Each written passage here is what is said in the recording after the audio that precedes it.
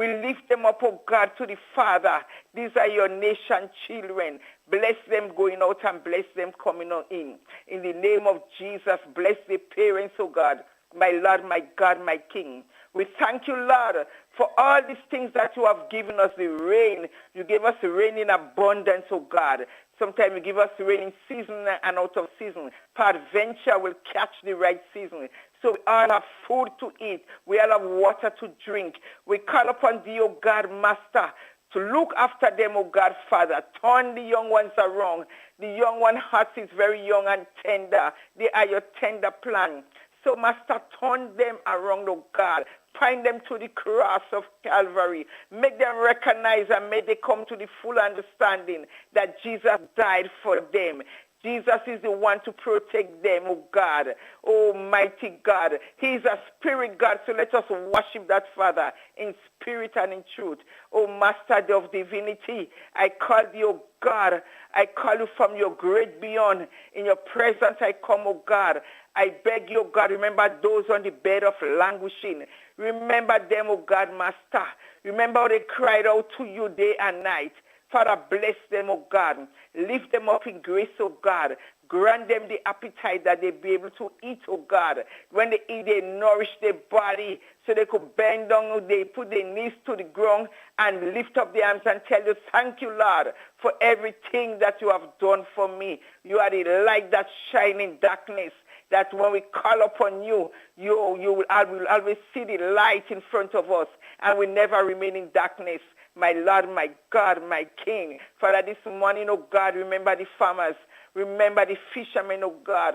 Remember what they do each day, oh God, Master. Remember they going out, oh God, to bring food for their family. Master, Master, I beg you in the name of Jesus. Remember us all in the nation. The whole world is in trouble. The whole world is in trouble, God. But you have to help us, oh God, because we come to thee, oh God, to rebuke our adversary, to rebuke the evil one, oh God, to destroy them in the name of Jesus. You say no weapon shall come up from against me shall prosper, because we believe in the Almighty God. He's the one what will fight that battle for us. No one cannot fight it. So we call upon him and we tell him, thank you. Master, oh God, Father, remember our Prime Minister in your mercy. Remember him, oh God, and his ministers. Bless each and every one of them, oh God. Remember our young minister in Carrico and Pity Matnik. Oh God, Master, cover with the blood of Jesus and her family. Cover her, oh God, Father, young and tender plant she is.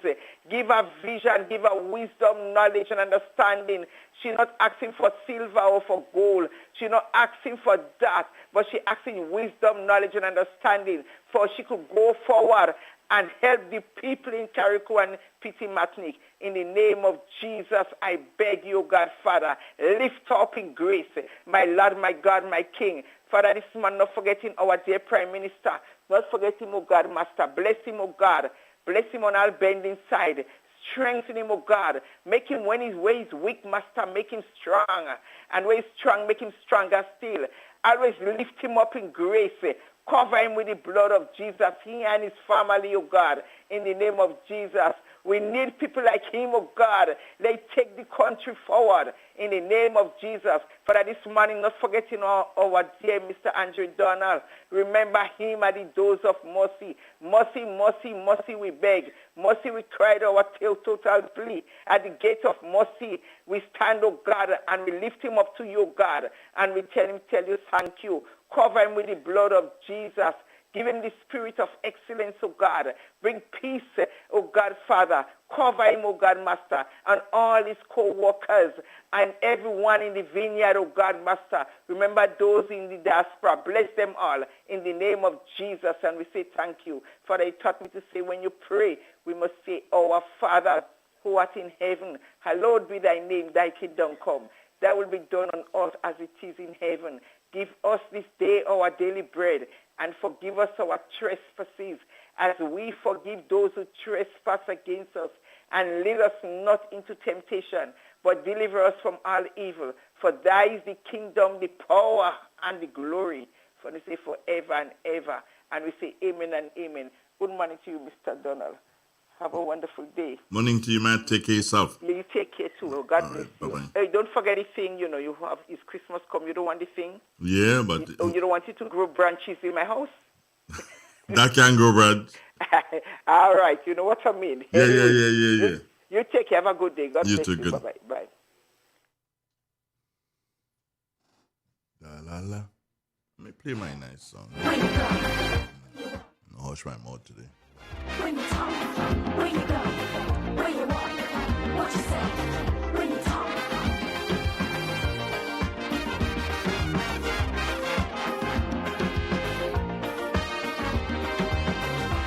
In your search for happiness,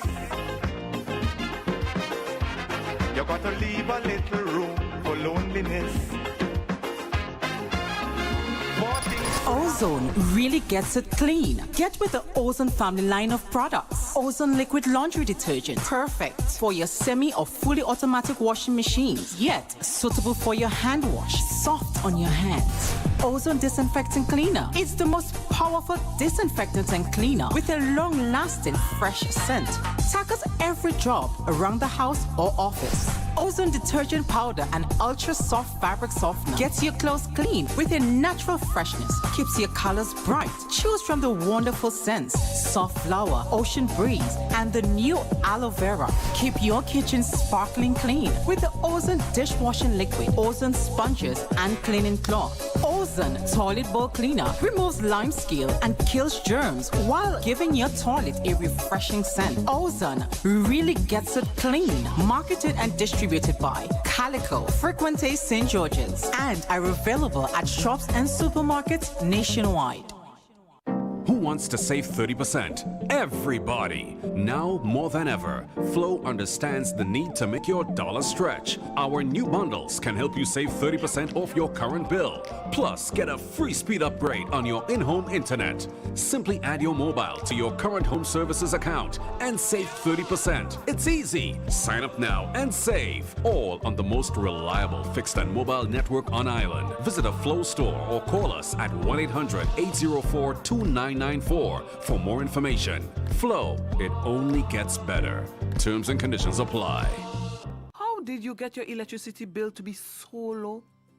For one, we size our transformers just for what we need, and we unplug transformers, chargers, and other devices when they're not in use. We also replaced our light bulbs with LED. I even replaced the seal on my refrigerator door to keep the cold air in. How do you know if it is working? We pay attention to the usage history table. Over time, our average usage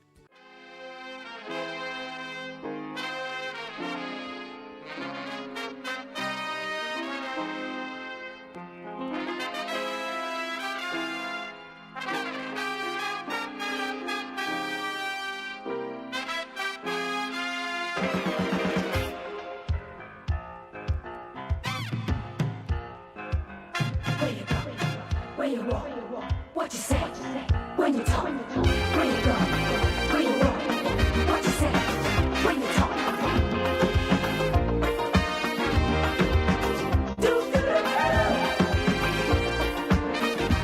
Good morning to you, drumsticks. Season greetings to you. Good morning to you. Good morning to the nation. I read from the Word of God, Psalm 27. The Lord is my light and my salvation. Whom shall I fear? The Lord is the strength of my life. Of whom shall I be afraid? When the wicked, even my enemies and my foes, came up to eat my flesh,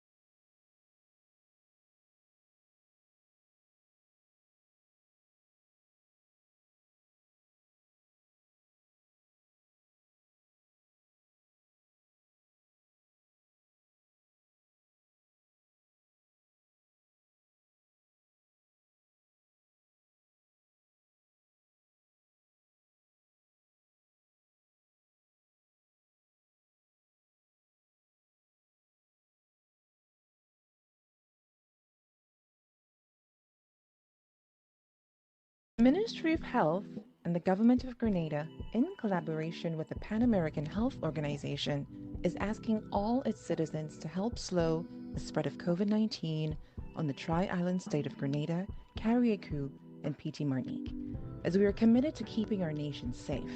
For information that is credible and factual, check only official sources. Help stop misinformation today. Having the correct information can save lives, together with vaccination.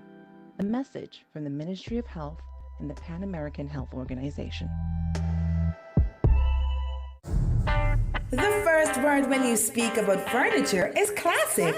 Yes, at Classic Furniture, they design and make the best in local furniture. All their products are made from the finest local wood available on island. You think it, they design it and make it to your expectations. The highest standards at the best possible price, and they also provide higher purchase for you, their valued customers. Located on Ben Jones Street in Grenville, with their factory at Chantemelle in St. Patrick. That's where you need to visit when looking for products made of the finest local wood. They deliver and install items at no extra cost. Your satisfaction is their mission. The extra step is taken to ensure their customers are completely satisfied.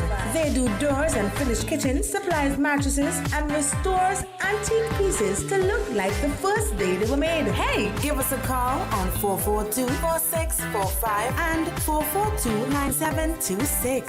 Classic Furniture, Grenada's homegrown furniture producers.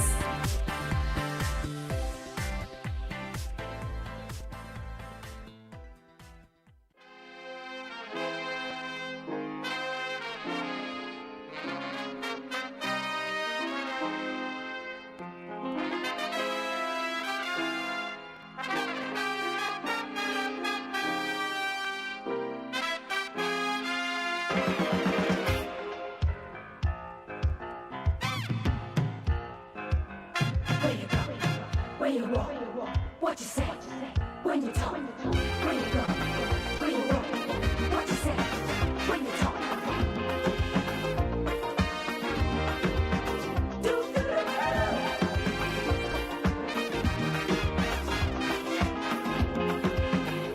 It's Relay FM, 22 minutes after 7 o'clock.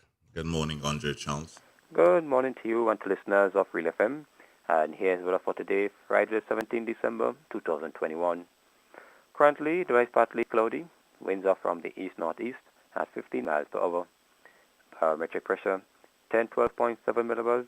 That's below normal and rising. Present temperature 25.9 degrees Celsius.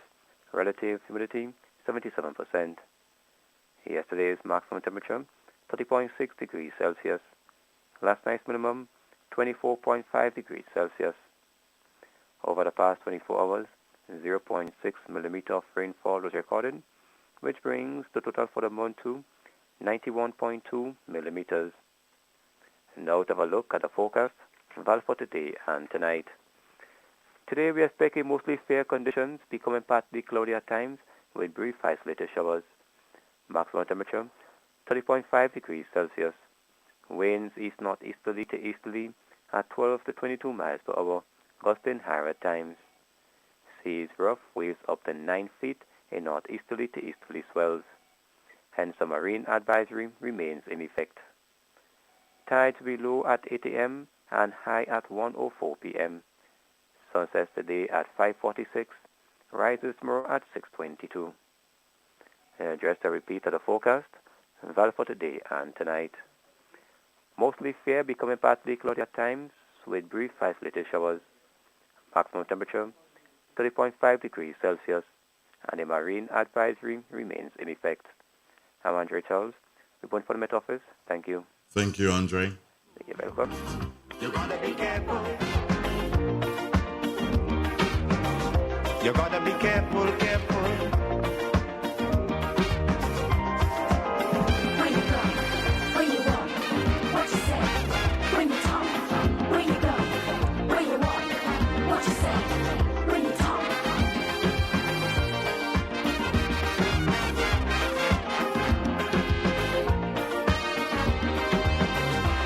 In your search for happiness, You got to leave a little room for loneliness. For things could happen all of a sudden before you realize it's only a disguise. You got to be careful. You got to be careful with what you do and how you're doing it. If you do, when you're doing it, you got to be careful.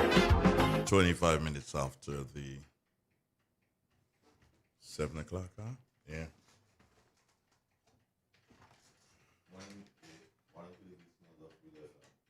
What? It's so quiet this morning. I can't eat you talk.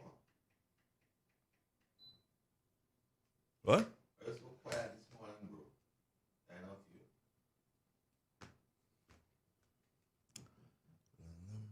What? I'm on going mute. Why are you so quiet this morning? Why are you so quiet today?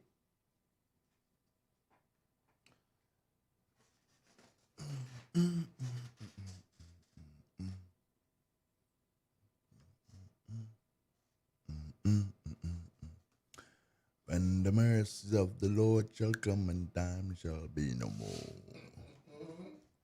And the rule is called up yonder, I'll be there.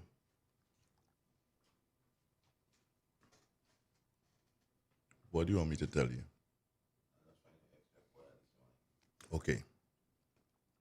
Persuader don't say nothing, you don't tell him nothing. Claudette don't say nothing, you're asking a question. Randall Robinson gone quiet. He even taking out pictures again. You don't say nothing but me, sire, me. Me, you want to interfere it. So them could hush, but I can't hush. Eh? People could shut them up. Eh? People could shut them up and tell them have nothing to say. So nobody can shut me up too. So it is. So what good for them, no good for me. People shut me up too. People shut me up. They don't understand? Yeah. You make a electricity point there. All the names you just mentioned have a affinity for always being on social media on the airwaves promoting a particular view. But in recent times, I don't know, like something as you put shitty defining. I didn't put it that way. You that put it that way. Not this particular thing, but other instances. I'm saying to you, just like how them could hush, I could hush too. Yeah, a hush. Persuader hush. Don't say nothing. Claudette, don't say nothing. Randall, yeah. Don't say nothing. Me, I hush too.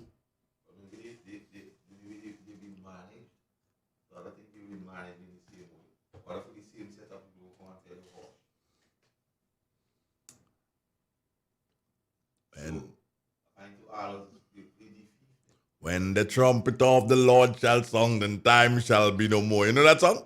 Yeah. Right. The trumpet of the Lord. But when the roll call about come?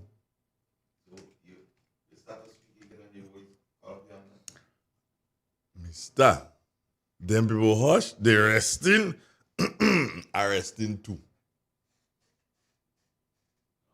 Arrested too. Hey. This is the marathon, and this is the marathon. Right? It's arresting too. But you have people out there waiting to hear you. But let them know arresting, just like how Persuader, Claudette, and Randall arresting too. They afraid to talk. I'm afraid of that. What?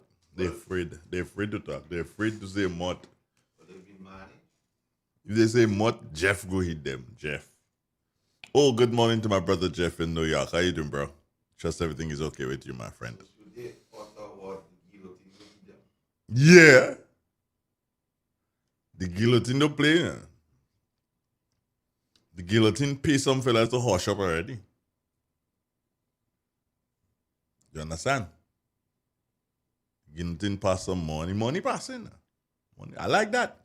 Let people make a money. I hope they spend it. Don't just do so and stash it in the cold room. You know? Spend the money all you're making. I don't know what wisely, but spend the money. We need to keep the economy rolling, and so we need that money too. Don't feel it's one set of money that could spend. All money spending. We have an interview this morning. Know with whom? You want to know? Nimrod. Nimrod Oliver. You like him? Okay. Well, now how you shave up and things so? Well, now I'm talking. I'm ready to talk now. Just watch you. And I realize, well, no, that's not you. But John Public has advised me so to do. You learn the public. John Public. You learn John Public advise you what to do, Bridget. Look at John Public drew a parallel and say, why every time you on Dre on the thing, Dre looking properly groomed and you looking out and sorts, I say, wow, I just seen all that. So I tarry not. I got myself up to speed. See, this time not there. Again, a hush. Anytime you hear me say I'm doing a clouded pursuit and Randall, it's hush a hush. I'm doing a Randall, a hush. What time is the interview this morning? I don't know. I have to reach out to him again in a minute, yeah. I don't I know we spoke I messaged him and told him I wanted to do an interview with him because he's been doing some things in his constituency. In the constituency where he is, Northeast. Yeah. So I have a very good friend who's in the constituency. Ex-police officer, superintendent. in what constituency? That same one they saw?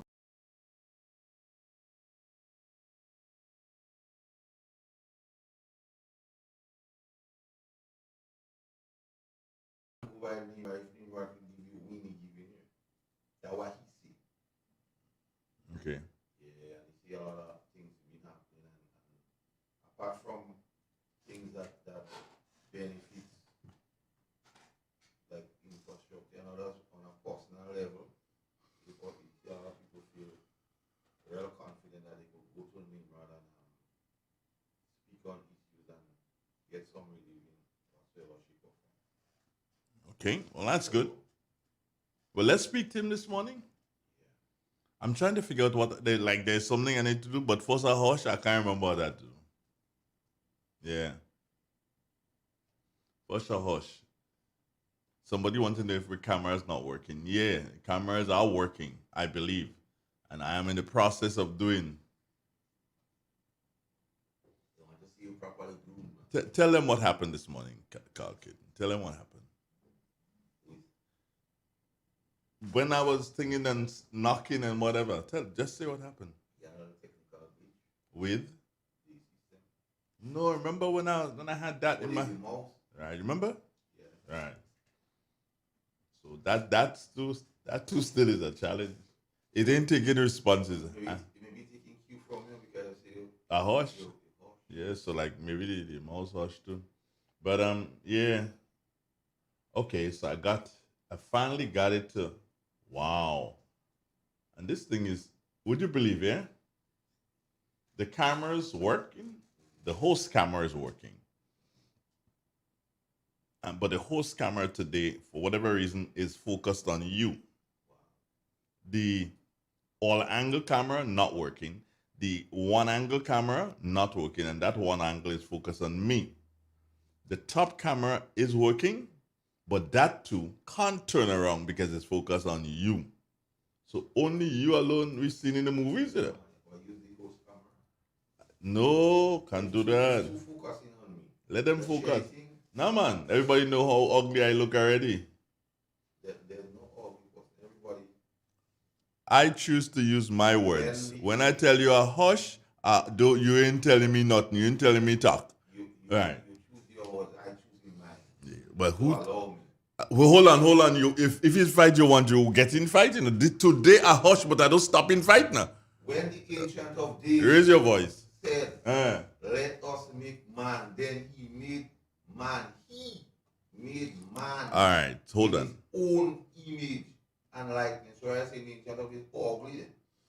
I'm But saying, that's serious indictment I'm of the saying, Ancient of I'm Days. saying, That's let's what I'm switch. You asked me what I'm saying. Can you give me a chance to say what I'm saying now? Yes. I'm saying switch your microphone. Somebody's having a bit of a bother with yours presently.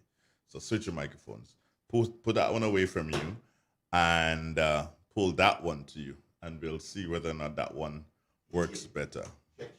No. Well, I can't be me. No. That that kind of a thing is not allowed here. Okay. What? I'm with the program. I'm listening. Will on that? Not from me. No. You pick up that on the side of the road. Huh? I pick it up from Bungie Garden. I don't understand. Virgin, don't do that. Let's get the folks seeing you. Yeah, well, you ought to use one of the cameras though. Nah, man. Why are you going to? They seeing you now? Okay. Yeah. But you like to watch you too? Because the mere fact that they ask you the cameras are working in, you want to see you. No, it wasn't that. It was we had a starting stream soon. Do you want to see Andre in his black Real FM t-shirt? This is Real FM Radio. Water, Earth's purest, life-sustaining resource, can easily become contaminated by environmental conditions. NAWASA continues to improve the quality of its water supply through state-of-the-art water treatment systems and trained, experienced staff. NAWASA preserves our health and quality of life. NAWASA, committed to meeting customers' needs. Good morning, listeners, and welcome to WaterWise, a production of the National Water and Sewerage Authority, NAWASA. I am Wendy Chateau. We left off on our last program with General Manager Mr. Christopher Husbands speaking to the authority's drive to increase storage across the island. Mr. Husbands was speaking at the official commissioning of the new 50,000-gallon Munich water treatment plant last Thursday. As promised, we continue this morning to bring you snippets from the commissioning. Now, I also would like to thank the residents of Munich, Tuileries, Post Royal, Marquis, Mont Carmel again for their endurance and patience over these past years. Corey Teen Boom says, if God sends us on strong paths, we provided strong shoes. Your strength as constituents will never be forgotten. Thank you. In the coming months, residents from neighboring communities of Plaisance, Lacachute, Richmond, De Blando, Walker, Post Royal, Tuileries, Battle Hill will be joining residents of Munich and other areas with a new water treatment plant and water system. We will soon be commencing work on the Plaisance water treatment plant, a $1 million investment. We will have a 75,000 gallon per day storage tank, and we will of course be ensuring that we have the provisions to ensure a safe. NAWASA's capital budget for 2022 is $15 million, and as I said, with Plaisance, St. Andrews is not left out, and we have other investments in water lines and other areas of improvement coming. In closing, I'd like to commend our engineering department, the production and quality unit, the planning and development department, and the transmission and distribution department for their roles in seeing this project to completion. And I don't see Mrs. Henry, but I see the staff of the St. Andrews office. So let me thank the St. Andrews office for their role. I know Mrs. Henry played a role in walking house to house, so I think I see Mrs. Henry coming now. So you've come at the time that you can't sneak in. I'm just thanking you for your role in going house to house to get names, get customer information. Now, us as a team, we can't do it all from one place. We can't do it in one department. It has to be a team effort, and everybody plays their role. Let me also thank the management team and the board for their unwavering support to development of NAWASA and the nation as a whole. Mr. Bain, please convey our gratitude to the team at BNTF. I was also very happy to drive up the concrete road to get to the plant, although we had a little mix-up in scheduling today, and in an effort to complete the road, we had to in order to complete the water project, the opening, we had to ask that the road be delayed till tomorrow. So don't penalize the contractor, please. I'll end with this. Those who conquer, endure. Let this be a mantra that guides us as individuals as we go into the Christmas holidays and enjoy all that the universe has to offer for us in 2022 and beyond. General Manager Mr. Christopher Husbands in his welcome remarks at the official commissioning of the new Munich water treatment plant. More from that ceremony on Monday. That's our time with you today. On behalf of the entire team at NOWASA, I am Wendy Chateau. Thank you for joining us. Do enjoy your weekend. Water, Earth's purest life-sustaining resource, can easily become contaminated by environmental conditions. NOWASA continues to improve the quality of its water supply through state-of-the-art water treatment systems and trained, experienced staff. NOWASA preserves our health and quality of life. NOWASA, committed to meeting customers' Ozone really gets it clean. Get with the Ozone family line of products. Ozone liquid laundry detergent, perfect for your semi or fully automatic washing machines, yet suitable for your hand wash, soft on your hands. Ozone disinfectant cleaner. It's the most powerful disinfectant and cleaner with a long-lasting fresh scent. Tackles every job around the house or office. Ozone detergent powder and ultra soft fabric softener gets your clothes clean with a natural freshness, keeps your colors bright. Choose from the wonderful scents, soft flower, ocean breeze, and the new aloe vera. Keep your kitchen sparkling clean with the Ozone dishwashing liquid, Ozone sponges, and cleaning cloth. Ozone toilet bowl cleaner removes lime scale and kills germs while giving your toilet a refreshing scent. Ozone really gets it clean. Marketed and distributed by Calico, Frequente St. George's, and are available at shops and supermarkets nationwide. Now more than ever, Flow is working hard to keep you connected to the things that matter most. Your family, your work, and your favorite entertainment. We are also providing Flow Study free of charge so students can stay connected and up to date with their schoolwork. And because your safety is our highest priority, you can manage your account from the safety of your own home through the MyFlow app. We are here for you, keeping you connected. It's the season to give, and Granlec invites you to give a gift of love and light to someone in our community who has been challenged by COVID-19. Make your account current and nominate someone for a chance to win. 200 winners will be gifted with a $400 grocery voucher or a $75 electricity voucher. If we select your entry, you too will win. Visit our website or Facebook page for more information. Terms and conditions apply. Promotion runs November 24th to December 24th. Give a gift from Granlec this holiday. M&M Hardware Limited, Hope St. Andrew and Dusty Highway St. George. Shop conveniently for all your building materials including plumbing, electrical, lumber, cement, steel and much more. We manufacture roofing sheets available in 11 colors, aluminum windows, doors, inset screens and hurricane shutters. Installation services are available for all our manufactured products. Our opening hours are Monday to Friday 8 a.m. to 4 p.m., Saturdays 8 a.m. to 3 p.m. M&M Hardware Limited. Come on in and experience our affordable prices or call us 444-6757 or 440-6757 Dusty Highway. Email us at info@mahonhardware.com or mnmdusty@mahonhardware.com. M&M Hardware, foundation to roof. Let's build together.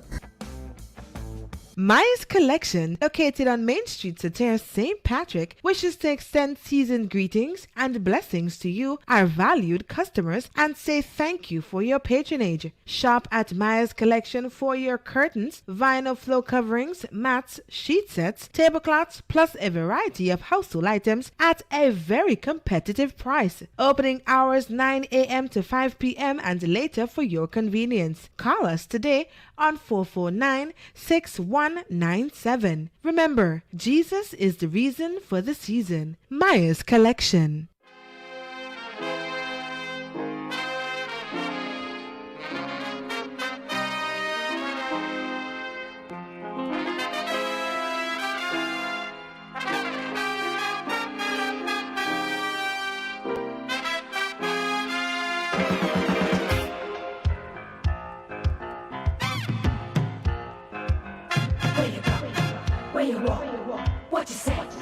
when you talk, when you go, where you walk, what you say, when you talk.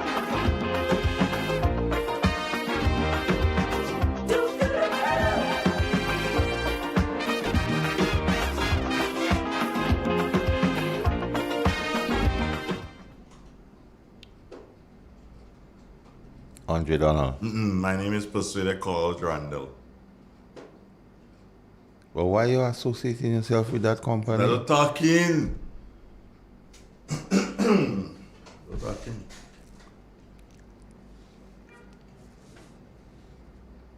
You do like Kyron Pollard put tape on your mouth then? No. I wouldn't tape. Your hands on your lip? Your mouth zip? A man just sent me a message there. Yeah. Want to know what the message is? Yes. Government set me up nice. I get extra money. That the man said. And that man don't behaving like Claudette et al. He's speaking. Speaking. He said thanks to NNP. After that, he said thanks to NNP. So even that man testifying? Yeah. Me? I hush.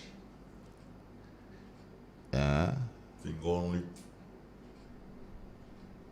Look for a song by Sugar Hollows. Oh. You want that Sugar Hollows song? Yeah, my mouth zip, my hands on my lip. I didn't think I had that one in the system. I mean, I had to go and find that. I had to go quite true. I had to find that. Let me see. Speak. Excuse me. Good morning. Antonito, you shall not be a very...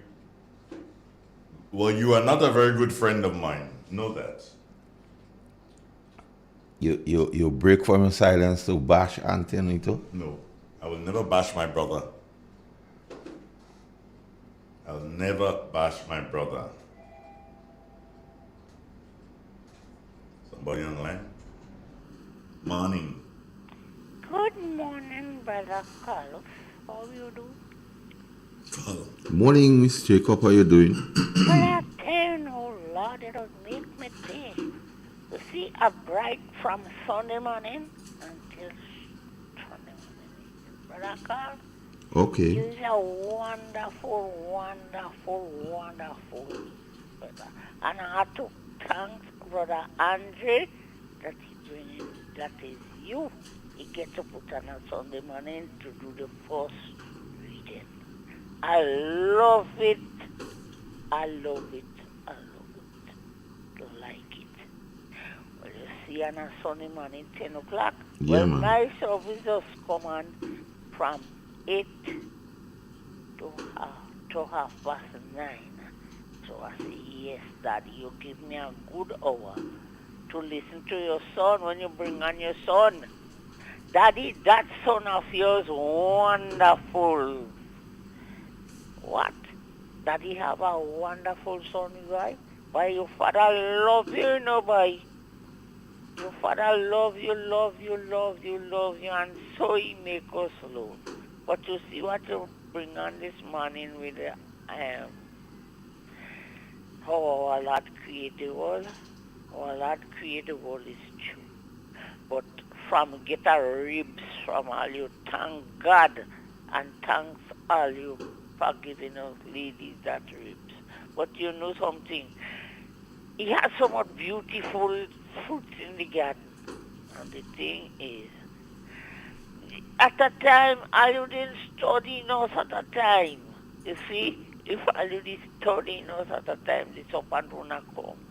But when the serpent come and you see that wonderful thing on the ground, and we turn to it, we make a little talk, he give us the fruits, we eat it, and then she bring it to she beautiful, handsome husband.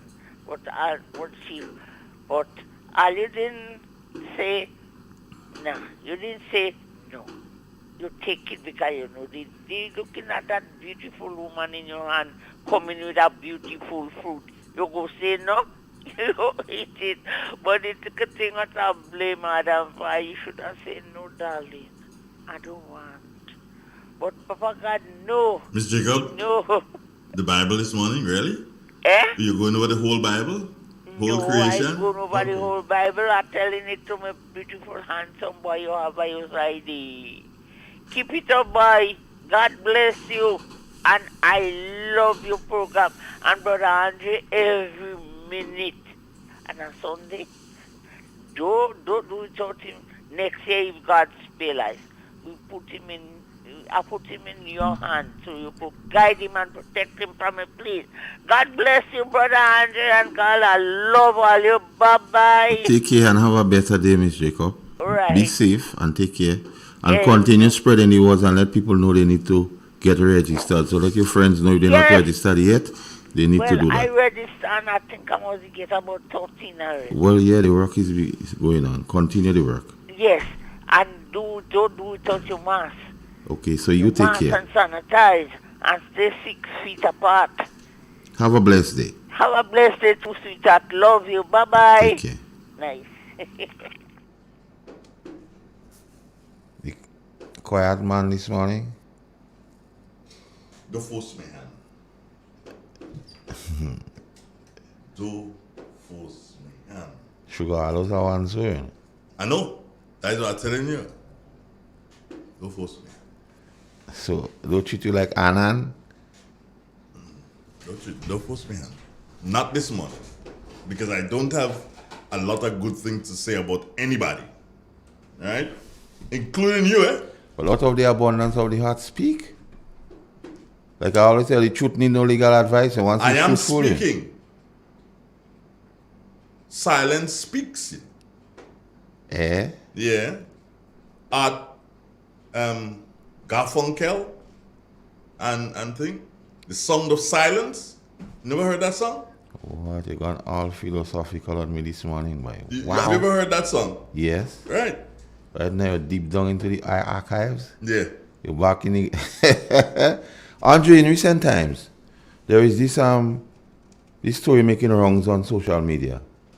What duh? Listen to me, man. I need your view. Where this gentleman came here and he was charged and found guilty for molesting a young guy, a young child, boy. And I think he was the magistrate in how wisdom or lack of there charged him some money, and the next day he was on a flight back to New York. But in recent times, the information making the rounds on social media that the authorities in the US hop onto the case, and it is possible that he makes 30 years behind bars for the same thing. And a lot of people, in their view, is bashing the judiciary system down here. What say you?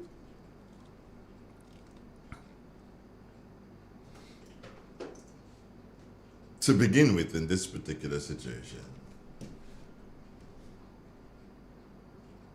one has to understand, because I've seen this thing making the rounds,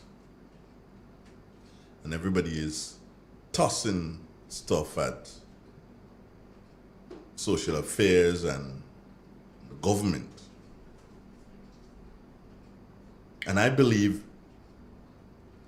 in my government. And I believe that my government follows the Constitution to the letter. Yep. Because if you don't follow the Constitution, you could end up in serious problems. My government not just follow the Constitution, but what my government does is simply this: they follow all guidelines as set out and spoken to. And one of the things that you have to learn and know and believe, government is made up of how many arms, Carl? 3? Yeah. The judiciary, yeah, the executive, and the legislative. And the legislative. Now, while the executive and legislative may cross at times, yeah, the judiciary is set aside and apart. Independent. Independent. Or so should be. Well, independent in Grenada's case. Yeah. Definitely so. Therefore,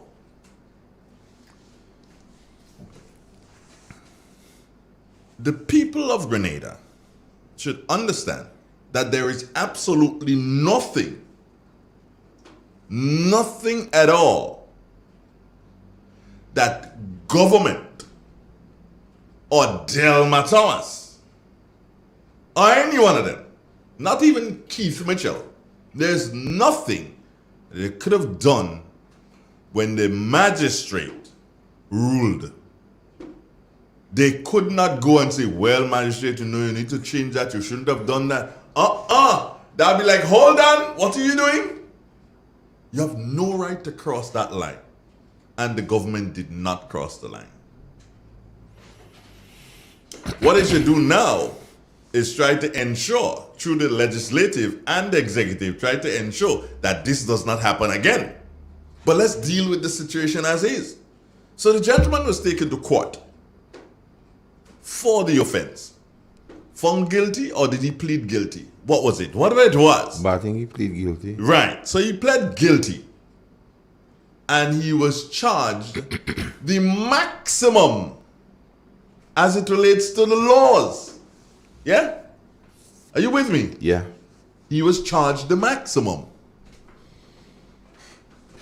Who charged him? The magistrate.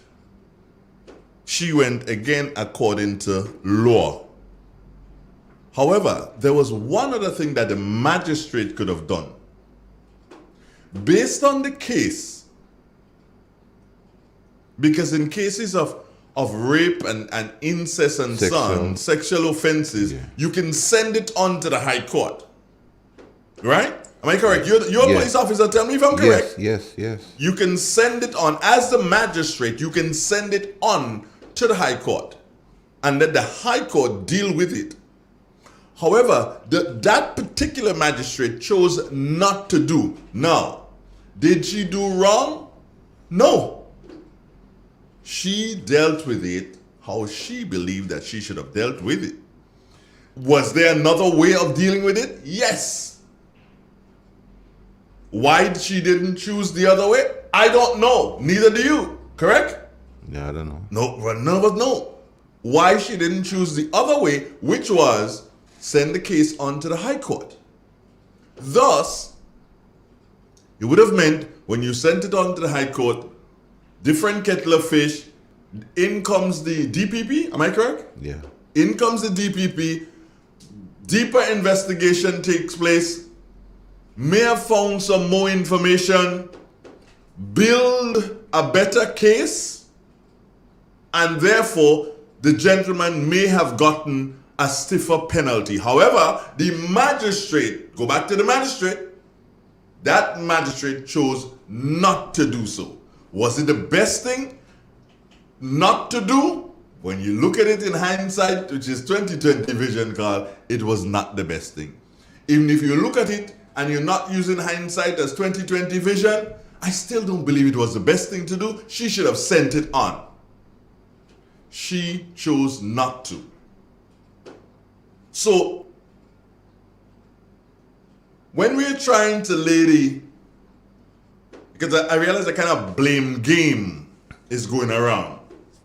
When you're trying to lay the blame at the feet of the government or at the feet of the Minister of Social Affairs or Social Services, no, you can't, and no, you should not. As a matter of fact, you cannot really lay the blame on anybody. There's no blame here. Because based on our laws, based on our constitution, right, Mr. Big Guy? No, big guy, you know me. It's those style me big guy. What's you big? Simple squaddy. Original one stone. Yeah, one stone.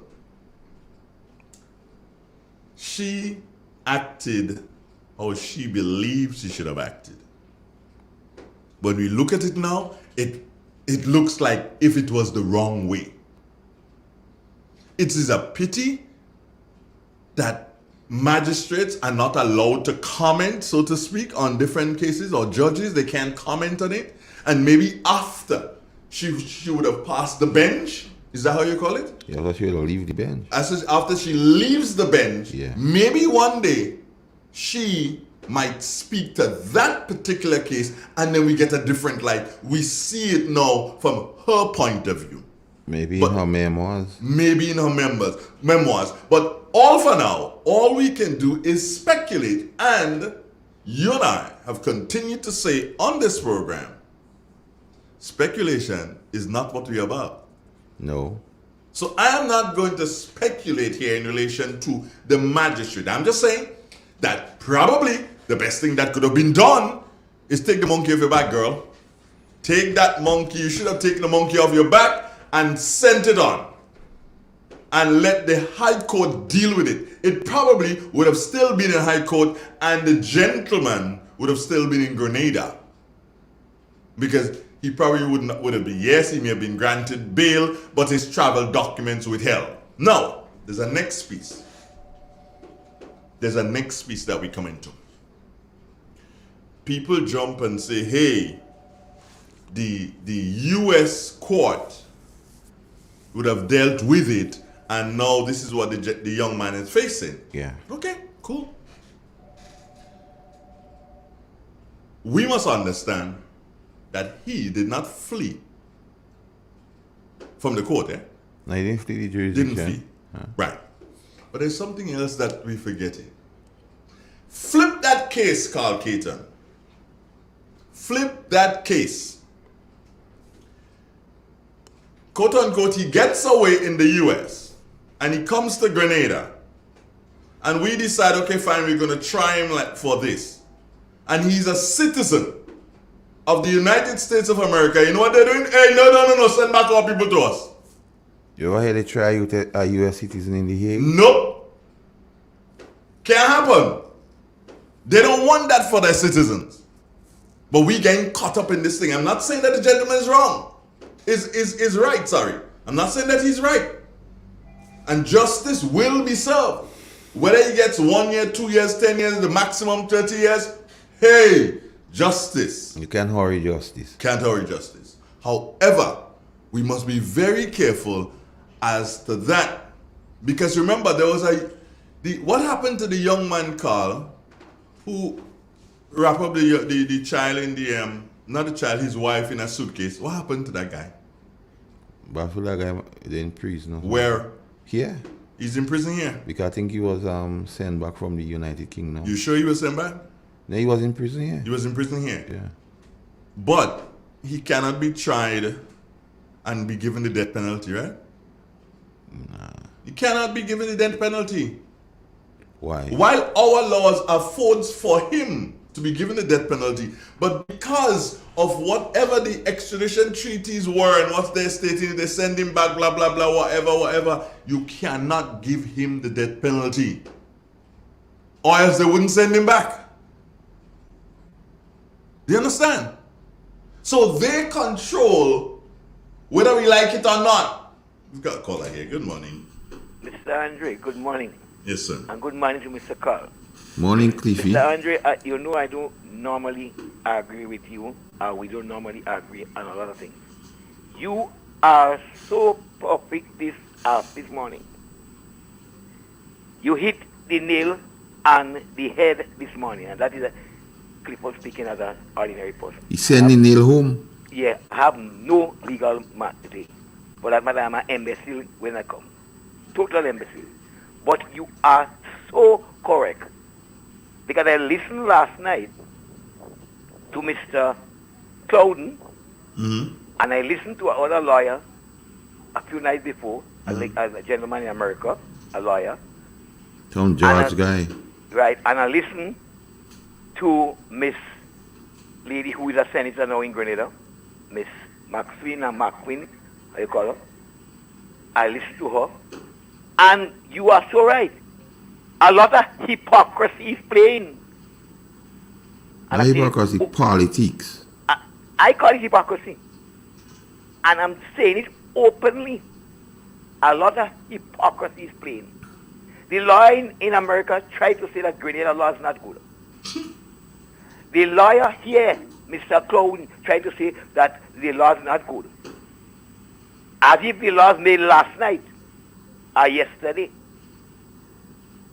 Mr. Clown is practicing law in Grenada more than how much years now? More than 30 years. These laws was there. As you said, the magistrate have not broken the law. I too am not satisfied with what the magistrate do. But the magistrate have not broken the law. Based on what I heard from all the lawyers and what I heard from you, the magistrate have not broken the law. I am not satisfied, and many times, most of us in Grenada, we do not satisfy with even the judge's decisions. A lot of us do not satisfy with the judge's decision. So it is not a matter that anybody, to date, nothing you could call on the government or the ministers or the parliamentarians responsible for that. Nothing. The magistrate seems to deal with it in that way. If the family wasn't satisfied, the family is the one that has to take it up, not the state there. Or even the state has to take it up, you have to appeal. You could have put in an appeal. We have a similar matter with something pending in Grenada for a long time with the gentleman from Victoria that was alleged to be in rape too. We know that. All of us know that. Mr. Keaton know that. And that case is pending. Mr. Jerry Silla tried it. And the DPP asked for it to retry it, depending how much he has now. We know that. So don't blame the politician for that. Don't blame the politician for what happened. The politicians have nothing to do with it. As a matter of fact, the system operates that way, and all the lawyers who try to exempt themselves now is aware of the system. The system in coming last night and last week. I am satisfied that the gentleman have not been dealt with, and he must face his penalty.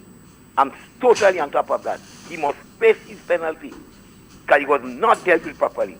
And he did lie to the government of America and did lie here because he was found to, when they questioned him and asked him if he have any pending matters, and he said no.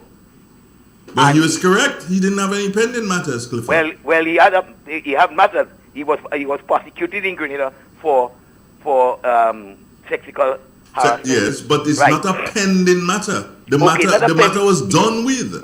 Well, but yes, still he had a matter hanging over him. Which matter? Well, because the people was about to appeal it or whatnot. No, but he cannot, Clifford, again. Yeah, but the parents was not satisfied with it. Clifford, whereas whosoever wants to appeal, once the magistrate or the judge hands down a decision, you want to appeal the decision, go right ahead, but it doesn't stop me from moving because based on the fact, it has been the matter has been disposed of. So I don't have to sit down and wait for you to appeal. I do what I want. I continue with my life. So he was right. He did not have any matter hanging over him. Well, the matter has already been dealt with.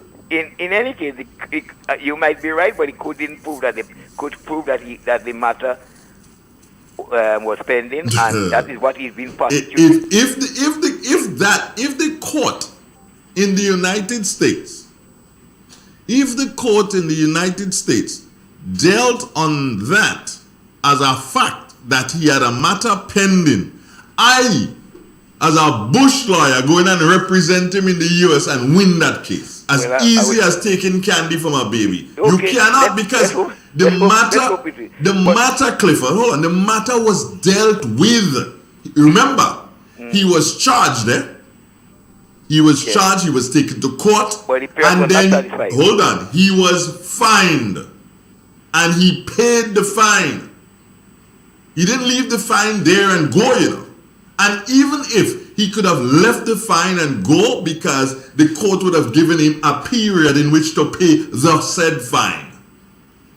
So he didn't have a matter hanging over his head. And this is something that we need to do so and look at this thing carefully, because what is happening is that a lot of people, let me not say we, a lot of people, they're dealing with this matter unprofessionally and more with emotion than anything else. And the court, Carl Caton, was an assistant prosecutor at one time, and he would tell you that the court does not deal with emotion or is not supposed to be dealing with emotion. The court deals with facts. What is brought before it Well, relevant to the case? As I say, I'm not going there because I can't go there. I'm not going there. I told you already I'm an imbecile way that is here. So I'm not going there, I can't go there. What I'm going on is, as far as I'm concerned, I am not satisfied with what the magistrate did. And I think 90% of the Grenadians are not satisfied with what the magistrate did. But it is a matter that the magistrate handled that she could have sent, based on all indication, she could have sent that matter further on, and she didn't. And that's not the first time that has happened. We see it happen in Grenada already. I've just given you an example of Victoria. And that matter is still pending. All right, got you. Right. It's real. It's 91.9. 10 minutes after 8 o'clock. Yes, Keaton. If I'm allowed to add my bit to this discussion. Sure. I must say at this juncture, I have not passed the bar, but I know a little bit. But yeah, you're an assistant DPP. No. When one pleads guilty, some leniency is afforded to him. Thank you very much. Because he has not wasted the court time. Secondly, who's accountable? That's the crux of this matter, you know. And because no one is held accountable, you find blame is going around. In matters of such, Andre Donald, the Chief Justice has what you call a sentencing guideline. You're watching me now, man. Sorry. I had to send a message to somebody. My apologies. A sentencing guideline. And matters exactly like what happened. The recommendation on the sentencing guideline that the person should have a custodial sentence. So, whether we say he should have sent it to the High Court, or he could have tried before, based on sentencing guideline, she erred. Because sentencing guideline in matters of exactly the same. Because he had other matters within the OECS of similar nature. And just to take you a little back to how the judges' rules came into effect. Different courts and different judges was given different sentences for the same thing. So they start to standardize it. So the judges' rules came into effect. Just so, in other OECS jurisdiction, matters of similar likeness happen, and the same thing happen, different judge or magistrate treat with it different. So the Chief Justice, in their wisdom, say, watch, let we standardize this thing. So when you do that crime, here's what the sentencing guideline is. And the magistrate ought to have known the sentencing guideline. First.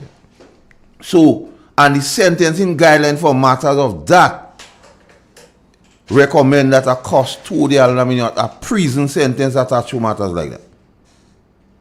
So that is clear on that. So it's not a case of my view here. That's the view of the Chief Justice.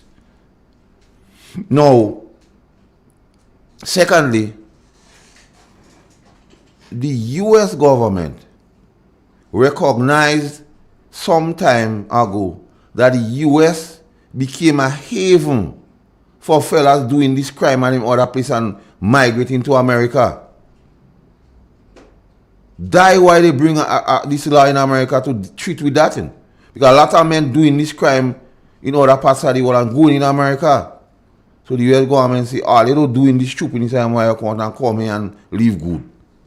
So one might say it is colonial, so to do. One might say, well, Grenada can do America people that. However, because of the recognition that a lot of men commit sexual crimes and just jump a plane and go in America and then nothing happen, you can find them and things. But when the U.S. government recognize that, they bring that rule. So we might say harsh, we might say whatsoever. But the intent is to cause men to face up to the action, to be held accountable. Case in point, so persons want to play the political football thing with that and point it at a particular minister. But as you rightly said earlier on, the judiciary is independent. Miss Thomas can go and tell the magistrate what to do. The magistrate have guidelines and so on to follow.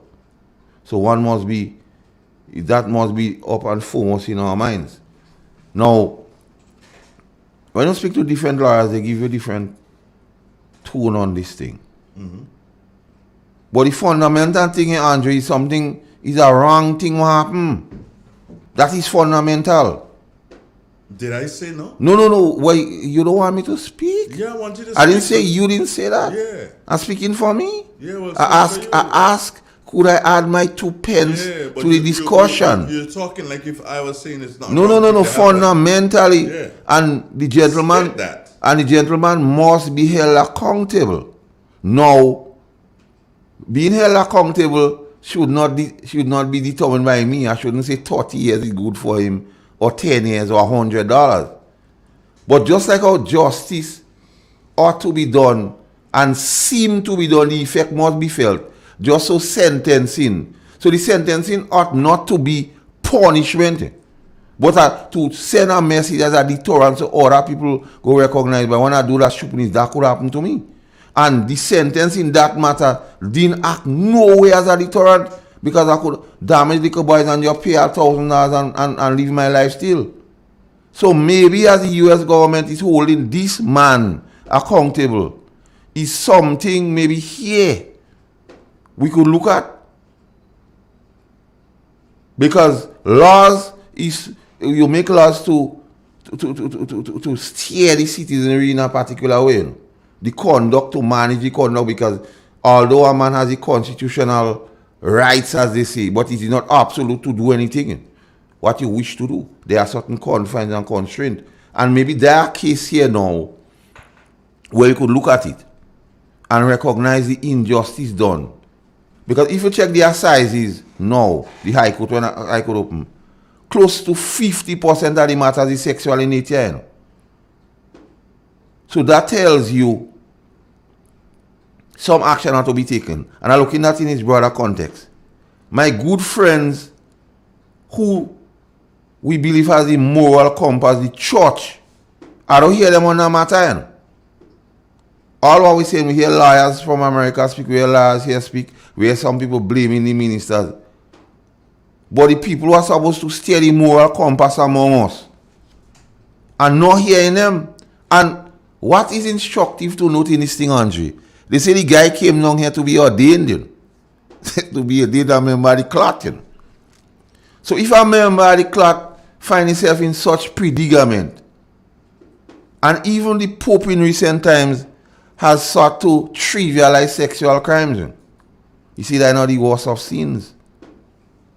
So the people that with the moral compass might not say do it, but based on how they trying to speak on the issue, might give men, if it are not the worst of sins, well, no big deal.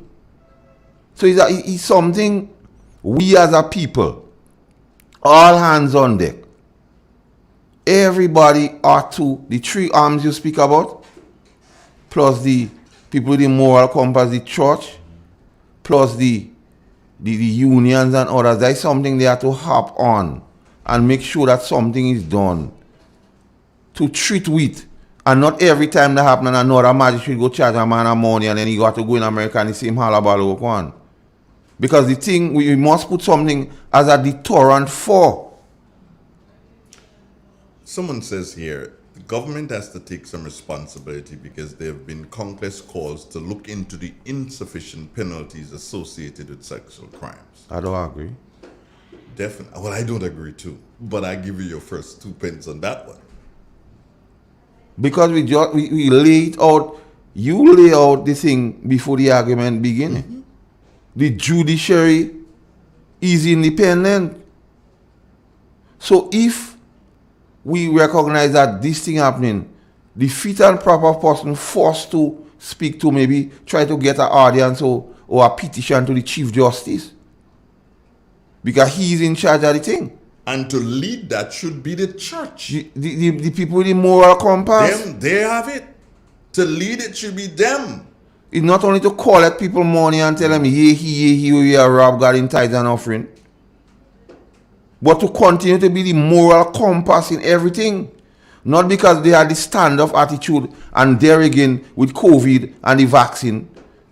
So they relinquish the thing around people. So they become hustlers now, you know. Only tell you about plant a seed and bring money. And the bigger seed you plant, you'll get blessings for it.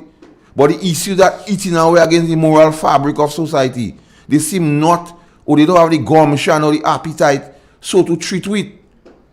And that classic case, the church has to take the lead on. Because apart from being a criminal, a crime, the church are proponents of the Bible. And when Moses went up on the hill, the sexual thing was part of the whole thing. So if they're preaching holiness, and they purport to tell us we believe in the Ancient of Days, apart from being criminal, it is something eating away against the moral fabric. And if you sit idly by and you're blaming the government for having close to 50% of matters in their societies of a sexual nature, someone has to take the lead, someone has to bail the cat. And there are classic cases where the NGOs and others, the church has to step up. Sandra Ferguson and others. That fight you have to take up. Because what you see happening is not only girls that risk energy, boys. And then they're making it come fashionable so to do. So having alternative lifestyle becomes easy. I tell you what would happen, and mark my words on this call. If we don't deal with it, if the church doesn't step up and take a stance on this one, if Sandra Ferguson and others don't step up and take a stance on this one, what we will find is that persons who we can liken onto this particular offense, yes, will end up in government. Yes. Persons who we liken onto this offense will end up in government. Even those dispensing justice in matters like that. You understand?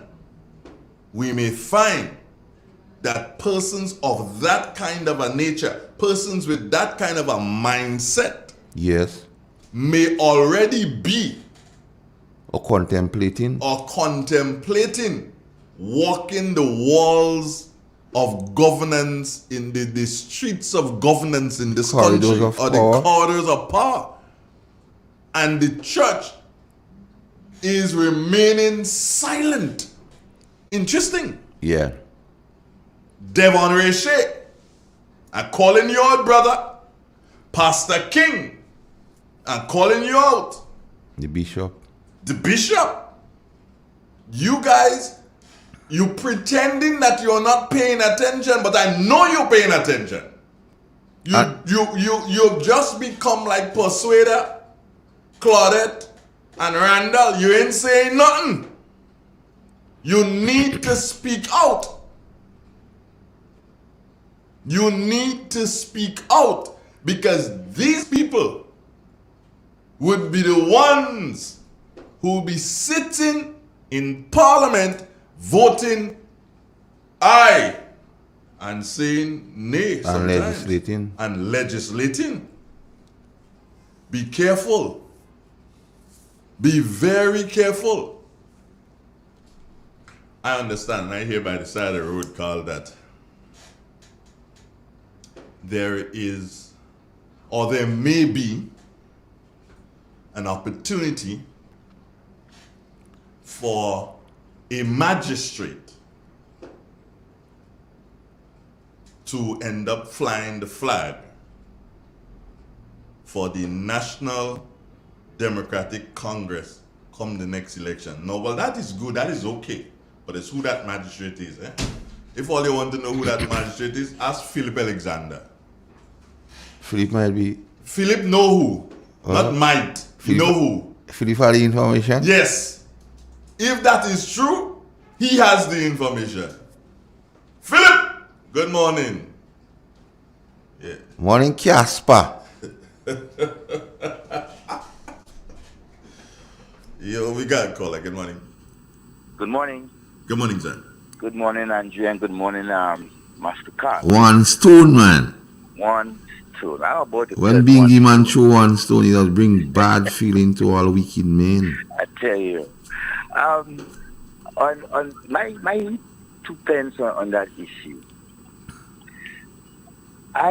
In my humble opinion, the error or this whole thing went wrong from the beginning. Now, I say that when the gentleman was charged by the prosecuting department of the police, right, and so, right, I am not sure if they were basically charging him correctly. I may be wrong. I don't know the law, right? Now, because an offense like that, right, definitely, in my view, would carry a much more stiffer sentence, as Mr. Carl Keaton said, right? And so I think in laying the charges, right, I think either perhaps the wrong section or a lesser charge was given to that gentleman. So when it reached to the magistrate, right, she, quote unquote, will be looking at the guidelines based on the charge that is in front of her, and then he pleaded guilty. Okay, so there has to be some leniency when someone, pleads guilty.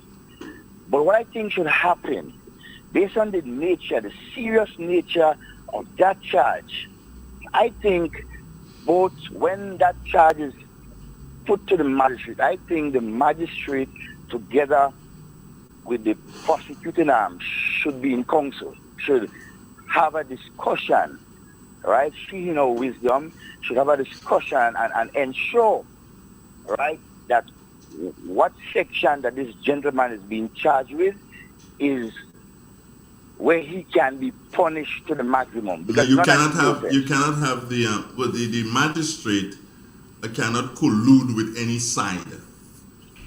The magistrate is separate and apart. So the magistrate can do so and call the prosecutor and say, okay, fine, let's meet to realize whatever. The prosecuting side have to have their case, the defense have to have their case, and the magistrate is the one who stands in the middle and decides, okay, what is fair and what is not fair. So do not ask the magistrate to collude, so to do. With anybody. So no collusion. No collusion. Based on your explanation, I get it wrong there. No. Devon. Yeah. Just let me read a little thing here for you. We can go help you in developing your discussion. Any person who is indecently assault any person, whether male or female, commits an offense under section 176 subsection 1 subsection F of the Criminal Code Laws of Grenada, indictable on conviction a term of imprisonment not exceeding 10 years. The High Court. Section 881A subsection 1 on summary conviction, he is entitled to a term of imprisonment not exceeding 5 years. So the magistrate could have given him 4 years. That was the last thing. So I just threw that out because I want you to develop on your thing. No, you saying that. But that's the laws of Grenada, not me. He read the law. And I code the section for you. That is the laws of Grenada. Yes. The magistrate knows that, right? She ought to have known. Right, she ought to have known. The persons who are prosecuting knows that, right? Ought to have known. Ought to have known. So in other words, what you quote there for me, the law, right, in my view then now tells me that in preparing that case, it was done, in my view, wrong. I am not in a position, neither is called to say the preparation of the case was done wrong, because that is my view. Yeah, but you see, you would have arrived at that view based on the outcome. That's how you arrive at the view that it was wrong. But you and I don't know because we were not in the court. And we don't know what case the prosecution would have put forward or what case the defense would have put forward. And based on the fact if the gentleman did say, okay, fine, I'm guilty of such, then the prosecution, what he did in essence was stop the prosecution from putting forward a case, Yeah, don't waste the court time. He didn't waste the court's time, so he stopped the prosecution from putting forward a case, and he, in his defense, the only thing he did was throw himself at the mercy of the court. Prostrate at the court. Okay, Master Carl, let me ask you that. In your experience in sitting on matters within the court, and so, based on, he threw himself to the mercy of the court and so, right? Do you think that the prosecuting arm could not have, let's say, object to the sentence that given that the magistrate has given to that gentleman? The only thing they could do, they could appeal. Appeal it. But listen to me. Matters like that the director of public prosecution must see matters like that and give the go-ahead to proceed. So what happened here, instead of going indictable, could have been based, and I'm just giving an analogy here. Not going indictable could have been a reflection of the evidence. It could have been. It don't must be. And going summary may have been the evidence. However, on summary conviction, on magistrate court conviction, a person would have entitled to not more than 5 years. Now, my view, where the thing and where I personally would hold the magistrate accountable, there is sentencing guideline for those type of matters. And in those guidelines, the Chief Justice advised that a custodial, that means jail time, be attached to matters like that. So, like Andre said, maybe when the magistrate would write his or her memoirs, they might explain to us why they didn't send that person to jail. However, Devon, the reason why the magistrate didn't send that person to jail can be, one of the reasons can be, that the magistrate want that person to vote for them. Morning, Chief Alexander. No. No. At this time, I think it would be very good for both the legislature and the judiciary at some point in time to go ahead and start reviewing. No, the judiciary had nothing to do with that. No, listen to me. No, they can't, Devon. I'm stopping you before you go. They cannot. It's like water and oil, my brother. They cannot mix.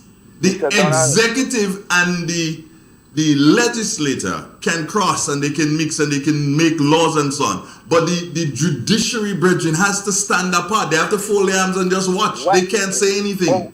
But why are you not giving me an opportunity to say what I want to say? Anyhow, gentlemen, have a good morning. Andre, where he was going brings me to a particular point.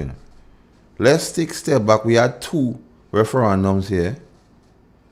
And the persons from the legal fraternity, they claim how they didn't consult them. I think they are proper matter for the Bar Association. And meet with fellow like Stanford Simon and Dave King and Dave and Ocean. Because one is a legal conundrum here, and 2 is a moral decay of the thing. So I think they are a classic case for some collaboration energy. But I wonder if any other understand that they're not supposed to. No, the Bar Association could make a recommendation. Yeah, the bar can meet, but not the judiciary. The church. I don't worry about the judiciary. I'm talking about the Bar Association. Okay, fine. The bar. The bar can meet. And the Christian community, the church. Yeah, Stanford Simon. Dave King, Devon Roche. Because Stanford Simon didn't shy away from saying who should give up and bring new leaders and things. Yeah, he didn't shy So away. that matter now, what right up his wheelhouse. Stanford Simon, you have to speak. Devon Roche, you vocal on social media on other issues. That one I want you to champion for me. Pastor Dave King. You preaching in your church. And you preached last time about the vaccine and the Yeah. conspiracy and thing. That is not a conspiracy. That is real. Preach to that. Preach to that. Cause that to cease. Cause the almost 50% of the assignees to drop. And if you want to enact legislation, so it's your time now to make representation to the people. And the bishop. Bishop Harvey? Yeah, Bishop. Call in your forces, man. Yeah, man. Call them in. Call in your church people and say, hey, we need to deal with this. Don't sit there and grumble. The people and them depending on you hardcore, man. Yeah. Call in your people, Bishop, and start to deal with it. It's important. Another thing I want you to do, brethren, you see, 2 words keep popping up. What? And you're in the best position to explain what they are. I didn't pass the bar. No. Indictable and summary. A lot of people do not understand. Summary and indictable is simple, you know. They just make them nice words to sound good in the glossary.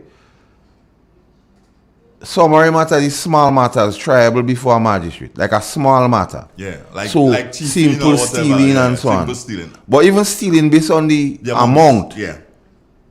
You go in the high court, like you maim a man and you cut out the hand, murder, rape.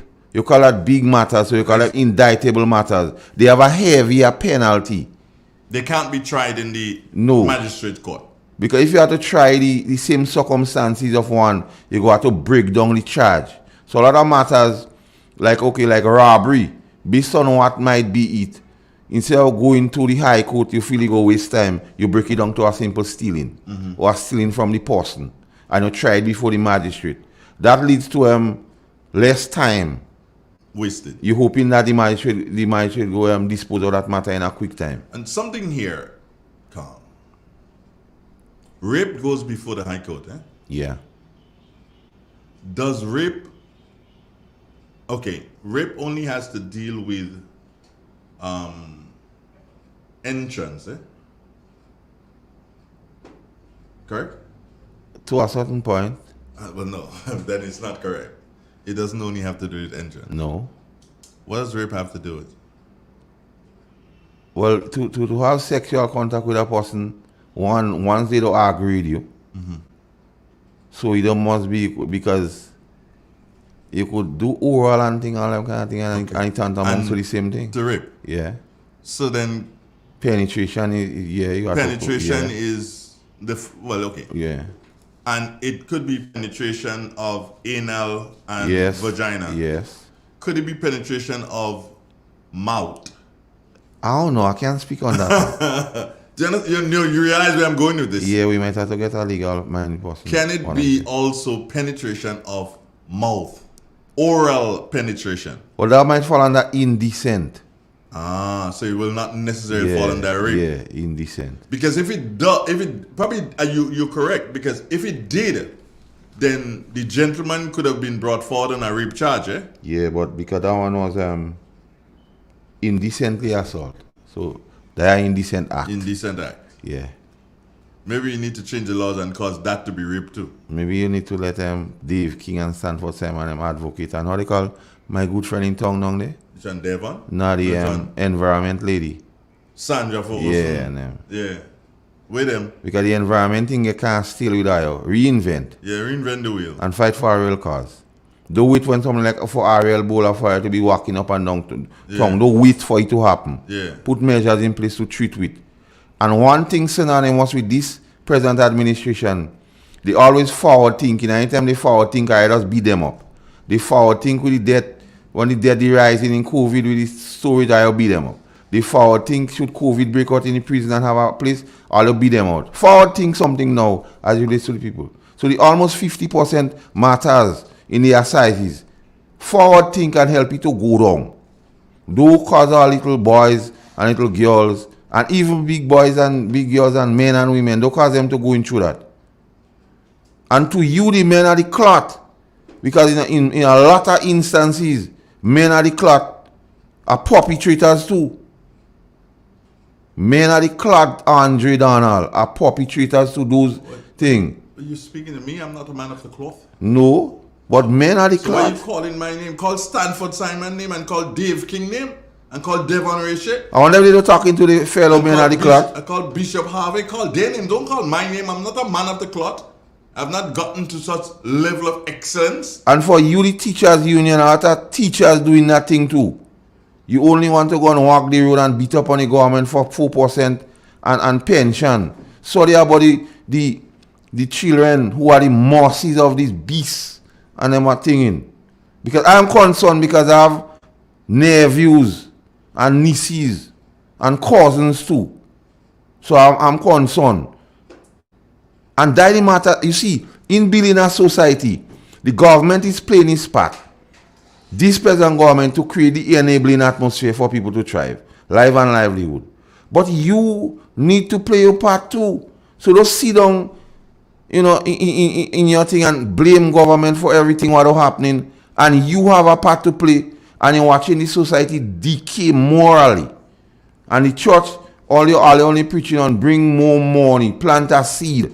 Yehi, we have robbed God in tithes and offering. But all the innocence of the young boys and girls being robbed right before all your eye, even by members of the clot. And I choose not to speak. You understand? You have to get up and speak. The church, you have to get up and speak. Or the guy in the Adventist thing? I don't know who's the Adventist one. You Clinton Lewis. Yeah, you should know. Because members of your thing doing this thing and them too. And we concerned. Edwin Martin had to speak to me in the RGPF because they're doing this thing too.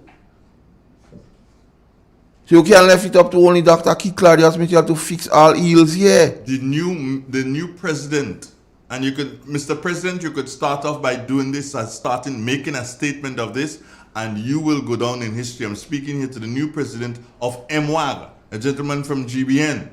Speak. They don't concern out. If it's something about melee, they go know about it, man. Melee about Kit Mitchell, I know it. That is melee. If it's to support people to break the law for carnival job must pay, they up front and center. Yeah. All kind of camera all about. That's what I have to take the camera to the streets and ask the people for solutions for that thing. Because you might see an ordinary man and he might have a good solution how to fix this thing. That when all have to bring out your camera and investigative journalism, not sensationalism and likes on Facebook and that kind of thing. Because this is a real concern. Because in recent times, so much ado has been made about the youth, Andre. So much ado. But if we allow them to be at the peril of this beast and Andre, we don't have in them to do things, because all this self-esteem, all the confidence and things is being eroded through those actions, So they can't be them. So we have to shelter them. And the good thing about it, the government is playing its part to keep stability and an enabling atmosphere for them to thrive. However, the church, the journalists, or you call it MWAG, the Bar Association, Ruggles and others. Speak. Don't only speak on when somebody come and try all want to interpret the Constitution alone. Speak on the ills and so give advice as to how we should treat with. Don't wait only to take money to go and defend them men and them. Cause things to be in place so the society could be one better for all. The greater good for the greater number. So it's not only when political season come, everybody turn, consultant, everybody turn specialist and want to think. There are a lot of issues of real importance. A lot of issues that is affecting the nation. A lot of issues we could find common ground on. Because this sexual thing is not a color thing. It's not a green thing or a yellow thing. This is a Grenada thing. So it's not to say this is LNP time or this is Grenada time. And we have to treat with. We have to treat with. And instead of pointing finger and pointing Mr. Thomas and saying this kind of thing in them, who's accountable ought to be held accountable. But we shouldn't stop there. We should put things in place to ensure that when a situation like that arrive again, we'll be able, fit and able to treat with.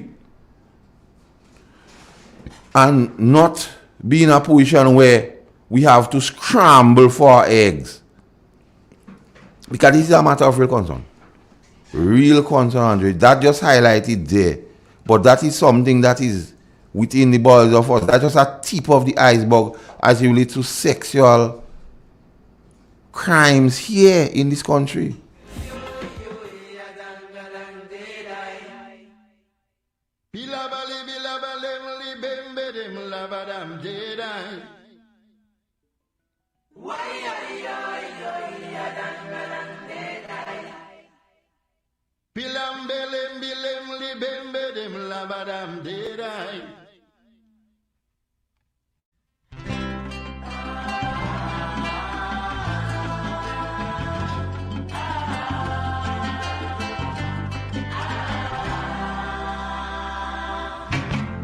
What is wrong with this world we live in today? I say, so much people going astray on the Broadway. Idleness and pleasure seeking having sway on the minds today, as though people forget to pray. I see children being left alone without parental direction. After school alone, at home, in front of the television. If Sesame Street is the example they must follow, it's a froggy baby mentality gonna rule us tomorrow. You see, when you train a child how to go, when they get old, they're moving so. When you're young and you're bending too long, it's hard to straighten when it's old. When it's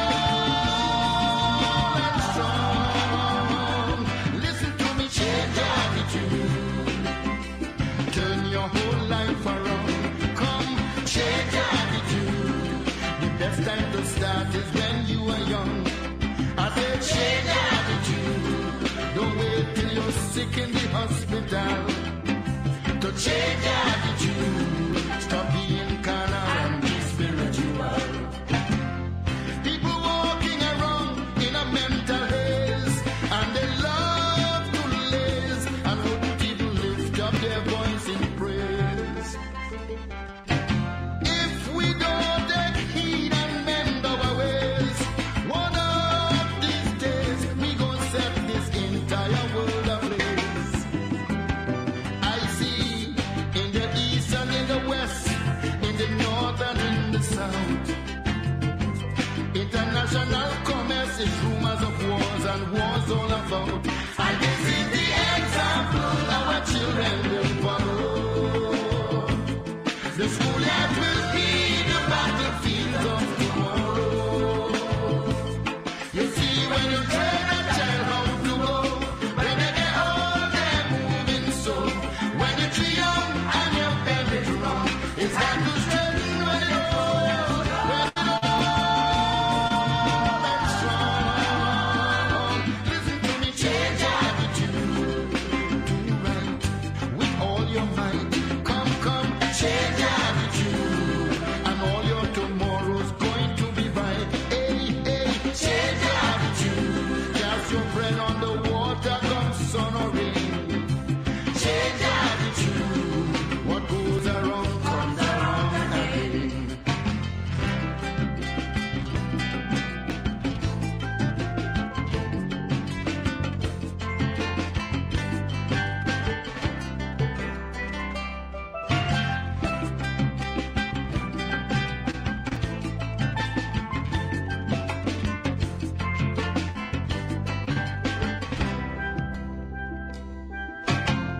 When I look at this modern society, I see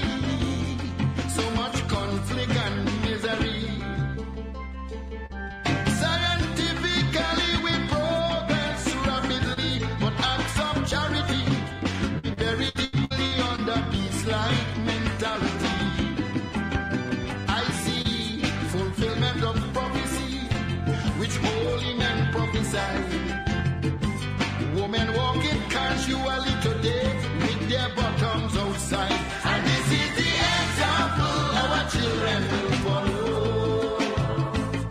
I hope you don't know when your girls are walk naked tomorrow. You see, when you train a child how to go, when they get old, they're moving so. When you're too young and you're very wrong, it's hard to straighten when it's old and strong. Listen to me, change your attitude. Don't wait for nobody else, you must start. Come, change your attitude. You can ask the Lord for a brand new heart. I said, don't change your attitude. I was a disciple of Lucifer. Thank God I changed my attitude. Now I'm serving Jesus the Savior. What is wrong with man from ever of old? The scriptures unfold. He accepted brass for gold and destroyed his soul. With an evil imagination out of control, this misguided soul is spreading violence throughout the world. I see children sexually abused by close relatives, husbands leaving their wives battered and bruised. We modern yet so primitive, and this is the example our children will follow. Oh Lord, what kind of world will we have tomorrow? You see, when you train a child how to go, when they get old, they're moving so. When they're too young and you're bending wrong, it's hard to straighten when it's old. When it's old and strong. Listen to me, change your attitude. Remember, you are from the human race. Hey, change your attitude. In a rat race, money have no place. Come, change your attitude. In the image and likeness of God you are. So, change your attitude. Change your attitude. That is something that you have to do. Do like Rashoti I say. Change your attitude, Brother Keaton. Rashad, you also say, watch out my children. You know? Yeah. You have a guy Got Lucifer. with a bag. A white powder. You have a guy with a bag of money. And he don't want to make you richer. He want to put himself in a position. You don't want to solve the people, man. No. You want to be master of the people. So watch out, my people. You have a guy with a bag of money. Follow the money. You $100 before him.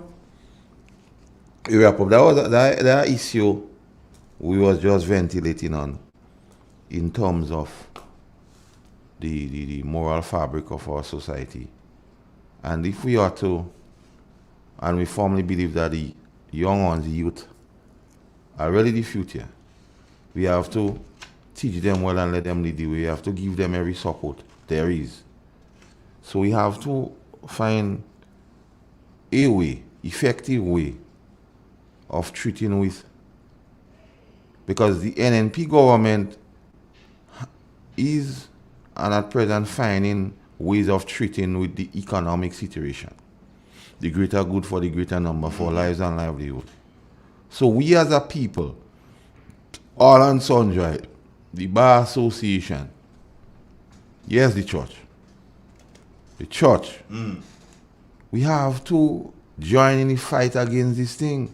You don't want every size is almost 50% of matters of a sexual nature. And you know, Dre, look, let me see that, let me put that in its proper context. Let me strip this thing right down to the bare. Let me strip it bare. Disrespect what leading to this thing, you know. Because if you have respect for people, you won't be doing them that. And in recent times, we have been a culture, we develop a culture of disrespect. We disrespect the Prime Minister. We disrespect the elderly among us. We have no respect for nobody. And everybody claim that's my right. But with rights, there's responsibility. And this, you see, this thing is big. The fact that we not exercising respect for those in authority, respect for our peers, respect for our parents, respect for the young ones. Because respect is something, Dre. You can't force respect on any person. Eh? Respect is earned. And we have not been exercising respect, so matters of a sexual nature is against the person's wishes and will. So if you respect the person, that are happening. Correct. And instead of the church only preaching to bring tithes and offering in the storehouse, because the ancient of days don't need your money. You know? If you believe what you're preaching and he what giving you, if you believe he what giving you everything, he don't need your money. So you're only preaching out plant a seed and trying to get enrich on the people back. And you could preach and instill discipline and respect among your congregation, which would go out by extension among the populace, because most persons in Grenada subscribe to be Christian. They listen to some priest or preacher. But you bring them in your congregation every Saturday and Sunday and only put them through this money thing. Where the tithe and offering, even when they didn't have church in COVID, you tell them they could come and push the envelope under the church door. Preach a message, a revival of discipline. Good morning. Good morning, Mr. Donald. Good morning, and good morning to your host today. I see you yesterday, man. He passed and look for me yesterday. Well, you always pass and look for me when you're in town. Andre Donald, good morning. How are you doing, sir? Morning. I want something in the barrel, eh? The barrel already. I want everybody here. Make sure I want Peter Ham. Well, Grenada look nice today, sir. They nice. Everybody shopping. They get their money. Nobody don't match it now and say they get the money. They paying since last week. So everything nice in the city. Yeah. I just saying good morning to everybody who's listening to my voice. Nice to hear you, my darling. Yes, I want something in the barrel. You don't sign me. Which barrel, Lessa? I saw you in the place. You saw me where? You saw me where? You go and clear your barrel? Me, Andre? Andre. Kami. Hey. Let me let you know this. And then. Are you joking with you? No. Let me let you know this. Yeah. The nurses at Sateers. Yeah. The nurses at Hermitage and the nurses at River Sally.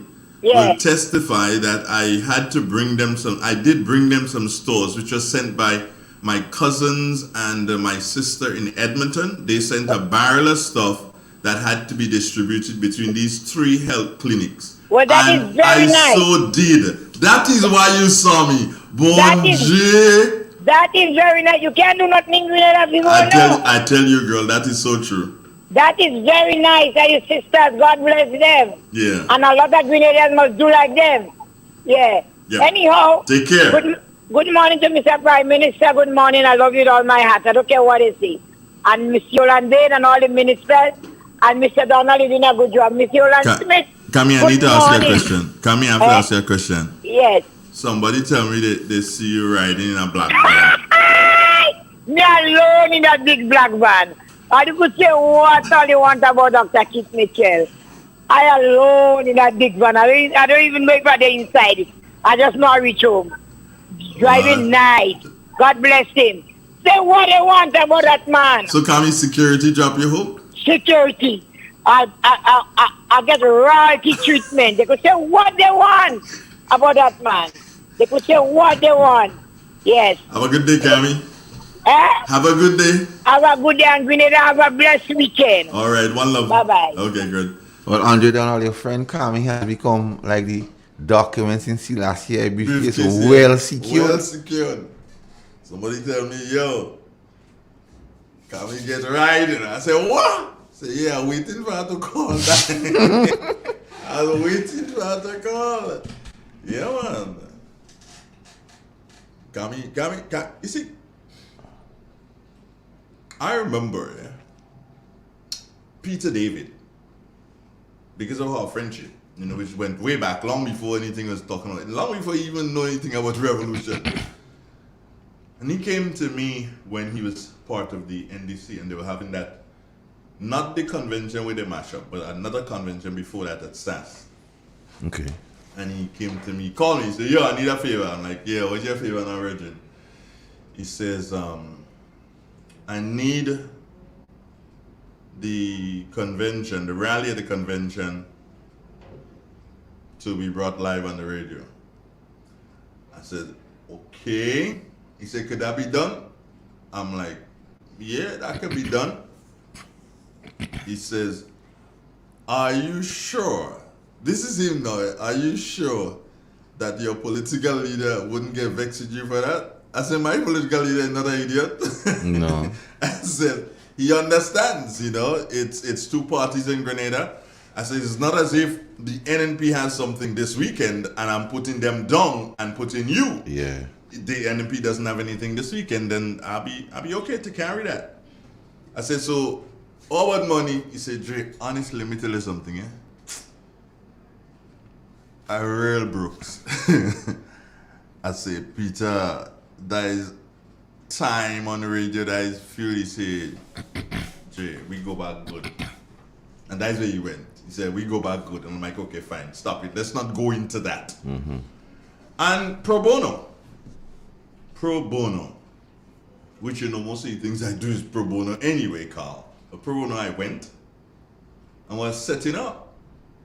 And Kami, same Kami, she's like, what are you doing here? She started rant and rave. And Kami got a set of people together. And I'm like, nah, this is a volatile situation. I'm not staying here. So I started to simply pack up. Devon Romaine, then still a member of the NDC, saw me packing up because he had just seen me rolling out wires and saw me, you know, doing the reverse. Recoil. So he's like, yo, what's going on? I says, Jed, look at that there. I can't take that. He looked at it and he said, I agree with you, but give me one chance. I says, what? He says, stay right there. Don't move. Watch yourself. I'll be back. And he went and he came back with Peter. And Peter says, Andre, you come here to do me a favor? I says, yeah. He says, continue. And then he went to Kami and he went to Kami and he says, Andre is doing me a favor. If anything goes wrong with him, I blame you. And he walked out. He walked out. And Kami Bessie down? She just went flat. He said, Andre is doing me a favor. If anything goes wrong with him and his equipment, I blame you. And he left. He went back inside the building. So Devon said to me, oh, continue now, man. I said, okay, fine. I continued. Kami and her crew said N-O-T-H-I-N-G. They boy along like badge and they dropped zilt.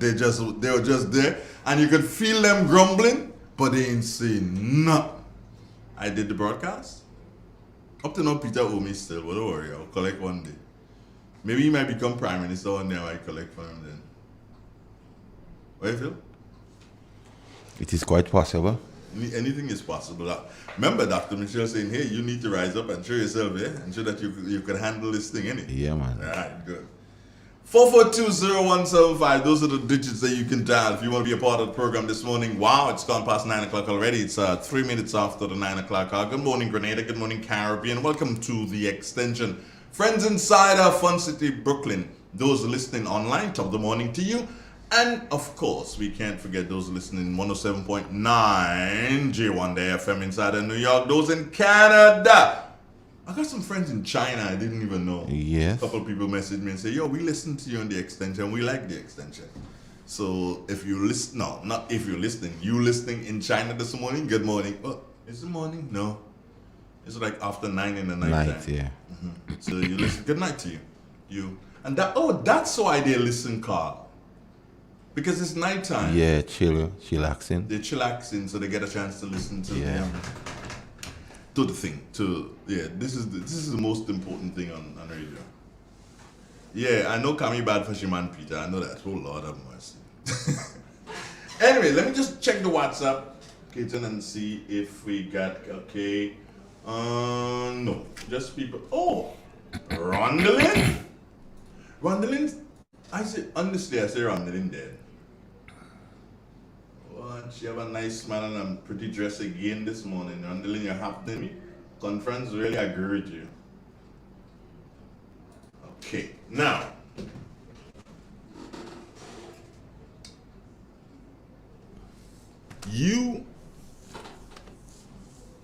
I've spoken at length this morning in relation to the church and the judiciary and so on. So let's shelve that for the time.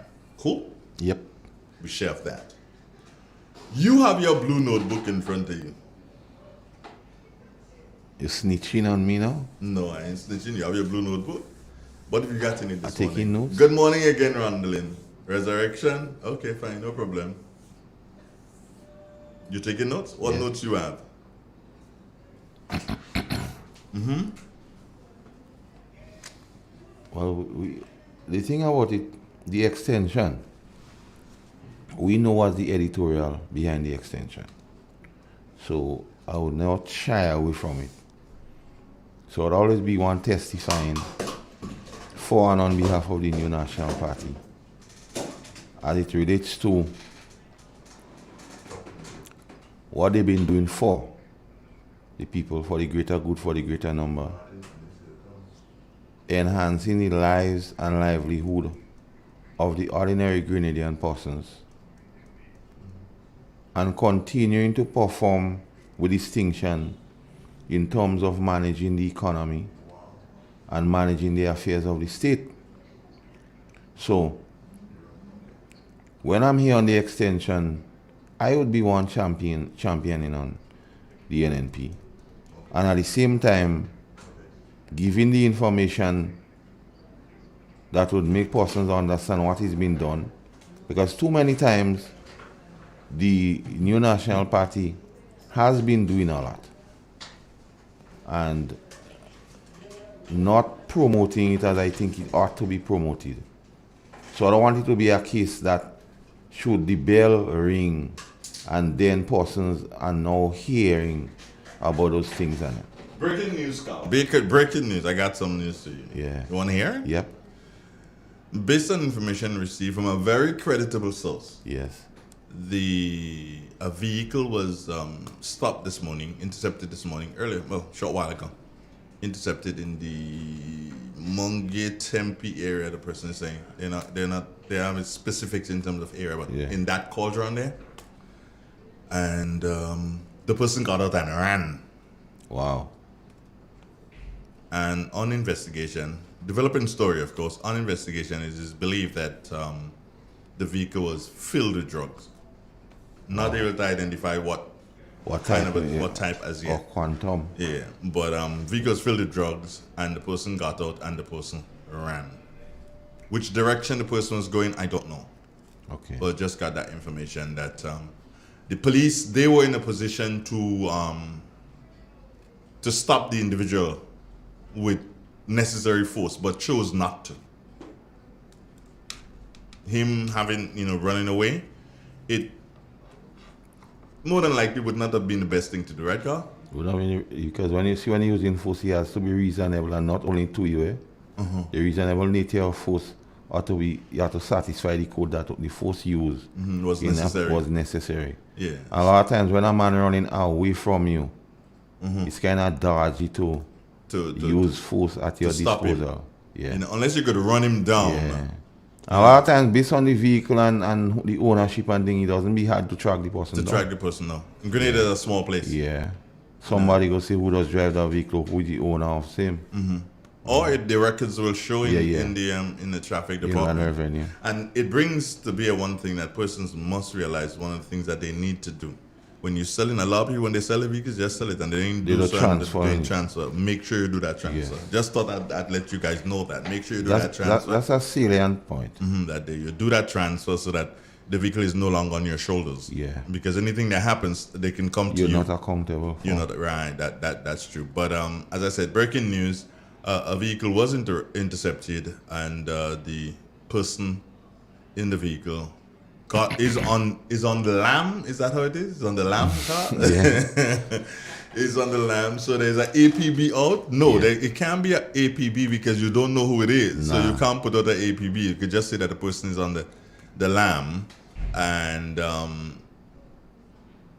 good sense prevailed from the RGPF. Again, good sense prevailed because they were armed and they could have stopped him with force. Yes. But they chose not to. It's like, okay, fine. Running, you can hide. Go ahead. Take a little run before we put you in jail for a while. Yeah. So anyway, go back to your thing. I just thought I'd give you a break. Yeah, but the extension, wow. Don't worry, man. You can't try that at home. No, don't try that at home. What's all the interview, Dre? We're not going into that today? Let me do so, and I'm going to send it. I'm going to send Antonito say listening. Hey, Antonito. Antonito saying it is in Tempe. Okay.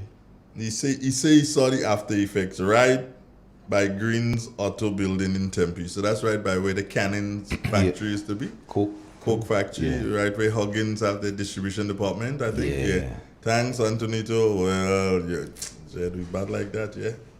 Xtension. Yeah, okay. All right, so we've got that there. I'm trying to do so. Okay. I wonder if I feel I was starting to go to church in how they call it now, eh? Where? April. Oh, yeah, down there. But if Kami getting right? Okay. If Kami getting right? You might be taken care of also. Well, not might be. Is hold on, you have to understand. Understand how the man is, eh? Right? So if he see me and he know well is St. Patrick's I going, he had to send him a job. So you want to ride in black van? If he see me, that's given. That's a given. Okay, so okay, I need to send. All right, how do I do this? Okay, let me copy this. Okay, and then I need to. The next thing I need to do is.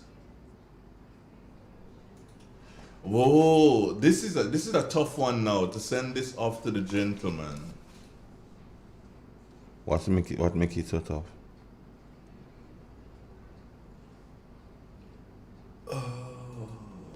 Okay, now. Alright, so I'm going to now send it. I'm going to send the link now to the person that we have to link with, that I want us to link with. Okay. Alright.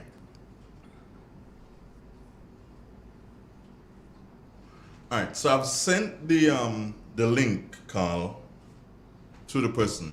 And if they engage, if they're able to engage, then we'll see them and then we can bring them up in our live so we can have the discussion with them. I've sent the link to Nimrod. I wish somebody would call him and say, yo, Andre sent you a link. Please deal with it. Can somebody, if you know his number, can somebody call him and let him know? What? What? No, that's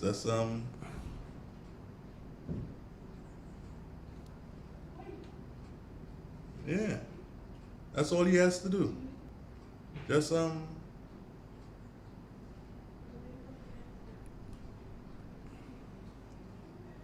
I need, oh boy, Andre, you just giving yourself also to, okay. Who weekday? But that's how your week, how come your week? All they having all about big party and thing by Copperhead. You know that they're having big party by Copperhead. You get invitation? Nah. Okay. I ain't get invitation to KB and them that getting in Roland Bowler getting invitation. I ain't getting. So, back to you, bro. And he was the one who was complaining. Oh, you're not looking at me. You asked to try to send a little info to certain people to see. Oh, you're one of those who could get the man too? You know how to get the man? No. I know somebody what might be able to get him on, so I was just trying to message that person. Okay, so he has seen it. Yes. He has seen it. Okay. So we await. All he has to do is to follow the instructions, and I know that he has seen it. I know that for a fact. So all he has to do is to follow the instructions, and he will come up here on the live, and then we can talk to him for a couple of minutes or so. Nimrod Oliver, that is.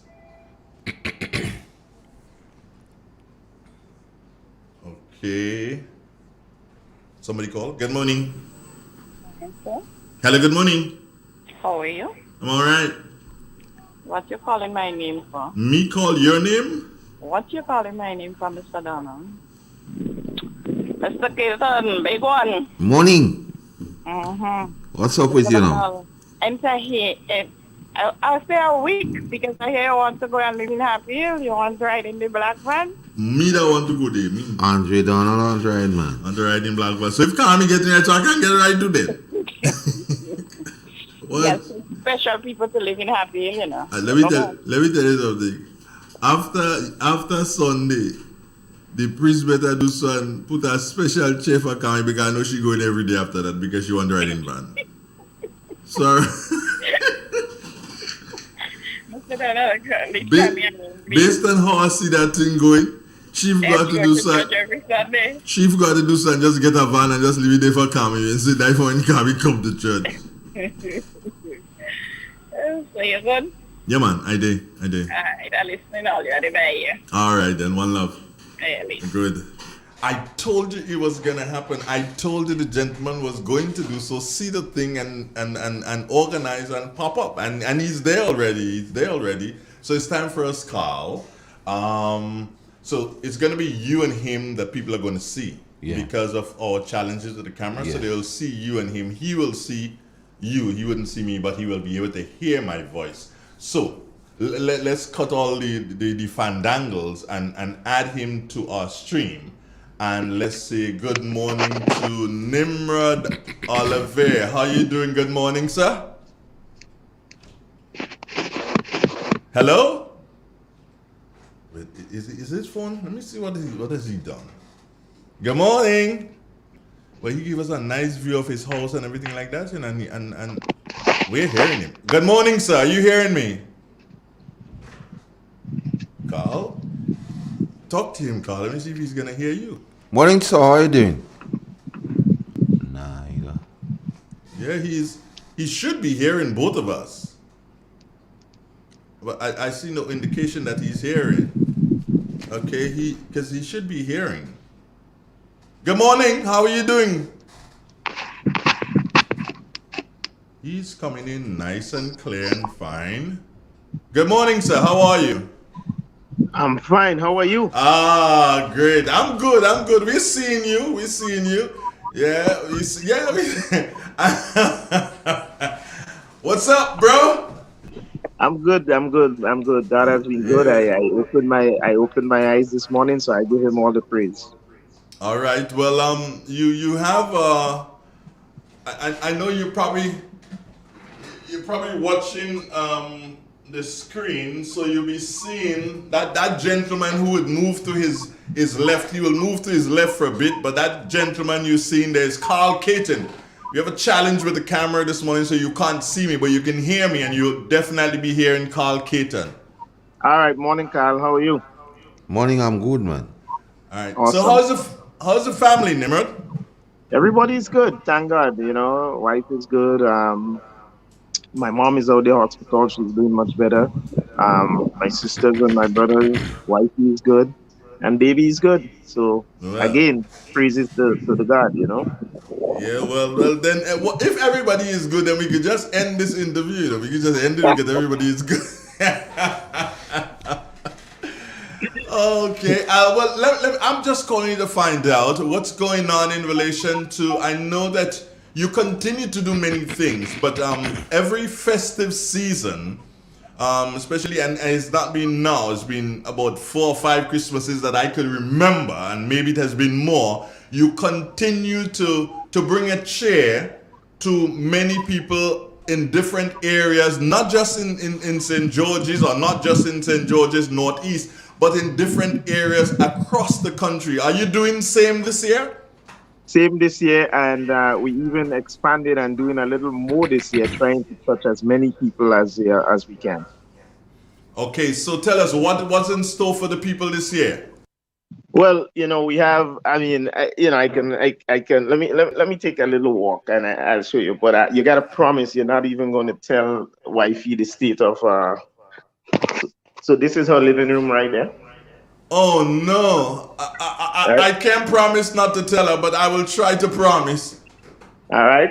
So this is the state of currently of the living room. All right. Um, and just give me 30 seconds. So you see, we're still in the process of sorting out. Oh wow. So all these are different hampers for the So, families across the island? so this year is about 200 hampers that we have set up here.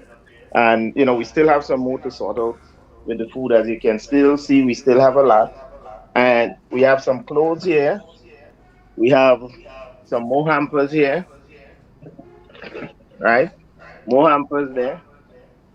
These are some, so these bags here are some personal effect bags, with toilet paper and hand sanitizer, mask. There's, so for the ladies, they'll get like a nightgown. For the men, they get a couple t-shirts and underwear, right? So we're moving, right? But I Well, didn't even hear you. I didn't hear you ask yet. Well, it's Christmas time, you know, right? You must have the pork, right? yeah, well, I'm waiting to get to that part. All right. You must have the ham, right? You must And have the ham. so this is another storeroom here. I mean, it's just amazing this year. So these are all boxes of ham here still that we gotta sort out. Still got some more potato, tons of masks, right? We have the adult pampers here. Please, you gotta promise you can't let wifey come see the house like this. So she's in New York, so that's good. So I have free reign. But I hope she's not looking on this morning. If she's looking on, she see the cat is out to the bag. it's it's all for a good cause. So I think she's gonna forgive me. Listen, we try to cover every faucet. We even have some walkers here who need a couple wheelchairs. So we're doing things. We're doing things. And you see, I have some books here from one of the universities in New Jersey. So we even got things to help you stimulate your mind over the weekend. Okay, wonderful, wonderful. Now, all of this, Nimrod, when are you starting to do your distribution?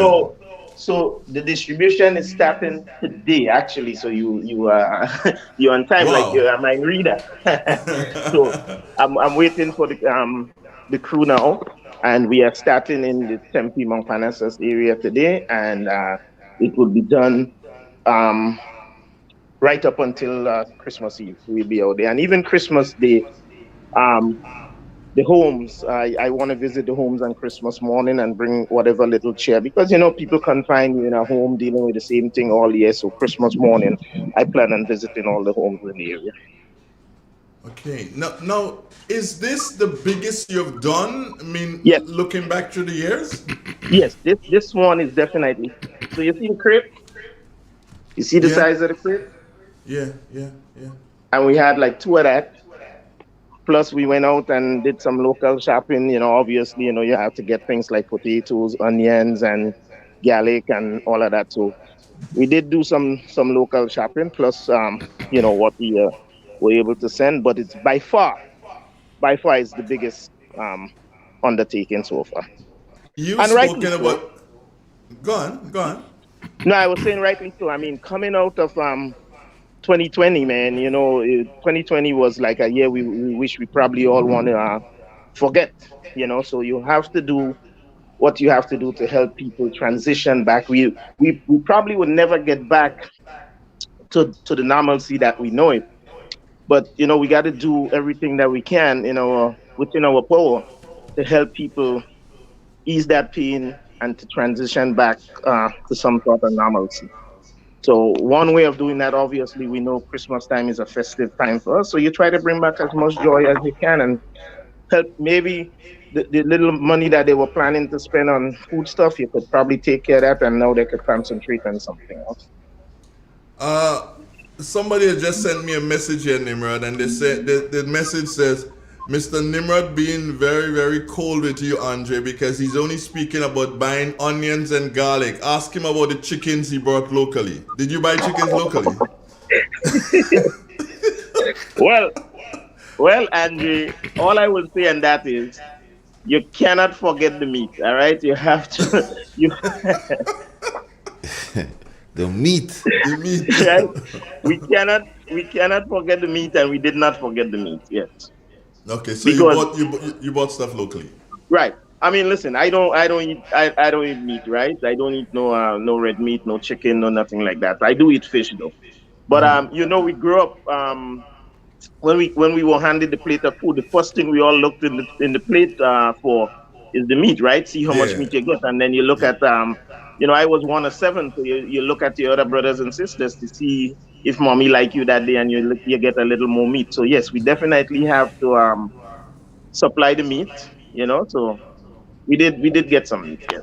You did get some meat locally. Well, congratulations, and there's so many congratulations coming in on my phone personally, and also on the live chat. Landon Jane says, "Congratulations to you, Mr. Nimrod. You're really a great source of help." And people continue to send anything, but the biggest thing that people want to know, people appreciate the fact, and they have grown to understand that when you mention the name Nimrod Oliver, you're either talking two things. You're either talking White in the Moonlight, or you're talking the gentleman who drops everything else and contributes to different facets of this society. Right. However, Nimrod, people have been hearing that there's a possibility that Nimrod Oliver may be on an NNP ticket come this elections. Is there a possibility of that? Tell us.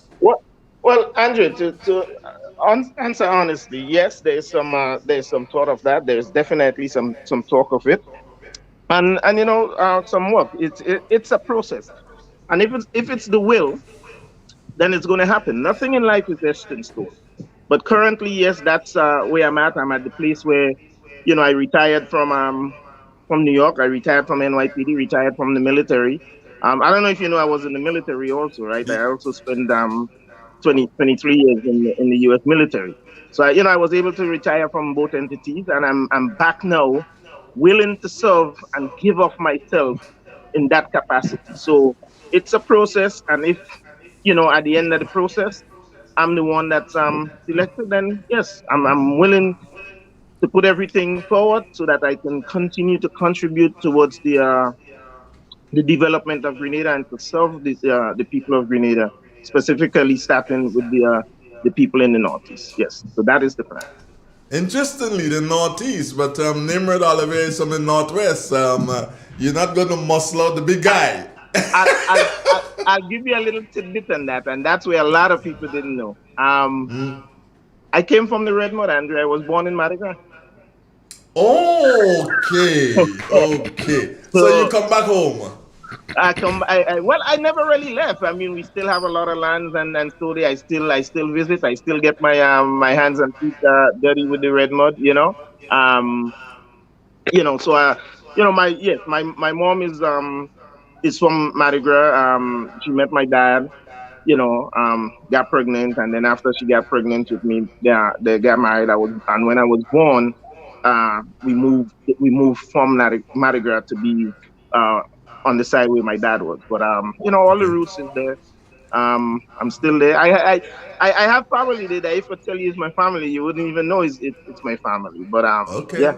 Okay. Yeah.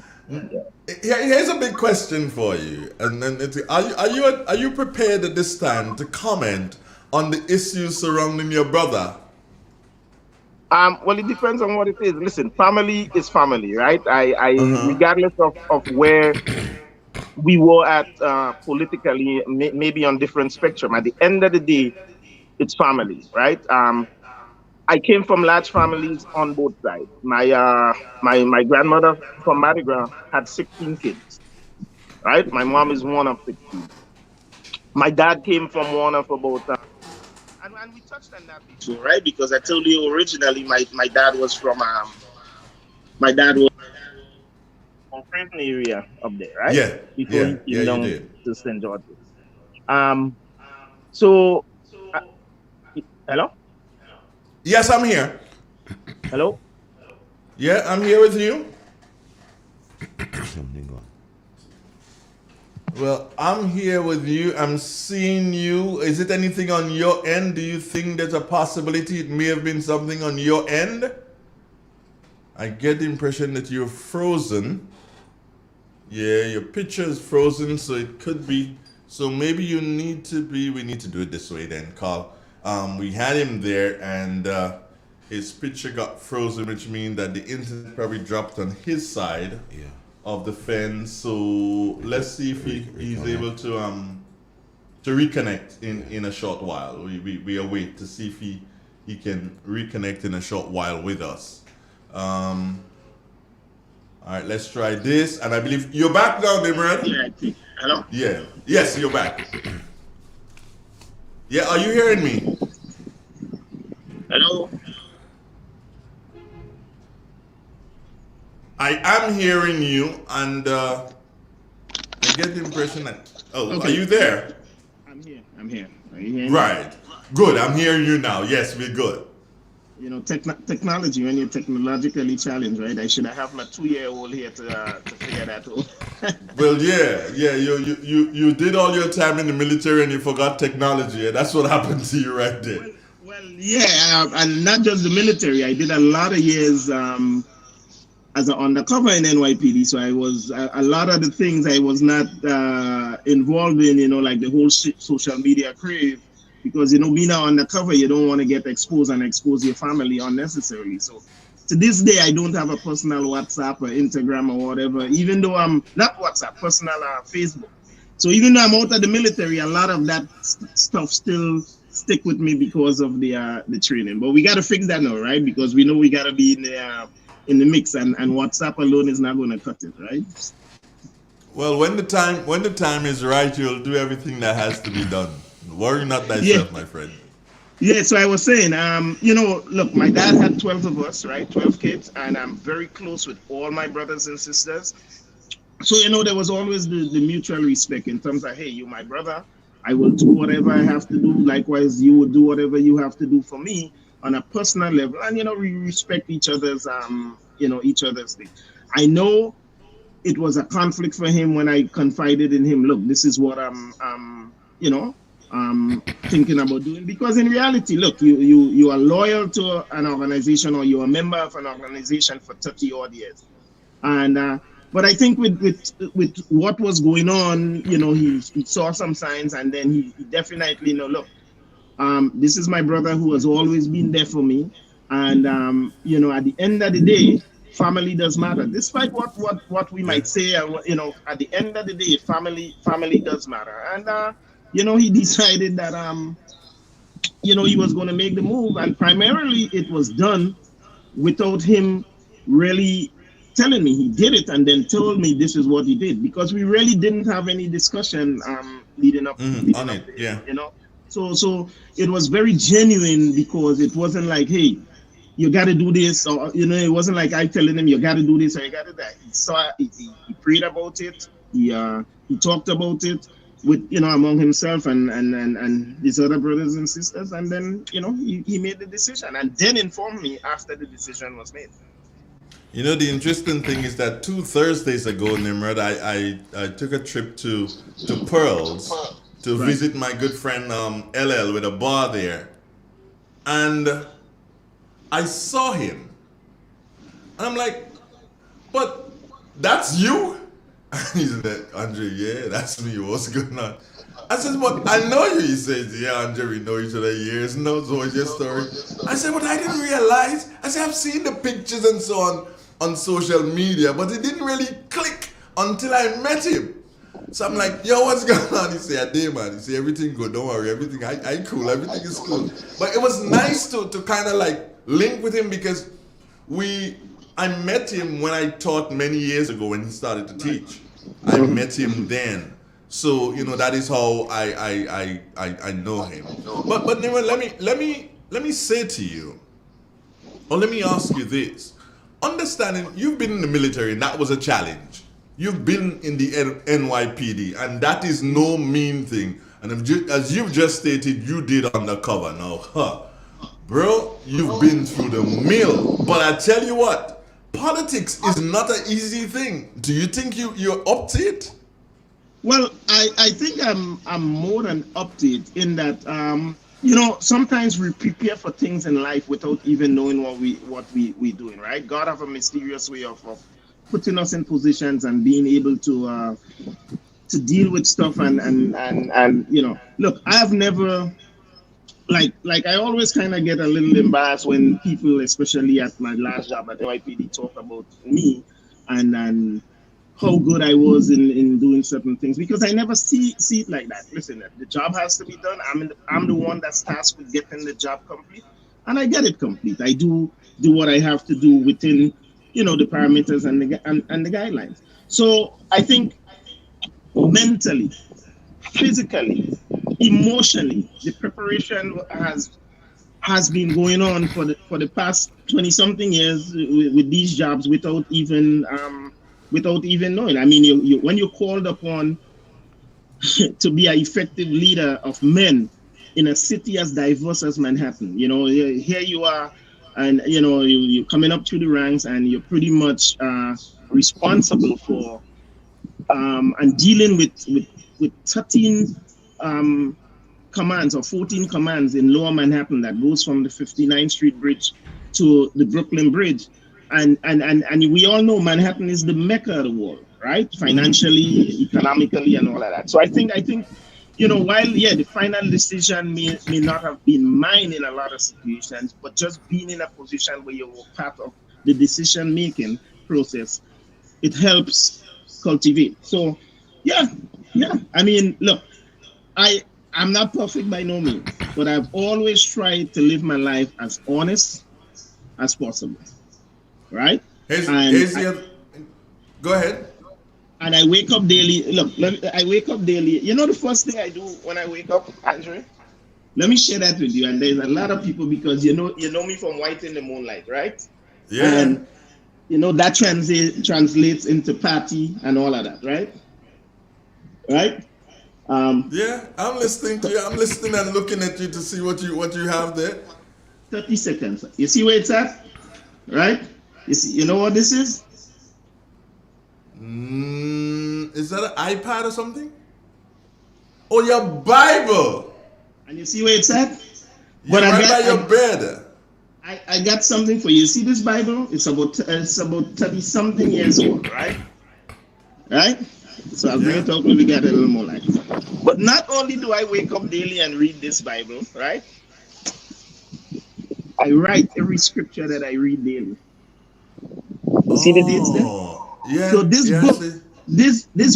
this one was started in 2014. So I've been doing that for the last 30 something years, right? So it started in 2014.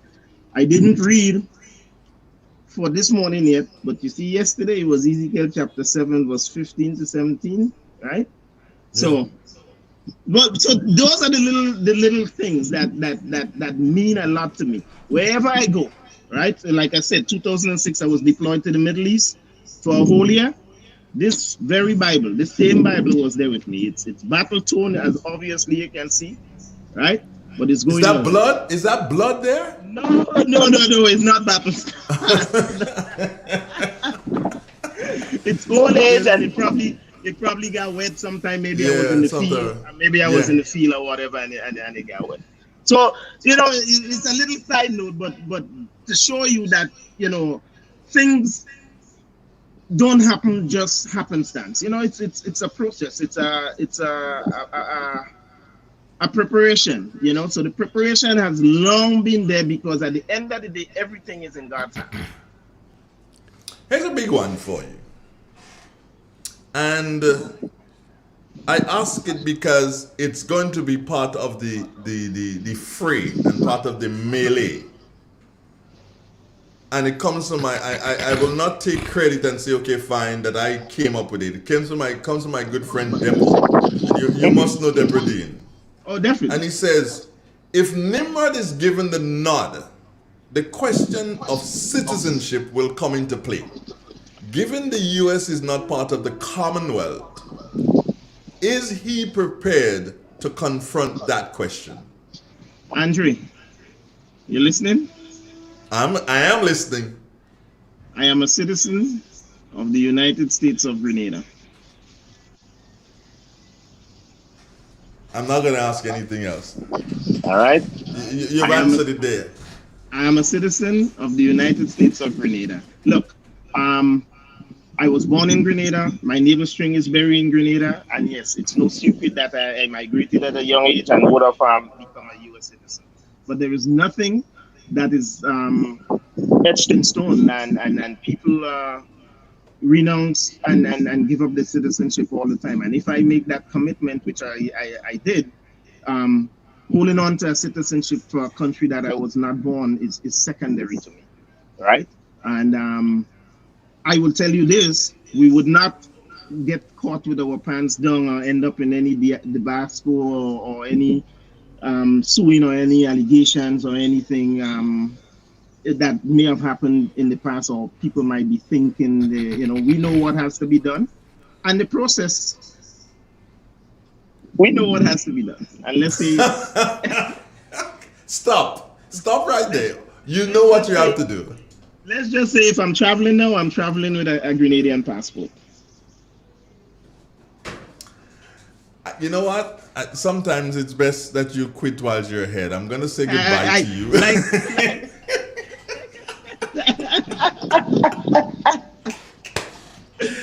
I'm going to say goodbye to you at this time, my friend, my brother. And we're always just a phone call away from each other. You know where to find me, I know where to find you.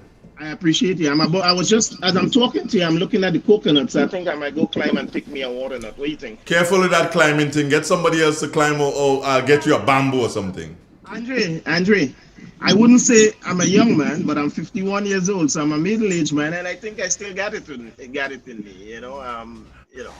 I wouldn't claim and say I'm young and I'm a middle-aged man at age 51, right? Okay, I hear you, my bro. I hear you. Take care of yourself, Nimrod, and we will talk again in the not-too-distant future, my brother. No problem. And listen, I know I did promise you that I got to come up and visit, but whenever you're in St. George's, you can hit me up and pass and make a visit too, man. Take care of yourself. I might just have a couple bags for the folks up in St. David's. In St. Patrick? You never know. I might just do that. If I come to the city next week, I'll give you a holler. And it's nothing, and it's nothing like a piece of pork for Christmas, they say, right? Nothing better than a piece of pork at any time. And I will leave on that note.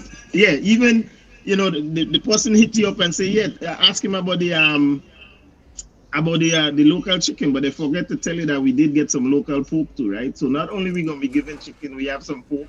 Some pork to give out. Man, you're the bomb, bro. You're the bomb. I can't wait for you to start that campaign in the St. George Northeast constituency. I can't wait for that. By the grace of God, we will get there. Tell him count us in, man. Well, Carl Caton say count him in. The big guy. He says count him in. He's there for you. Andre, it's nothing to count you already in. Carl knows he's in. You can't count what's already in. When you're in, you know. Okay, Mr. Nimrod. That guy ready, Andre. Have a nice day, Mr. Nimrod. All right. Take care of yourself, brother. Okay, then, one love. This is real. This is 91.9, 91.5, www.therealfmgrenada.com. Carl Caton, Andre Donald on the extension. We take a break and we come right back.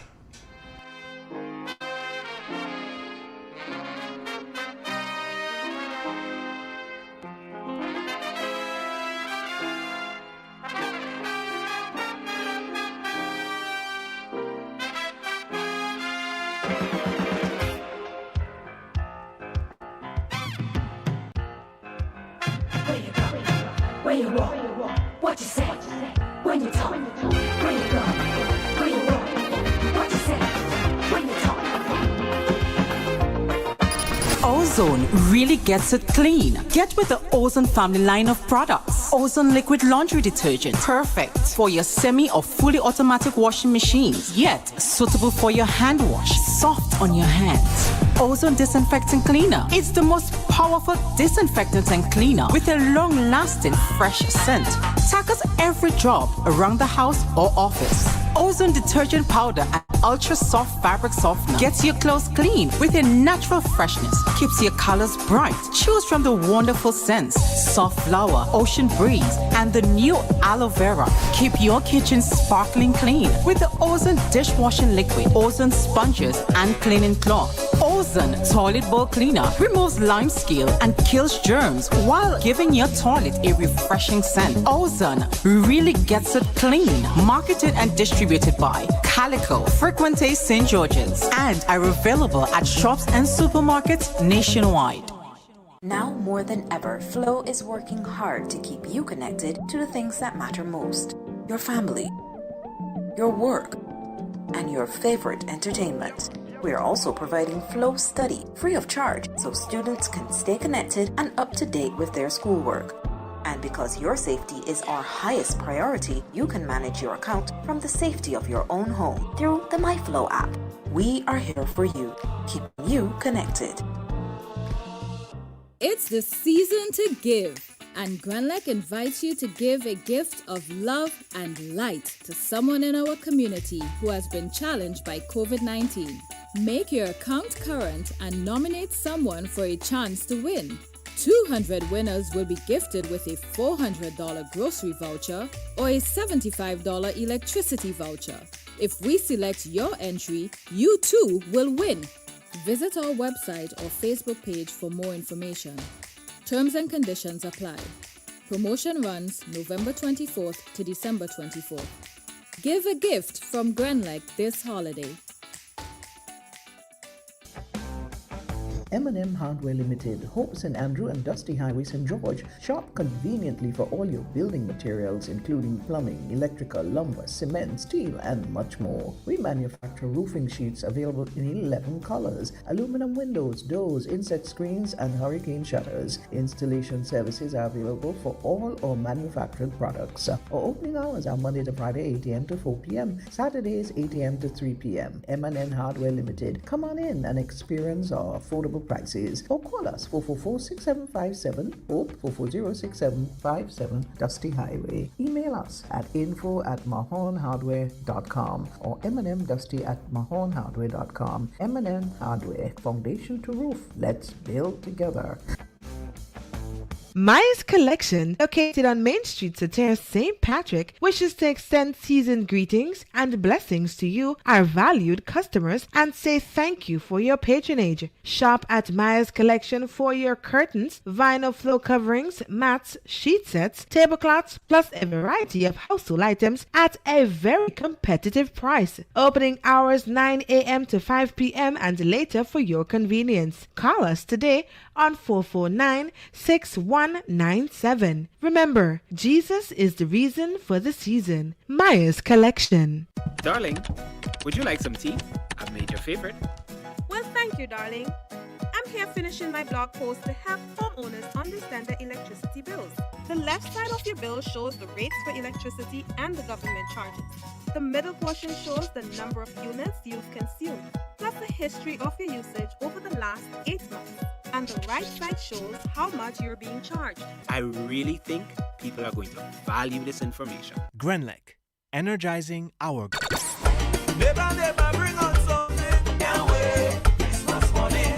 Worried that you may not have anything to share this Christmas? Are your Christmas dinner plans shaping up to be like a state of emergency? Worry no more, because this Christmas, the NLA is ensuring that 100 lotto players have ham and wine on their dinner table. Wow! And you can get yours for next to nothing. Just enter $6 worth of non-winning $3 scratch tickets at any agent Tri-Island-wide for chances at winning in the NLA's Scratch, Ham and Wine, the limited edition promotion. The more you enter, the more chances you have of winning hams and wines. On December 22nd, the NLA will draw 4 winners in each parish, Carriacou and Petit Martinique. Must be 18 or older to participate.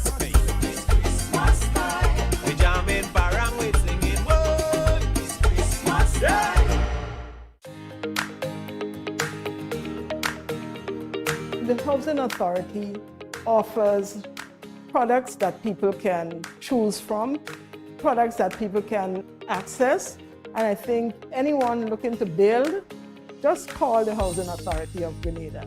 The service was superb. Every step of the way, they collaborated with the owner, they collaborated with the builder. The builder himself was really good. For what I've seen them do, I have to say that from buildings they have done in the past to where they are now, they have come up to speed with modern trends, modern designs, and I think I will advise anybody.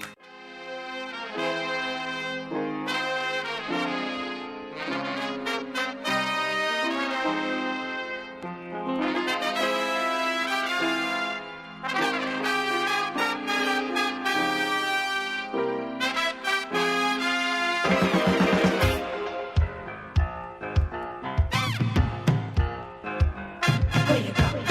Where you walk? What you say? When you talk? Where you go? Where you walk? What you say? When you talk?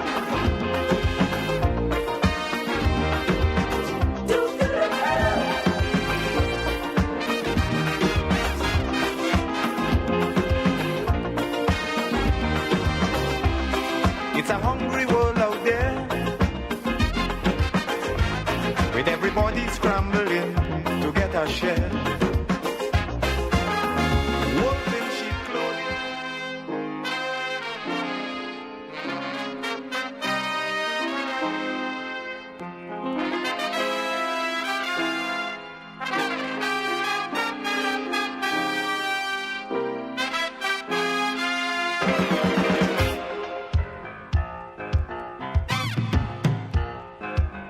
Where you go? Where you walk? What you say? When you talk? Where you go? Where you walk? What you say? When you talk?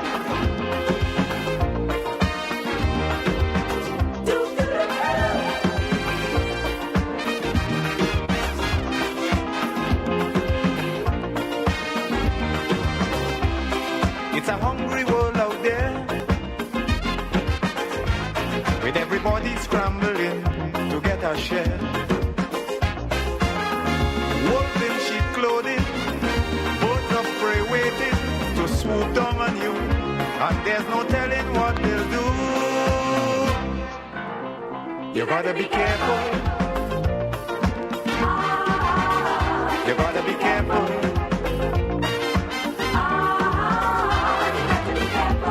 Where you go when you're walking, what you say when you're talking, you gotta be careful.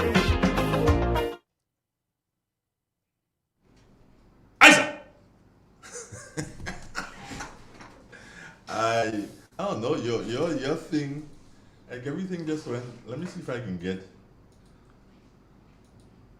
I can't even get a good thing of you this morning, you know. Okay, there we go, and there, let me see this. Oh no, so you have to use that one. See? It's a good thing I didn't take. I like to show you on camera. That camera is kind of like dull. Oh no, man. Could somebody? We need to do some ask for donation one day. Yeah? What do you think? So you have some nice, bright, big cameras. One there, one there. One over there to shine on you. How about full? One there to shine on you. No, you don't need me. Everybody know Angel already, man. Yeah, this is water. You see, this is water. You don't have to say the company, but it's water. And this water has not been exposed to the sunlight. Mr. Nimrod Olivier Andre Donald came across to me as being a genuine guy, not one of pretense. When he spoke, it was not a matter of reproaching or bragging, but it was just a matter of being a servant, not demanding to be the head honcho, any leader, but to be part of a team that would serve the people who continue so to do. And that augurs well. Like I told you, I have a good friend in his neck of the woods, Fly Jargon, who spoke to me and speak in glowing terms of the man, in terms of his service track record. And then when he spoke about being in the military and being in the NYPD, I've come to appreciate and recognize his true call of service for persons. And even the hampers he's putting together which he indicated to start distributing from today. He has tried to cover all bases. Remember, he talked about the pork, fresh pork, chicken, processed pork, and other things like onion, garlic, and all kinds of things, potatoes. So he's covering, a broad base of things. So whatsoever disposable income somebody might have and they receive a hamper, that could go forward to do something else. In my personal messages, Yeah. Someone sent a message, simply this: Nimrod is a man with a big heart. Definitely. Couldn't say it any better than that. The person goes on to say, the man in the van with a plan. So better we call him Dan? Dan! You understand? And Dan is the man in the van. Yeah, that is Nimrod. He has a plan. And we have one thing in common. You didn't believe that. Outside of being a human being, you have one other thing in common. The embryonic stage of our childhood education emits from one place. Where? Heinze. Okay. Church Street. Yeah. And there are a lot of this guy who was was he in charge, I think, of special branch at one point in time? DeGale? Mm-hmm. You know him, right? Yeah. Heinze. Remember he had a brother who died? Yeah. Heinze. You should do act and thing. Yeah, in Tumda. He was he worked in prison for a while too. He's a customs He worked in customs. And then the principal of the senior school, Heinze, that's another brother. All right. The guy, the Peter guy, Pedro, Heinze, his brothers, Patrick and Paul. Heinze. So I don't know, but there's a possibility. It could have been. I am not sure. I cannot say it is for say it for a fact. But Depo is listening. So Depo, tell me this, bro. Did she go to Heinze also? She, as in Claudette.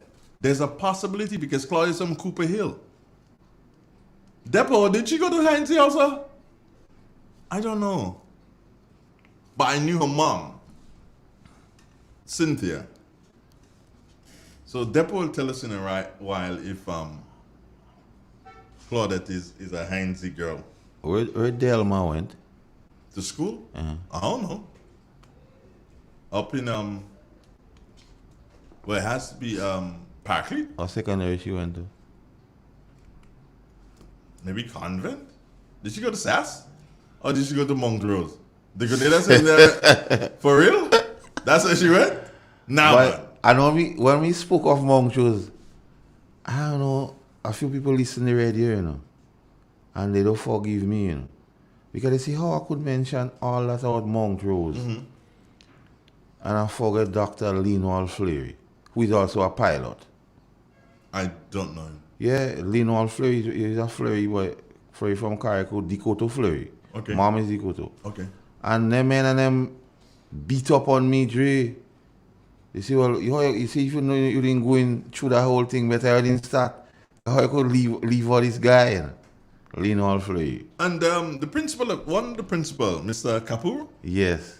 His son, Keisha. Yeah. What's Keisha famous for? The Revo. Yeah. It is believed that he's an integral part of everything that happened on the 14th. Yes. It's believed that he started it, So they say. Where is he? Because he just disappeared. No, he disappeared in short order. Not in short order. Immediately, the day after Morris died, Keisha disappeared. Yes. He just disappeared. I don't know where he is now. I'd like to see him one day. Carl. Seriously, I can meet up with him and say, yo, bro, what's up? Keisha Kapoor. And the thing about it, when the person was telling me why I didn't mention Dr. Lionel Fleury, Capo name mentioned, Mm. because the Capo was one of the persons that used to always encourage him to read a lot. Okay. So you know, or you didn't think, you didn't think Where of did things. Delma go to school? Well, the person tell me Delma went in Montrose, but I can. I don't know. I don't know. Because the person say, how come you don't mention Delma and Linol? Where did Chumbo go to school? Maybe college, man. College, Chumbo some college. So is that how they met? I have no idea whatsoever. Next thing, them I was send a message and say, leave your business alone here. Good morning, Minister Thomas. How are you? Yeah, we just barging into your business here a little bit now. But yeah, I would love to know where did she go to school. But I must big up my good friend from Victoria, Randall Battis, Inspector. They listen to the program. Traffic. A Victoria guy. Batiste? Yeah. Yeah. He went to Montrose too? Nah. Oh, okay. I think Carl or somebody, he might have good cricketer too. Great cricketer. Yeah. When he hit a ball, the ball stays hit. Yep. O'Carroll, yeah. Great cricketer.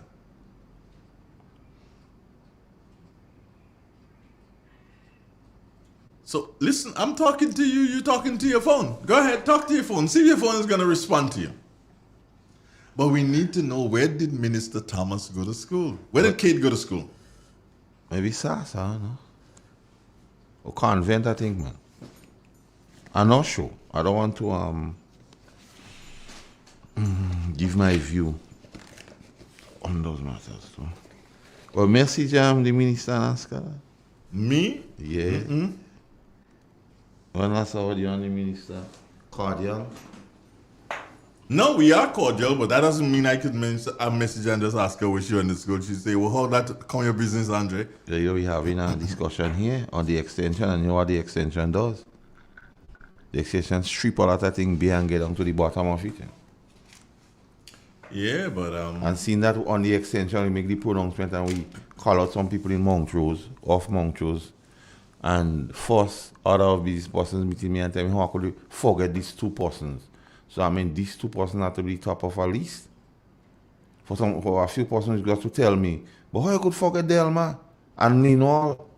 So I mean, the man them listening and like the man say they waiting, you know.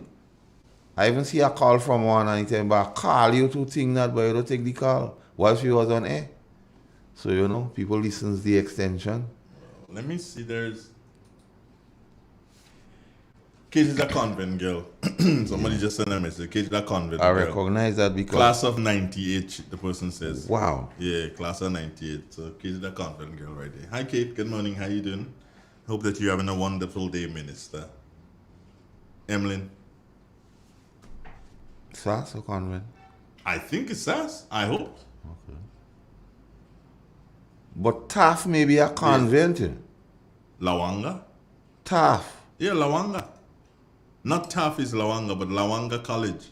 Yeah, that was part of convent. You were TAF and for like Wayne Campbell and Eugene Licorice. Eugene Licorice started at Lawanga College. And same Millet was thing with us from time to time in Angola. Mm-hmm.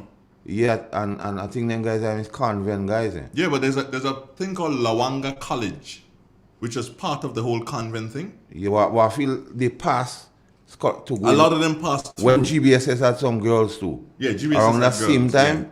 Yeah. Mm-hmm. I think Taffan was convent boys. But I'm telling you, Lawanga College. Yes. That is what it was called. They just called them convent boys. But it was like a school inside of a school. Yeah. Lawanga College. Like the Vatican city inside of a city. Oh, like the airport. The airport is a city within the city, yeah? Like okay. Emma went to SAS. Yeah, Emma went to SAS. But nobody was speaking about Miss Delma? No, like nobody know about Delma. So, well, Emma is a SAS girl. Who else went to SAS that I know that's in government? Well, Trix, of course, went to SAS, was in government. Yeah. Who else? Where did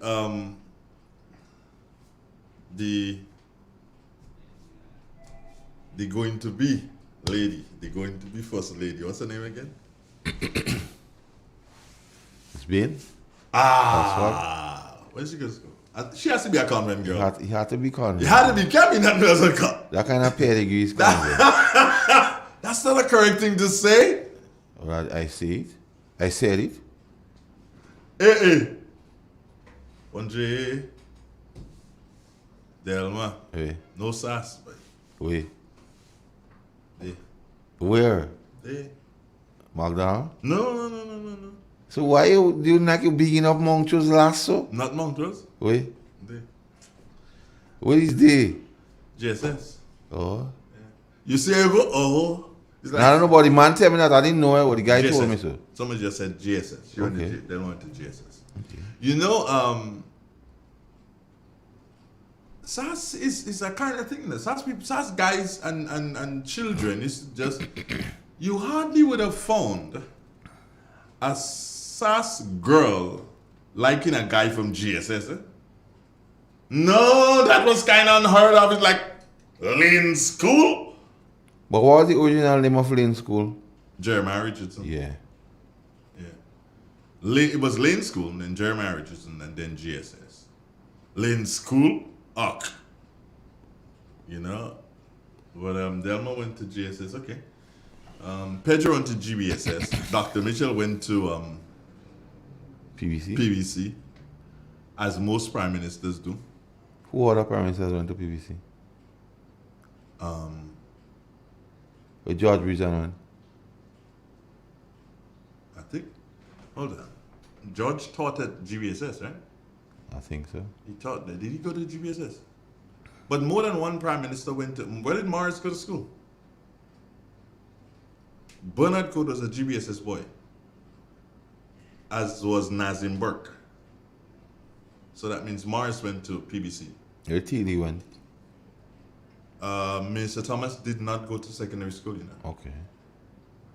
He is one of those self-achieving persons. Yeah. I don't believe he went to secondary school. But he worked hard and got his law degree and everything like that. Someone said he'd better have been a priest. I think it was you? No, I won't say that. Oh, okay. I'm just wondering.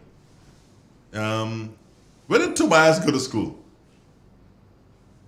Must have been Bishop's College or one of them? I don't know. Or Hillsborough Secondary?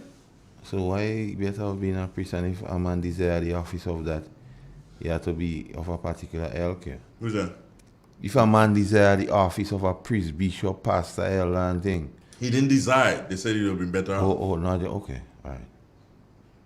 That's Clarice Modeste, where did she go to school? Does know. anybody know? Pamela Moses went to McDonald College, right? Or she was the principal in SAS? Yeah, she was the principal in SAS, but she went to McDonald College. Pamela Moses. I think men, they say they went to school around the same time. Could have been. Yeah. Could have been. Who else? Modeste. Where did she go to school? Dabrio. Where did Dabrio go to secondary school? May have been Maybe Shaper or St. Rose Modern Secondary. That Maybe would one look of like them. Shapers, man. You feel him look like Shaper? Brother George? Dabrio wouldn't have been in Brother George's era. They were about the same age. Okay. Yeah, they were the same age. I think. I'm not too sure. Who else is missing? Kindra. Well, Kindra went to one of the schools in Carriacou.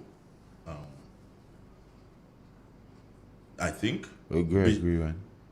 Gregory is a PBC boy. Wow. Yeah, Gregory's a. Someone is saying. Okay, let me see. Modeste is St. Mark's Secondary. And who is? And somebody said, no, hold on. Let's get. No.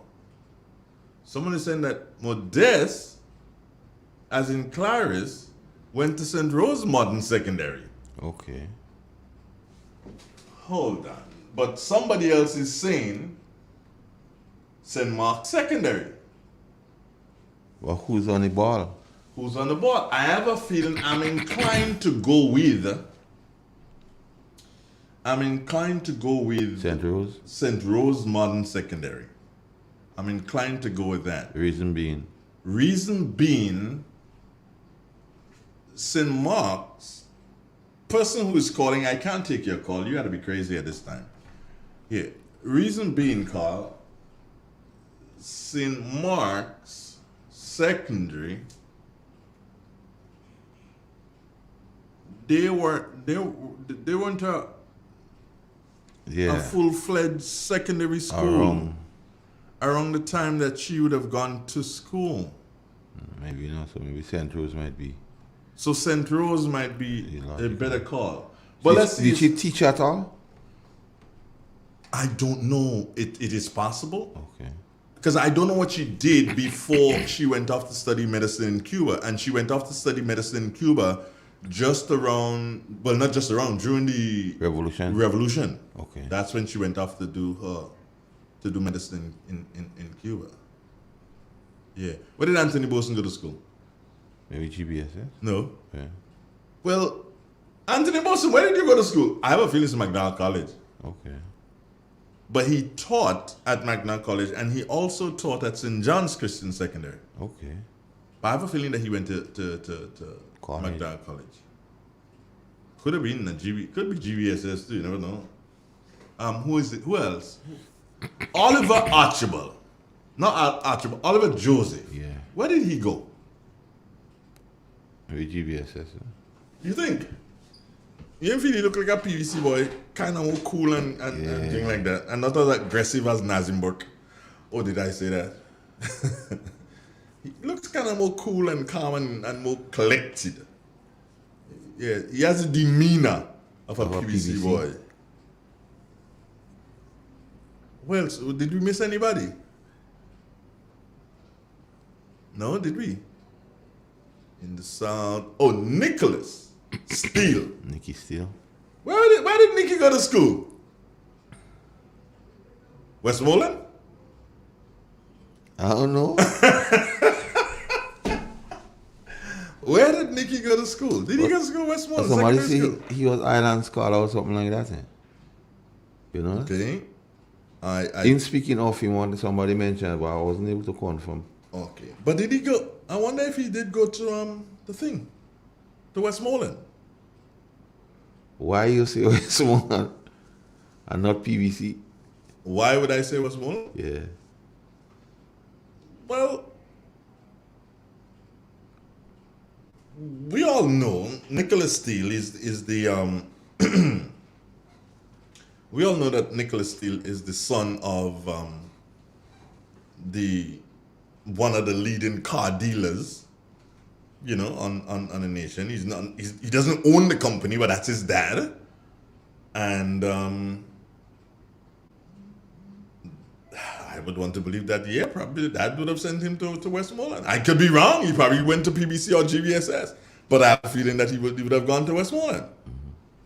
I don't think that. Good morning. Hello? Good morning, yes. Good morning, Andre. Nikki went to Westmoreland with my son. With your My son? was down there, he was higher.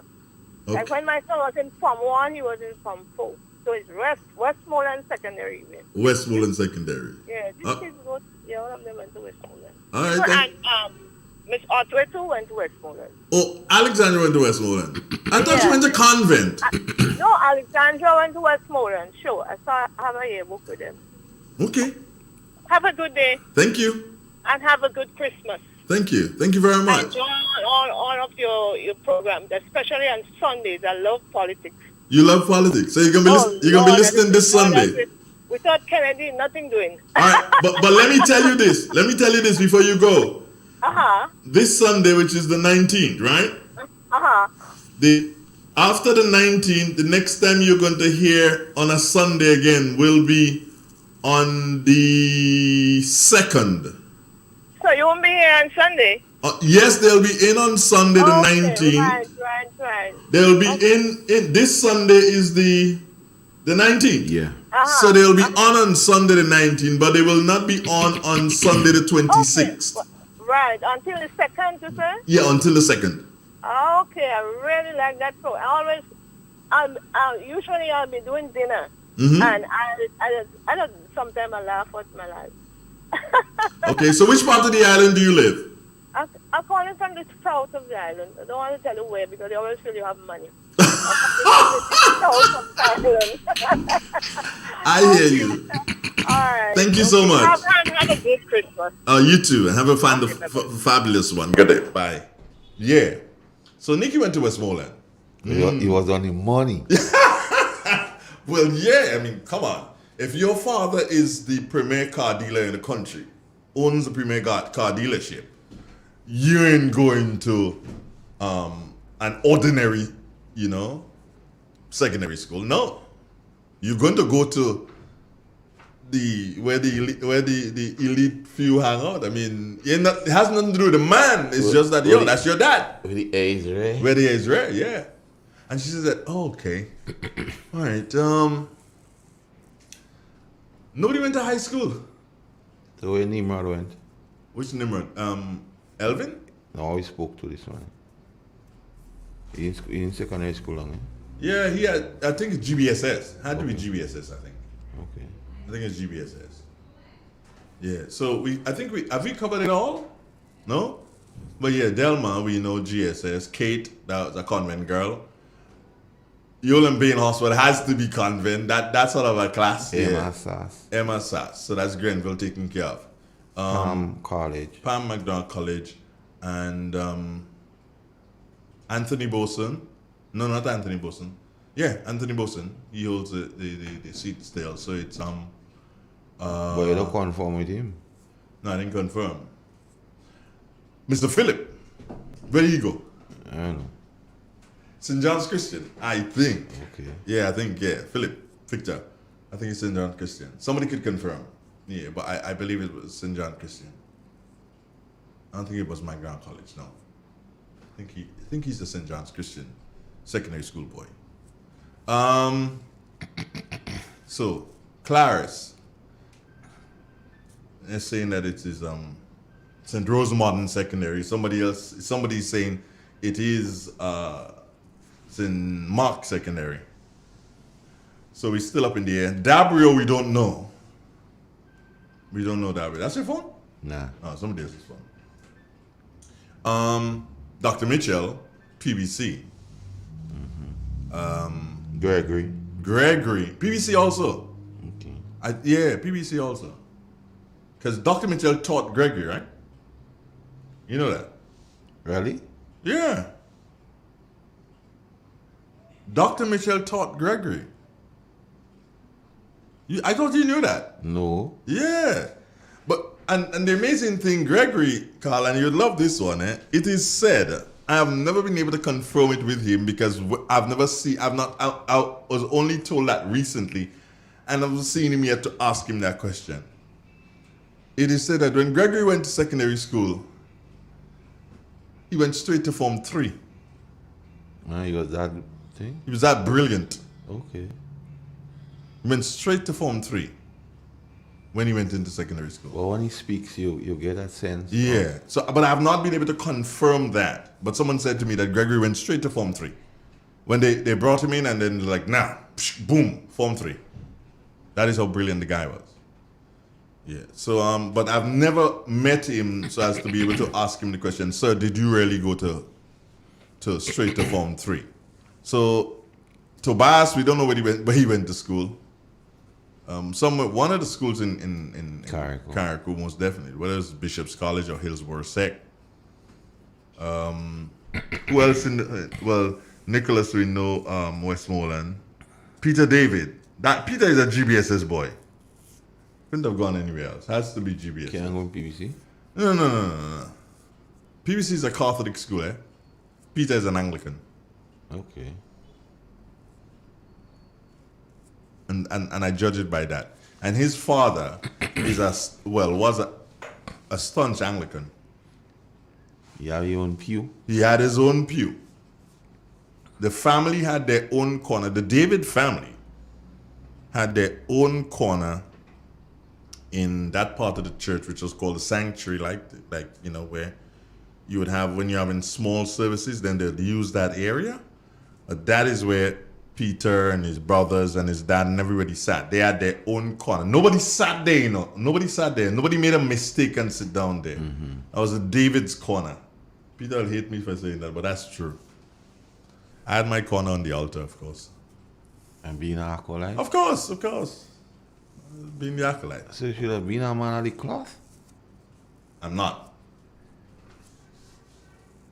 I'm not a man of the cloth. So let's leave that there. Let me check the live to see if anybody.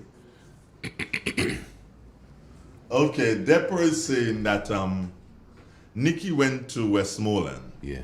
All right. What? What happened? Holy macaroni! That's why. What? McDonald College was Anthony Boson. All right. So what's up, Philip is Shaper, of course. Now, what? Lord have mercy. Different journalists. Somebody asking, ask where the journalists went to school. Where did Callistra go to school? I know that author. Take a guess. St. Max? No, another guess. St. Rosemont? No, another guess. Well, come on, bro. We in this thing together, McDonald man. College? No. Callistra had an accident one time, eh? Yeah. And I think it was it could have been that accident that Callistra had. My mind serves me correctly when she was going to school. I think it was Shoma, you know. I think it was Shoma driving the car. Shoma was? Yeah, and Callistra walked across the road or something or whatever. But I think it was Shoma driving that car that time. Do you understand? No.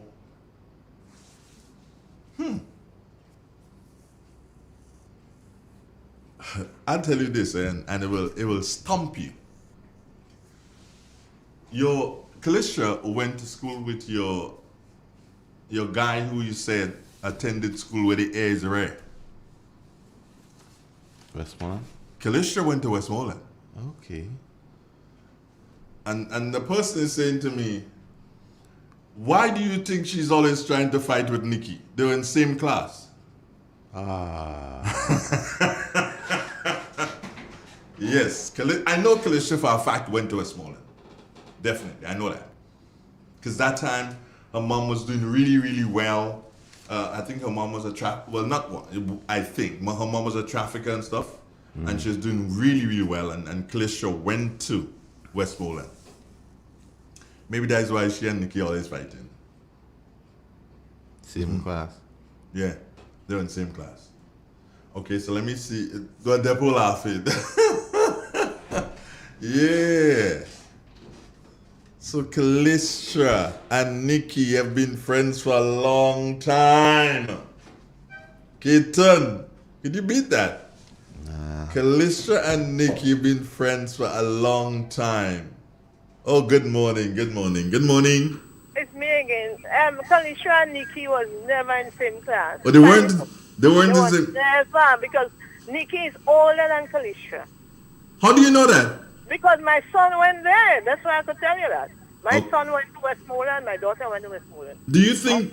Let me ask you this. Do you think Nikki is older than me? I don't know. No. Nikki is younger than. Maybe around the same age, or maybe a little younger. Nikki is younger than I am. I'm 55. Hold on, I'm 55. Nikki must be about 52, 53. That is why it is possible that him and Callistra were in the same class. No. Callistra and they were never in the same class. I have connections, I could tell you that. Okay, well, it's up in the air. I will try. I'll try to find it out. Much younger. Real 91.9, 91.5, www.drealfmgrenada.com. I'm not here to guess anybody's age. I can't. I know mine. I know I'm older than Nikki. And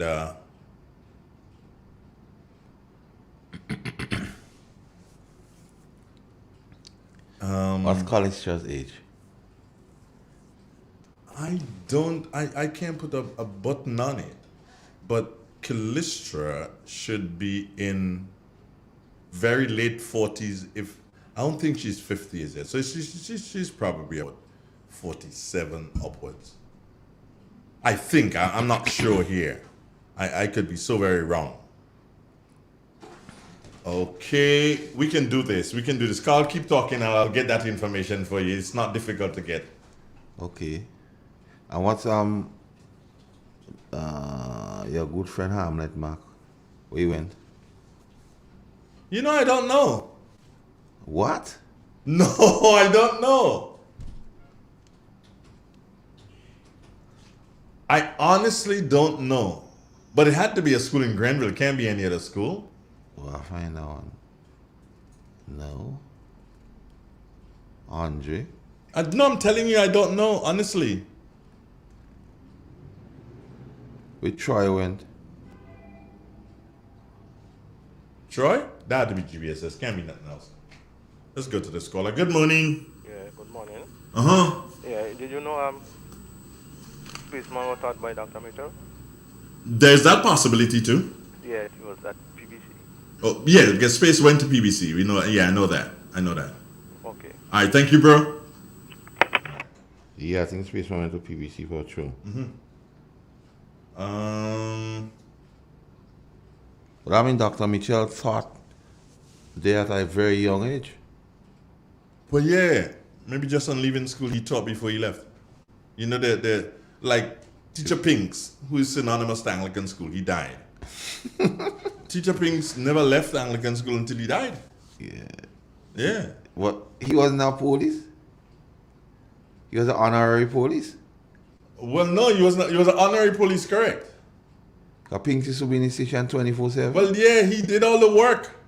You see him writing in the diary and he's not a police? Yeah. He did all the work. Pinks did all the work. He did that. He did work that police officers could not have done themselves. As a young officer, when you relying on Pinks for guidance? Mm-hmm. Yeah, Pink tell you that is the key for here, this, that, everything. So he thought young until. Yeah, I'm still trying to find out this Callistra thing. I'm still trying to find out Callistra's age. And somebody may be saying, the Kalishanji on the radio trying to find out her age. Well, tell her. Let's see. I'm just trying. I'm typing here. Can you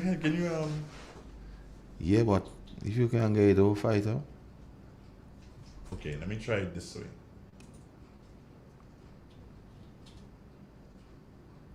Oh, stop it now. Okay.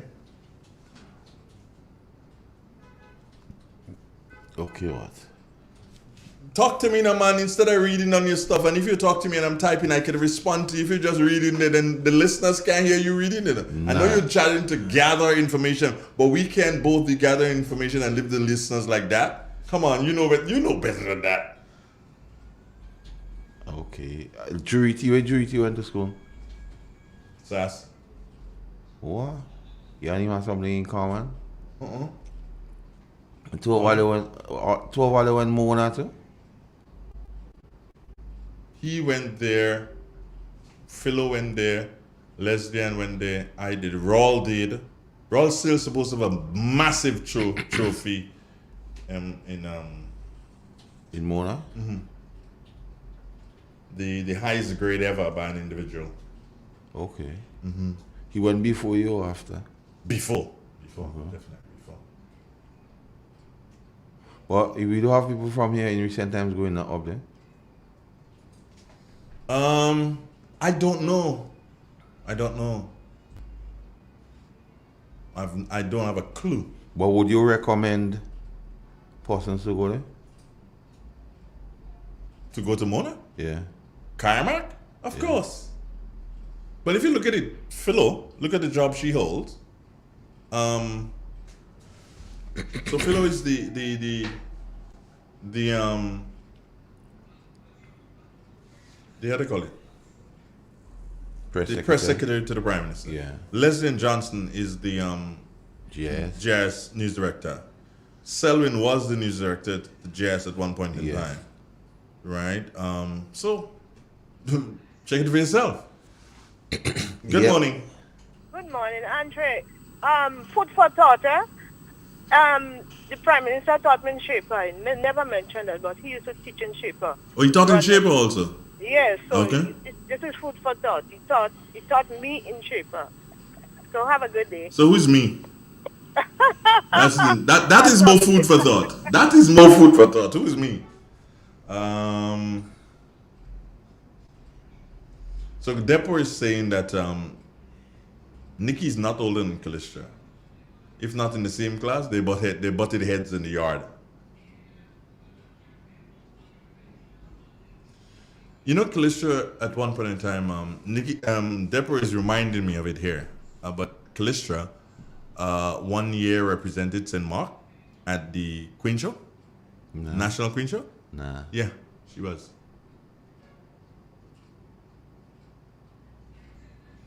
Somebody's saying, Andre, answer the Minister Joseph question. Which is the Minister Joseph question? Hold on. You had a question for?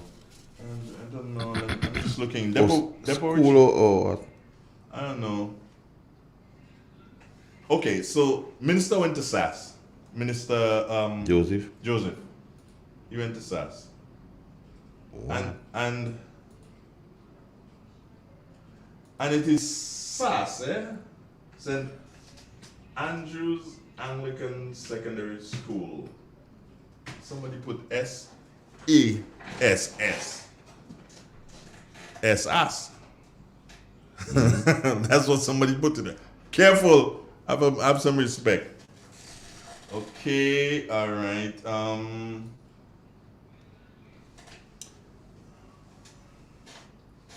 Okay, so right. So we got it there. Where did Trevor go to school? Friday. GBSS? Actually, no, you know. Where you went? He's supposed to be a college boy. Remember, his father was the first principal in college, eh? Yeah. Where did Kenny go to school? College? What's his claim to fame in college? Table tennis? No. He was part of the very first class in college. Wow. Kenny Alsing. Original college? Yeah. So he's the original college. Ambassador Smith, where did you go to school? This is a nice one. College? Yolanda Smith. No. Come on. Shepherd? No. I don't know. A school on the western side of the island. St. Mark's? No. Happy Hill. Okay. Her claim to fame at Happy Hill, she was part of the first class. What? Very first class. What's the name again? Salem Richardson? No, it was Bernadette Bailey. Bernadette Bailey. Yeah. Jeremiah Richardson was the one in Greenfield. And Bernadette Bailey was that one. Zingo and Bernadette Bailey too. It's possible. He sang on that? He sang on that. Somebody wants to know where did Deacon go to school? I don't know. I don't have a clue. Good morning. Morning. Mm-hmm. Yeah, you mentioned Trevor Friday a while ago. Mm-hmm. He went to McDonald College. Yeah. I think there was also, you mentioned Kenny there. Yeah. There was also people like Franklin Chessie Mitchell there. Big Chess. Yeah, Chessie went there. Also Jim Alexander, that used to bowl. He went there, I think, also. I think they started the school, if I don't wrong, you know. Well, Kenny and Trevor, I know for a fact, yes, but I don't know others. Yeah. I don't know the others. Trevor used to be a 100-meter runner, ain't it? Trevor is the only person in the Caribbean, and listen to this very carefully, and folks don't know this. Trevor is the only person in the Caribbean who beat Hazley Crawford the year he won the gold medal in Montreal. That same year, before he went off to Montreal, Trevor at a Whitsuntide Games, he came and in a heat. Yeah. I think it was a heat. Yeah. Trevor destroyed him, and he was upset to the point that he said, let's do it again, and Trevor refused. Yeah. So, yeah, you're right. So, college had some good players. Jim was a fast bowler, like Master Carl in Montrose. Jim Okay. Alexander was a fast bowler. He and that guy who died in COVID. Who's that? Murray guy. Who's that? Oh, yeah, Kingston. That guy was a fast bowler. Kingston should have made the West Indies team the same time that Michael Holden was in the West Indies team. So he was better than McLeish, even. Who's that? Kingston? Yeah. Kingston was the uncle Hold of on, McLeish. Kingston. Steve McLeish was nowhere in Kingston's shoes. No way. But at Kingston all. was the uncle of him. But he was nowhere in Kingston's shoes. But Steve was faster. Steve was fast. Kingston was faster.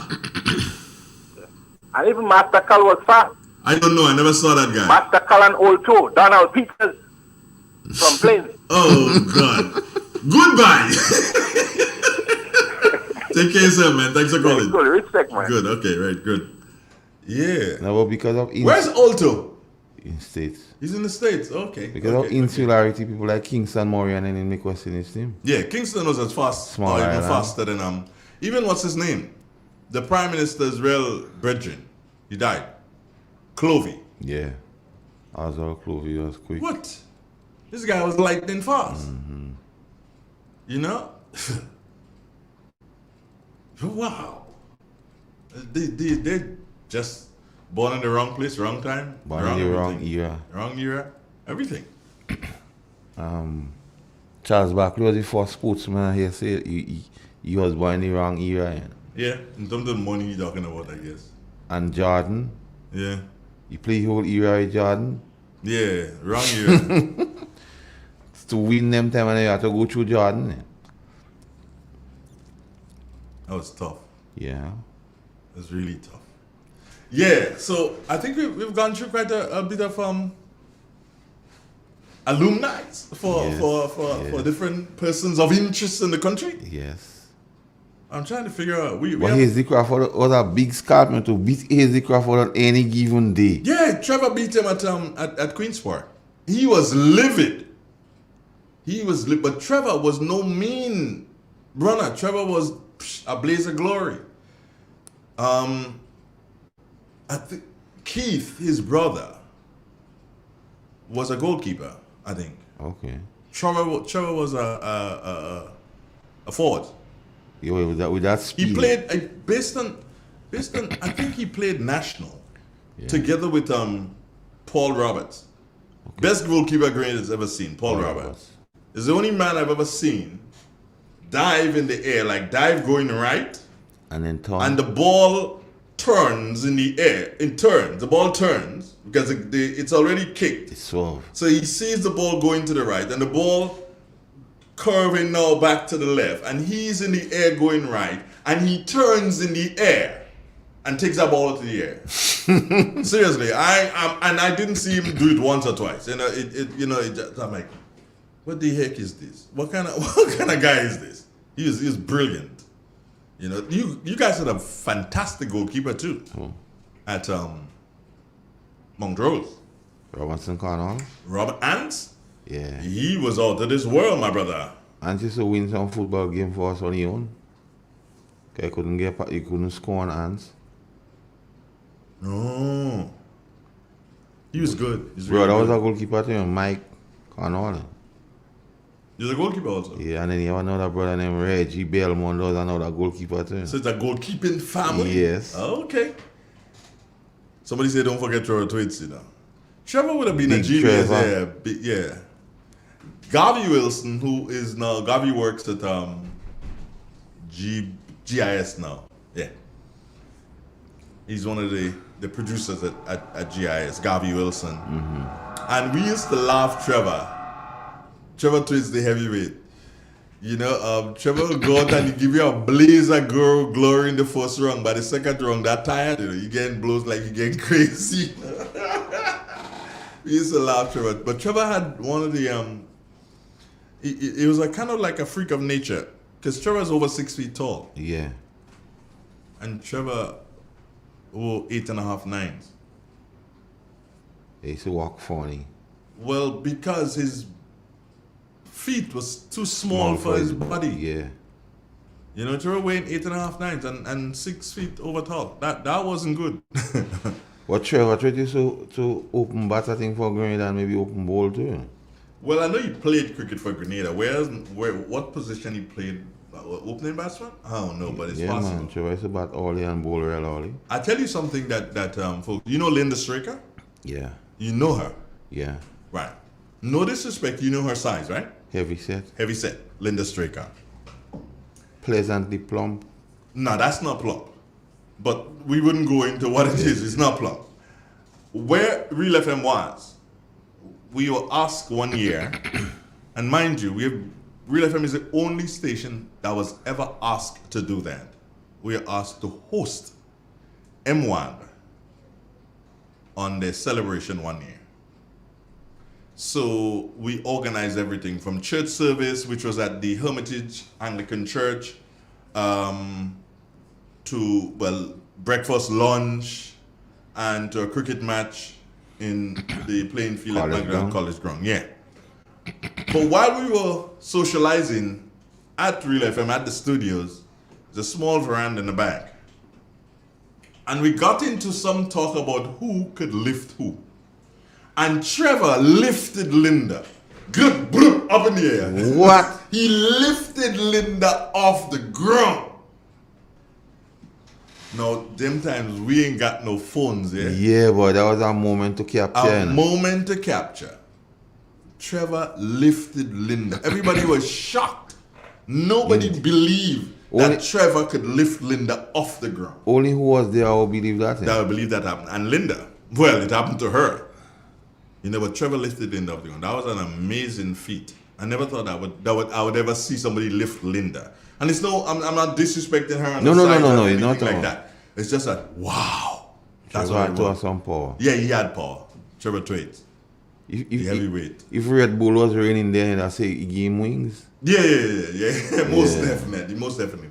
And one of the things is that to Trevor, you see, Real FM has a regular program on Friday night. Yeah. I took that from Trevor and GBN because they had Trevor had this reggae program on Friday nights on GBN, and then after a while, GBN didn't understand the value of it, so they dropped it. It fizzled out. I took it. Yeah, I took it, and you know it's going good.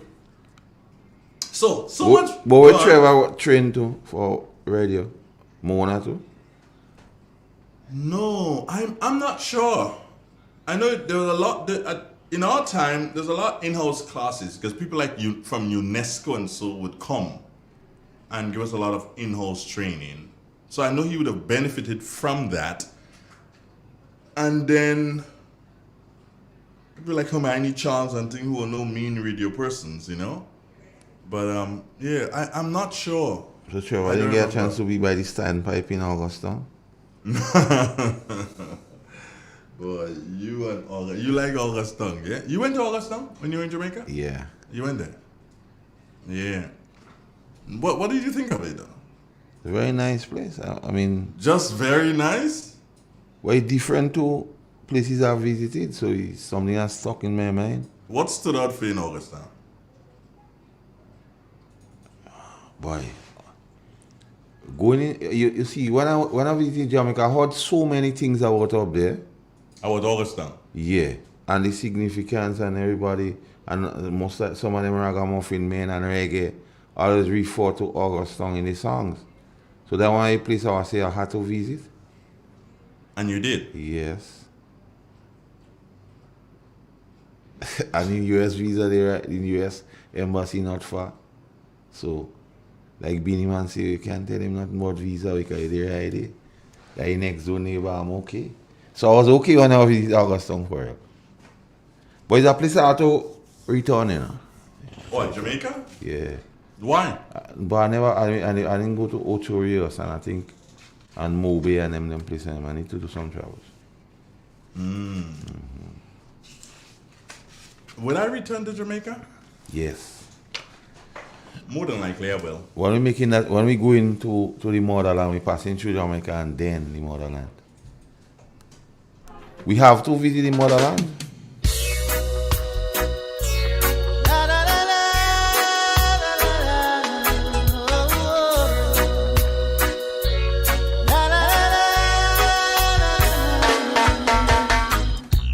A word from the wise, don't try to make life on your own. Remember that Jah just by your side. For I was a soul who was lost, and my life was in dismay. For among evil forces in which I played, guns and ammunition were my chosen way of life. With God-fearing people I chose to strive. For all of the lives that are taken, they can never be replaced. But still Jaja chose to remember my face. Though I never lived like he wanted, I'm still mindful of what he taught me. So now I beg and plead, I'm on my bending knees. Cause Father, you rescued me. I've got the scars to show. I daily made it along life's road. Cause when my life got dark, he was the only spark. He was the light at the end of the road. When I was a young boy, growing up in Augustown, we ate from the same pot. We were iron dreams all around. From Gola to Colorado Corner, from Rockers to Jungle 12 Tire, Bryce Hill to Dreadites and River, all around. Yeah, young boy, growing up in Augustown. It's from the same. What's the most harrowing experience you've ever had in Jamaica? My experience in Jamaica, a harrowing experience, the worst thing was riding the what you call the minibus. Nah, 250,000? Yeah, and then they just stop and take people. Nah. And they say, and well, you know how a bit heavy, Yeah, small up yourself, man.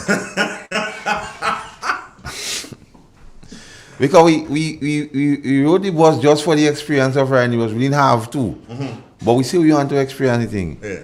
And then you see, well, that bus full, and then you see the man stop, and then, like how men here don't want to go in the back of the bus. Not like that here. Men go in the back of the bus, and then he say, one stop driver. And then the whole bus had to one light for that one man to come out in the back here. And then he say, small up yourself, man. You can't come and think small up yourself. You know, I remember the first day I was waiting on a bus to go down to Halfway Tree. And so I'm in Papine, because I walked from on the hall, passed through the hospital grounds, and come out at the top gate. And so I'm looking for that bus now. So I'm waiting at the bus stop. And I'm alone on the bus stop by seeing the conductor hanging out. Yeah. And realizing the bus full. So I ain't bothering. But every time I look, I see the same bus. Ain't drop nobody, but it's stopping down there and picking up people on another bus stop. So I'm like, what the heck is this? So next bus come, I stop. When I got into the bus, there's a guy who came and he got in at the back door. Yeah. And you know, every minute they go, man, small up yourself there and get the bread when I squeeze now. Yes, small up yourself, man. And the guy who entered the bus at the back, before we got to Halfway Tree. Yeah, nobody you? No, he passed me. He was closer to the front and I was closer to the back, and nobody in drop out. Yeah, movements, you know. Why just like this? Small up yourself, man. You can but the worst one was one evening I was going towards the Tivoli Garden side. Took the bus again. And brethren, a football match over here. Football match over. Keaton, where your boy well deck off and thing, you know? And them men that play football coming inside of the bus and nobody ain't saying nothing, you know? Just off the field. Just off the field. You know, and I realize that you can't scringe and thing, you just have to stay there and just hope for the best. You can't screw. You can't screw it because man watching you, especially if you dress good, man watching you to see if you're going to screw it. And I feel like that fall on you purposely. Yeah, man. Jesus. But yeah, those are days. I remember there was one guy what's his? I can't remember. Russell? Yeah, from out of St. Lucia. Russell went into the bank, Republic Bank in Alpha Tree one day to get some money. And we went into the bank together, and he stood up and he watched and he says, Dre, I'm going to that teller day, and I bet you I'll be dating her before the end of the day. I'm just like, yeah, go on. Yeah, man. Russell went, they chatted, he did whatever transaction he had to do. He ain't say nothing. So he come and we gone out and get transport to go back up on the campus, and I'm like, yo, what's up? He's like, nothing. So I'm like, yeah, you figure you can get Yeah. Jay, about 7 o'clock in the evening, one car pull up, the lady, come to pick up Russell. I'm like, wow. Yeah, Russell gone for the night now. Well, like, one man I wish I bunks up there was Capone, the man in Total Carbine. I met him. I met him at that is Paul Campbell. Yeah. I went to a show one night in the on the grounds of the theaters, the little theaters, and he had a play going in the littlest of the little theaters. And after the thing, himself and this girl was starring in that play, the one that help me, Matey in Oliver thing. Yeah. Right. They're starring in that play, and we were out there after the show and trying to get transport. And one guy was giving us a hard deal, boy. And he came out and he heard and he said, go away, man! Same attitude as Capone. Real Capone. Same away. Run away. Yeah, man. And they offered us a ride to go up on the campus. Okay. And I was the one, myself and another one was with Matey. And as we drove out from the yard, she dipped into the cubby hole. And pull out the pole. And pull out the thing and rested right there. And I'm like, okay, what's going on here?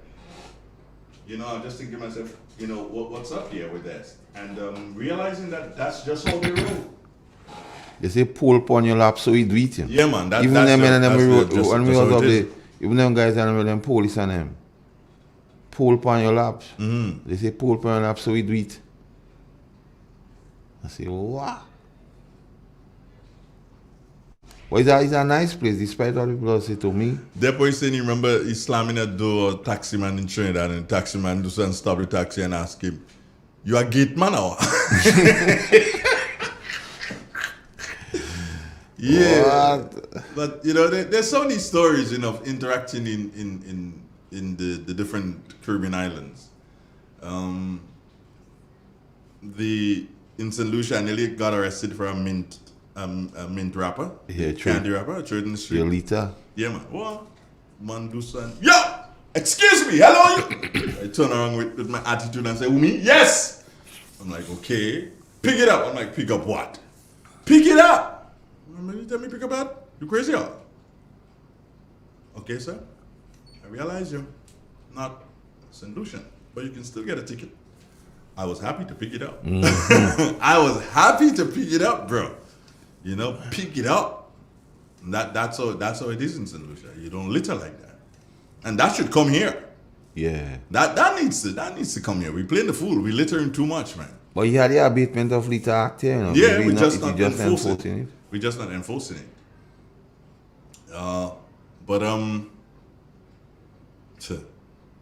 Jamaica was an experience I choose to just leave it alone, man. Yeah, man. Yeah, it was a serious kind of experience, you know. I went to parties and I went to a party in a club in Ligony. And man, I saw a Caucasian woman. I don't know what she took, but she took something. And she just freaked out. Wow. And just collapsed. And they just lifted her up and they passed out like a bag. Yeah. The party didn't stop it. Nah. Just lifted her up and they just passed out. Just get out of here. Yeah, until she reached at the end of the door. And they dropped that in the end of the door and party swinging still, you know, man. $100 a Guinness. She can't anything. $100 a Guinness, Reggie. Like in Guyana too. I've never been to Guyana. It was in a place sticking at too. And on the table, a couple Guinness bottles. A couple Guinness bottles on the table. And, a few persons coming and everybody's eyes was on that table. So the guy tell us, what, in Guyana, when you're drinking Guinness, man, deem you holding plenty. Yeah. Because Guinness is a lot of money. A lot of money for one. And to come on a table and say, 6, 7, 8 Guinness bottles, see these guys and them They well endowed, man. So that means the guys done setting you already. Yes. They setting the trap. You know? Yeah. I never went to Guyana. Yeah, man. Never went to Guyana. St. Lucia, St. Vincent, Dominica. And watch. Yeah. In terms of, and we were police officers then, and the Guyanese and them, when they came, we went and they came here. And we was down in Grand and down by Wall Street, down in the park, the Comerhan. And how people were moving laissez-faire. And even times when we take them and them to the bank and to get money and so on. And I mean, see, if you in Guyana and thing, a lot of men losing their money like how we laissez-faire with the thing. There's somebody around to take it from you. Somebody watching, eh? Yeah. They help you with it. And then them say like, we went up by for like a Shanghai. And I said a policeman over there. And the man saying by that happening. But the police don't been in one place on the road so in Guyana. Some shooting is happening with them. Here is a blessed place in Audrey. So it takes us back, Carl. And I'm happy that we didn't guide the conversation back there. Yeah. But it takes us to the reality of where we live. Yes. And the peace and stability of this country as maintained by the NNP administration yes, is insurmountable. And then we even if we're not in political support of them, we ought to recognize you have peace and stability here compared to our neighbors. And the peace and stability would have given the government, and that is of course the NNP government, make no bones about no corners it about would have it. given the NNP government that the ability to access, Carl, all the different programs by different organizations so as to put them in a position to better govern the country. Yes. And that has happened and continues to happen. No sideways in, is that? Under the leadership of Keith Claudius Mitchell. The best of stabilities. Because even, and let me go back and get real here now. Mm-hmm. Even when one says E.M. Gary did what he did, and Morris did what he did, in terms of stability, under Keith Mitchell, Grenada has been the best of stability in its history. You know? Because we know what happened in Gary time with the Mongols gang, the Green Beasts and other people. And then we know what happened during Morris time. You can't talk in the night because they saying somebody there under your house. Like Ken Ricardo say one time, when he reached on Paul's airport, he start talking about Gary and a man tell him what by uncle go hear you. He said, well, uncle not here. He said, by uncle go hear you still. They couldn't run your mouth on uncle. You couldn't run your mouth on Morris, but a lot of people running their mouth on Keith and it's still thing. So you understand the stability. So even the environment, Dr. Mitchell, even for people who not necessarily supporters of him, has created that enabling thing, that stability, where people would thrive. Check under the stewardship of the NNP what business or born and continue so to do. Check in this economic time. Like we say, okay, like a man was telling me last time, but I don't understand how NNP doing it here. Look at COVID, look at that, the economy. But you're seeing more business, more people, entrepreneurs, more things. So it's something that a testament to how the government is managing the affairs of the country. It's interesting. And not by accident. It's interesting that somebody put it that way to you, Carl, and somebody put a spin on it. And I looked at them and I laughed and then I replied, oh, you didn't see how much everybody's selling things on the side of the road? Things hard. I said, no, that's not true. It's a reflection that people have excess that they need to get rid of. Yes. So hence the reason why they put up that thing on the side of the road to make an extra dollar. And I said, guess what? They are getting rid of it, not by throwing it away, but by selling it to you. Yeah, and because you have the disposable income, so you can buy it. And even for them to get it, they have to have some form of income, something good have to happen to even to get it. Exactly. And if you, Andre, let me put it in its proper context, you know. Go to St. George's, Sorted or Grenville now. Mm-hmm. Don't take my word for it and say because we did on the radio and put in a spin to it. Go and look at the reality on the ground today. Go now. Why? The government sought out the frontline workers. And even the frontline workers say, okay, but why the frontline workers all day, even the other persons within the government service get half. So no one left behind. But what is interesting to note, the collectors, big business, nothing. We are with them. We have been waiting, and big business has not made the Chamber of Commerce, Mr. Dialli. Yeah, you're the senator. But you guys have not made a statement and said, okay, fine, we're going to be able to give our workers 25%. You have taken all of it. That's what you've done, you know. You've taken all of it, and you are ready to lap up everything else. Even the banks. Yes. You are going to, what is not spent in the supermarket or the department store or the bars is going to come to you, the bank. So you're going to make money from it too. And you have not made a statement to say, hey, we are going to go ahead with what the authorities suggest, and we're going to give them 25%, or we're going to give them 50%. Nothing. And you say what is left, and what is collected by the shopkeeper, the hairdresser, the barber. Goes to the bank? Goes to the bank. So everything goes to the bank, and they have not said anything. Somebody's saying here, NNP has been a government for stability. That is unquestionable. So true. Irrebuttable. Yeah. So true. There's never been a period in our nation when stability has reigned and continue to reign as it should. Never. So we need to we need to get a grip of it, you know. We need to get a grip of it. And we need to recognize what we have. We need to recognize what we have and show appreciation for what we have. And for it to continue, we need to keep it. Dr. Keith Claudius Mitchell. Unquestionably so. And we can say what we want, you know, Keita. We can say what we want. But it is beyond repute right now.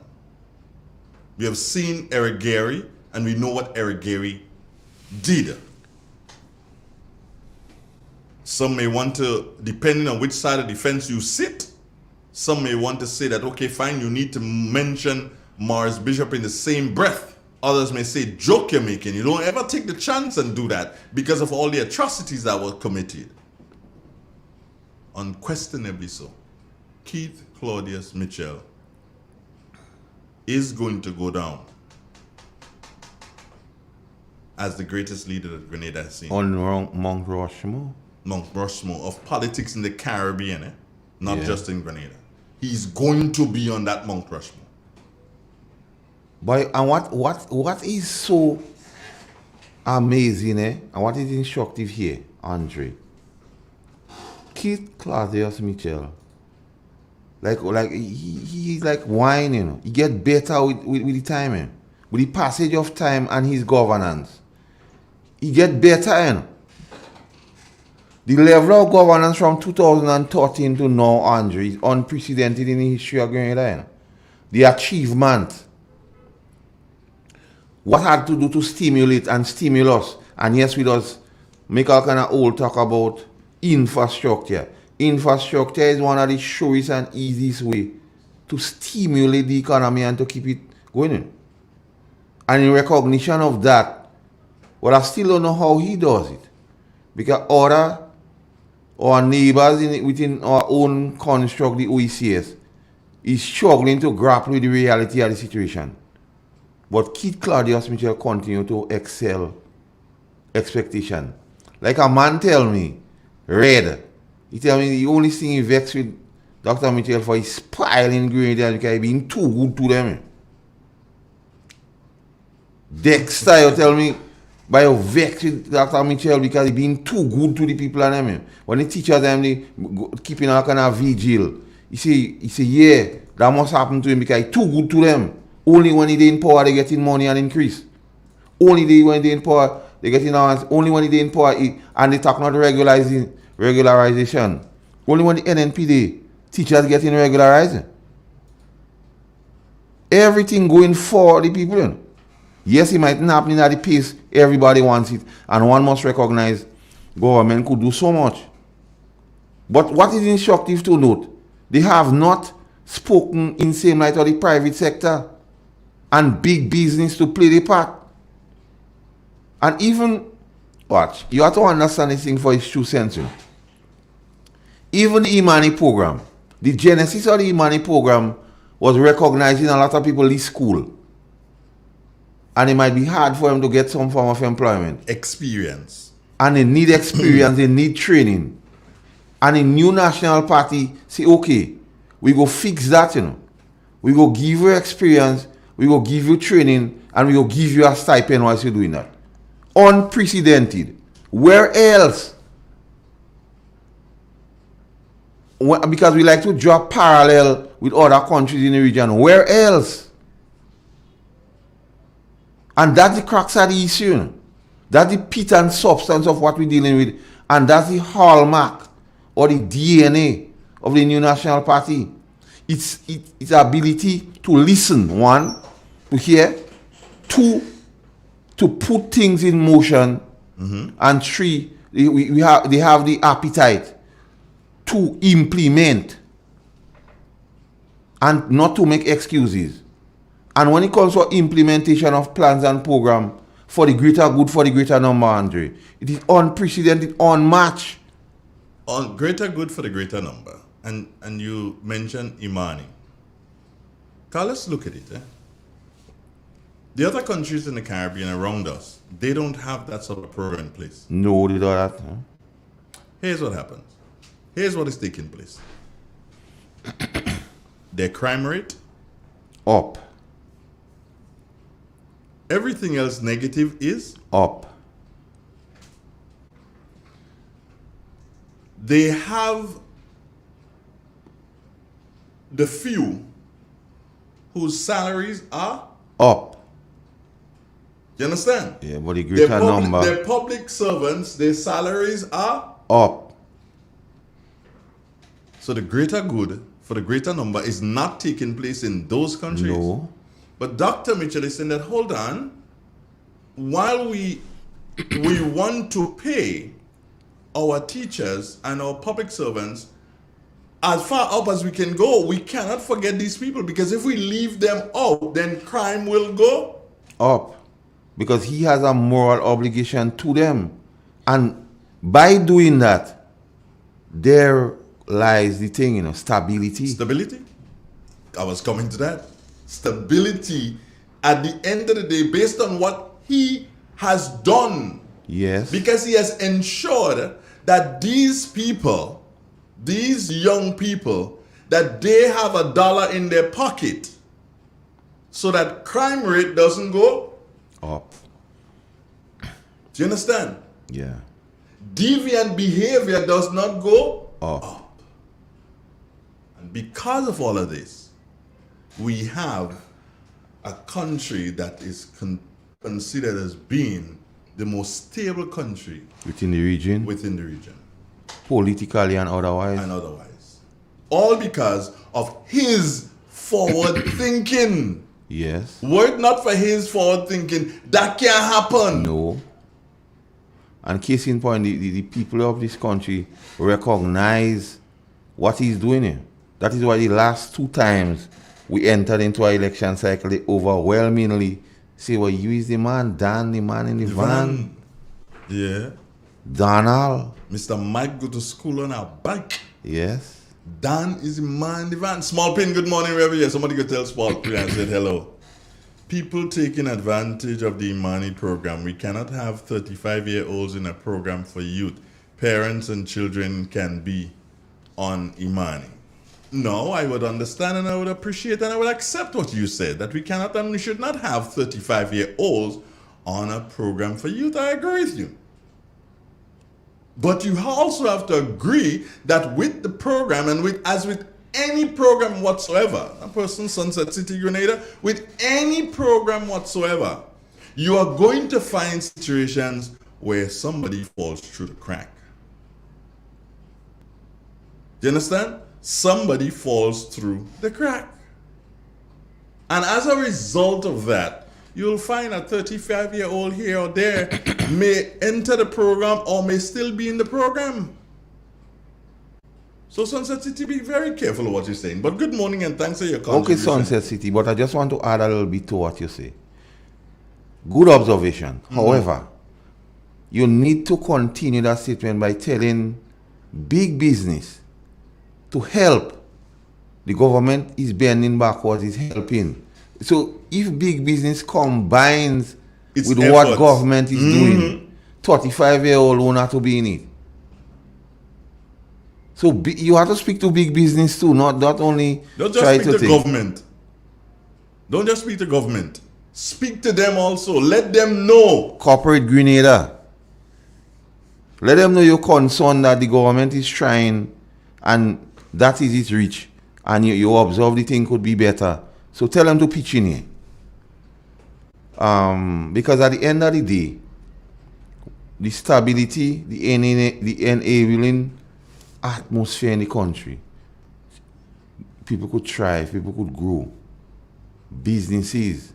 When you look at some business, big business, they open 1 branch, 2 branch, 3 branch. But they're still saying things out good. How that could be? They open 1 in Sortes, they have in Grenville, they going in Guave, they going in St. David, they have in Tongue. But they're saying things are good. How are you managing to start in Tongue, end up Grenville? You're going in St. David, you're going in Guave, you're going in Victoria, you're coming out of River Valley Junction, you're in Sortes. And you're telling me the thing not making sense? I find that tomfoolery.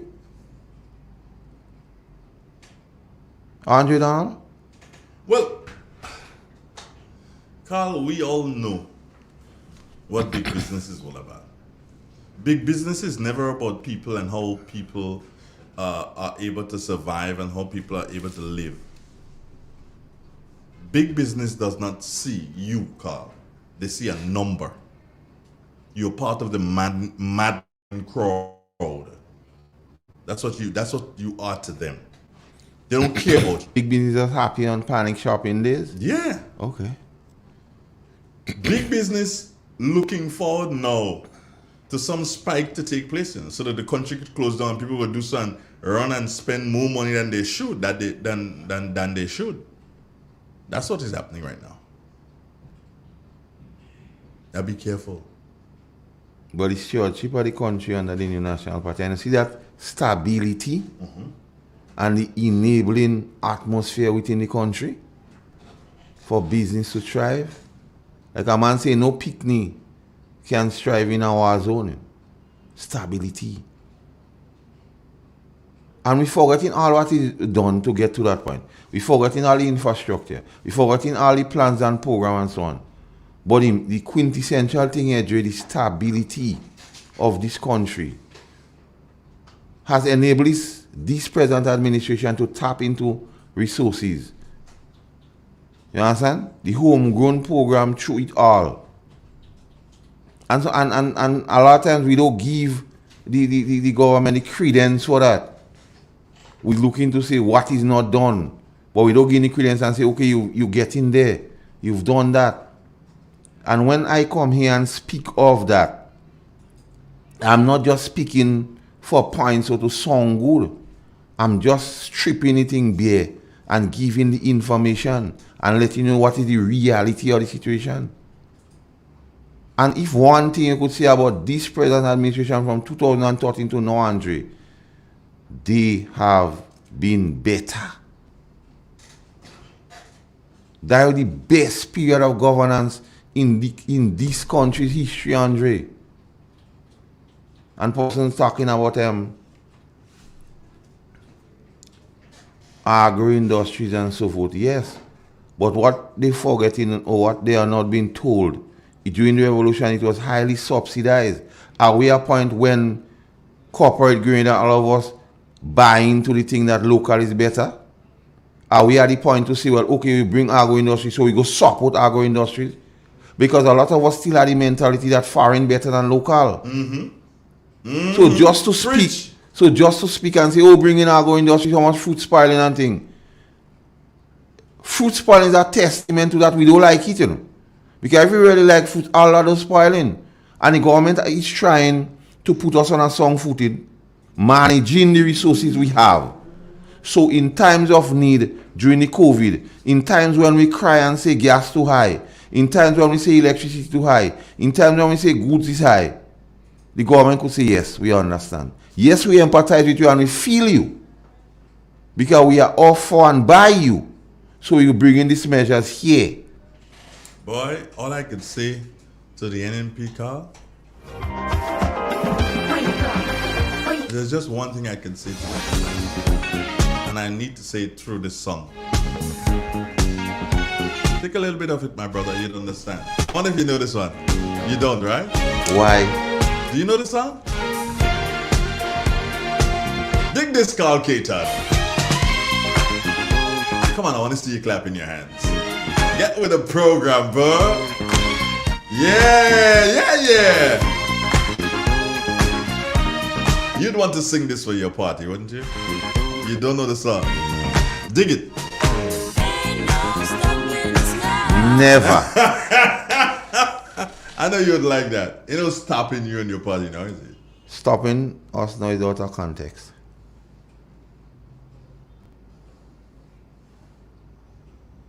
In the last 13 minutes or so of the program, I want to bring to full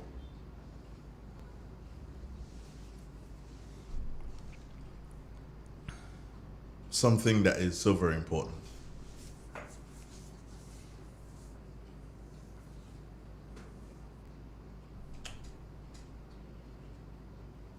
I don't believe that when you look back at our leaders,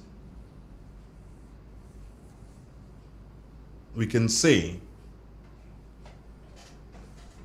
truthfully, Carl, you and I can say it here, that we have not treated our leaders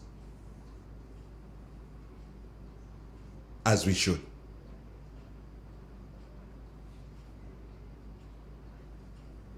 Eric Gary should have been treated better than that. And yes, we understand and we say that, hey, he did wrong. Well, show me the man with the hair growing in the palm of your hand, and I'm going to show you the man who does not do wrong. But just before you go, even when the man from Galilee was here, and they brought the woman before him, and they gave him a whole rundown of what she, her whole antecedents.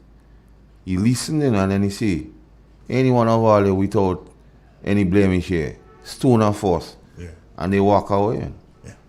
They all walked away. Yeah. So Eric Gary, we didn't treat him the way he should have been treated. Nah, we shouldn't treat a hero so.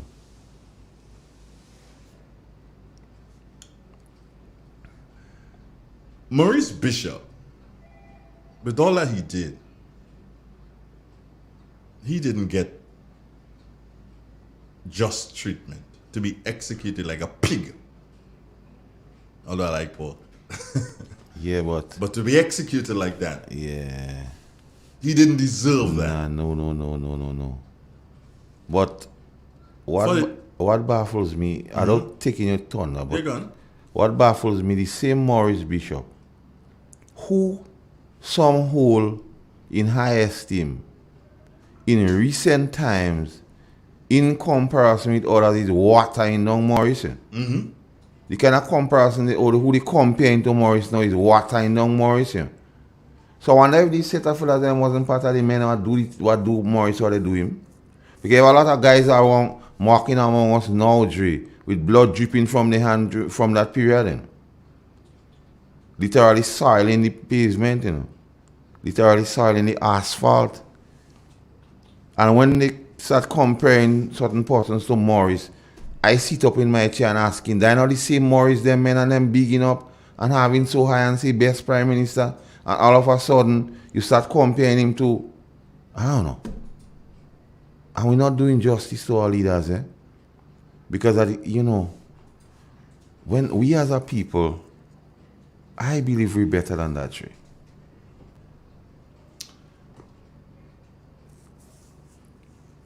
You sort of threw me off track, and I will not let you do that again. So bear with me here, my brother. Morris Bishop, Eric Gary, Morris Bishop, George Brizan, Ben Jones, for the little time that he served, we did not treat our heroes properly. Even Nicholas Bradford. He's a prime minister. I believe the time has come. The time has come, Keaton. Yeah. When we need to stop and recognize how we have been treating our prime ministers. Yes. And we should start here now. Yes. The time is now to decide. We should make that decision now that we need not treat Dr. Mitchell the way we have treated the others. He needs to, one,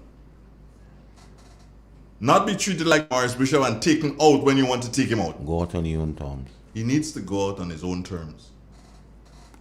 And he has indicated, yo, this is my last. He's giving you that indication.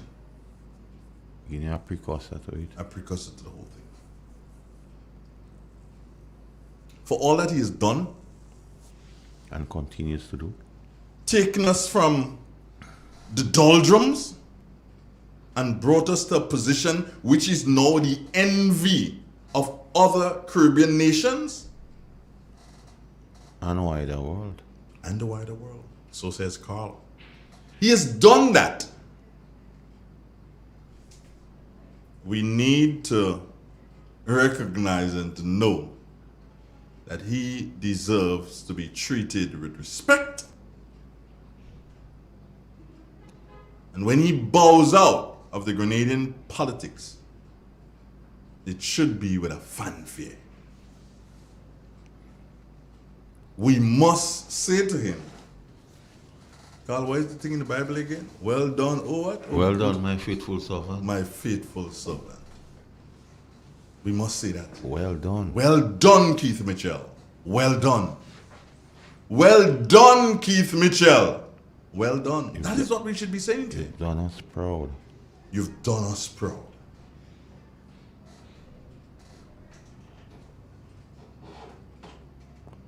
Andre, when friends of mine from other Caribbean countries would have conversations with me and indicated to me that they wish Dr. Mitchell was the Prime Minister by where they staying, that speaks volume. Added to that fact, the respect he has from other leaders in the region. Added to that, the fact that other regional leaders would humble themselves to the point that to ask him how he's getting things done. They don't fly by night flashing the pan thing. You know that thing when like when you're growing up and you sang and singing, you do the hokey pokey and you turn around and you put your left foot in and you put your right foot out. They're not hokey pokey thing in. This thing is a process tree. In return to governance in 2013, we have to understand the situation where the country was in. We must never forget. We must never ever forget the situation, the reality of the situation. When national assets was sold just to pay salaries. And that is a fact. I didn't make up that, or I was saying that to sound politically nice. That was a fact. In returning to governance, Dr. Mitchell and the team of the new National Party had to find ways and plans and programs to get us out of that situation and put us on a path of prosperity. Keep the stability. Because we know we didn't have stability because we know what happened in SAS during 4 years, 7 months, and 19 days. The instability. We know about the vote of no confidence, instability. We know when Parliament was locked down, instability. So we don't speak in nothing here what is not a fact. And that is what we must remember. The overwhelming mandate was given to Dr. Mitchell. And he put things in place to bring us where we are now, and we are reaping benefits now. So as you rightly say, in a send-off to Dr. Mitchell, shouldn't go halfway. You, me, NNP, the quiet majority or silent majority, and others have to recognize that. And he's in the atom of his career, and he has so indicated to us. So it's not something we have to wonder if it will happen. So we are the best position to plan to give him a proper send-off. So what?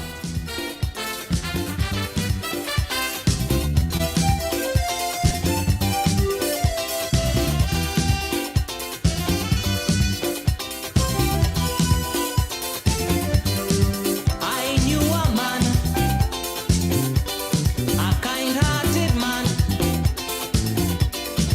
goodwill towards mankind, love for everyone.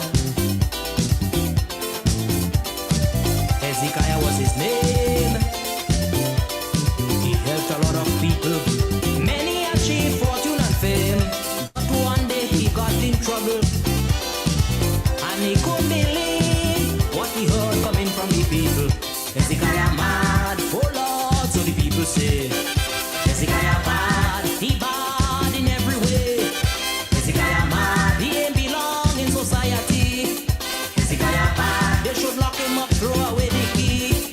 Hezekiah mad, the man is a fanatic. Hezekiah bad, call the police quick.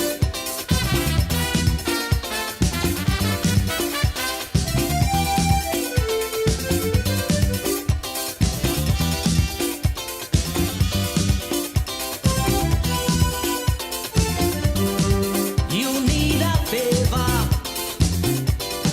Check Hezekiah. Never made a promise he couldn't fulfill. Nothing too good for him to share. And when it came to people, that man did care. Yet when he made a little mistake, nobody wanted to give Hezekiah a break. Hezekiah mad, oh Lord, so the people say. Hezekiah bad, he bad in every way. Hezekiah mad, he ain't belong in society. Hezekiah bad, they should lock him up, throw away the key. Hezekiah mad, the man is a fanatic.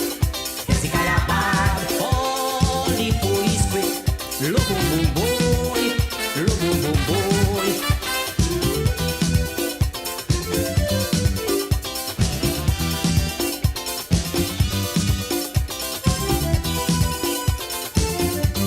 The good things you do will follow you.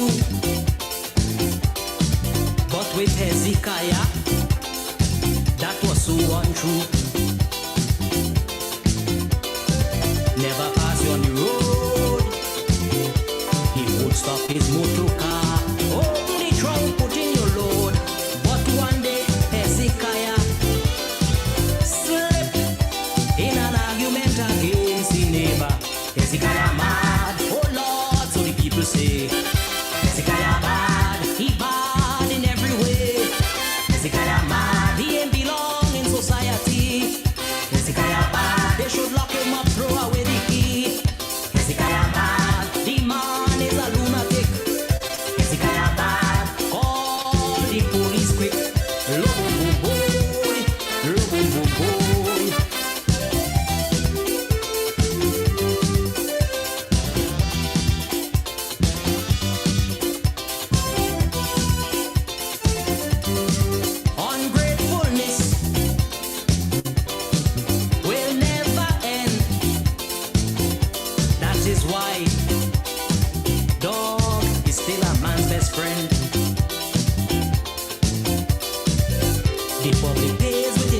gratitude. They'll bite the hands, the very hands that gave them food. From a broken heart, Hezekiah died. In the cemetery, the same people start to cry. Hezekiah gone, God bless the man. Hezekiah gone, his name will live on. Hezekiah gone, he was a great man in society. Hezekiah gone, he gone to join the Lord Almighty. Hezekiah gone, long live his name. Hezekiah gone, he died with a lot of fame. Hezekiah gone, but we all should be ashamed. Hezekiah gone, oh Hezekiah. Hezekiah gone, Hezekiah.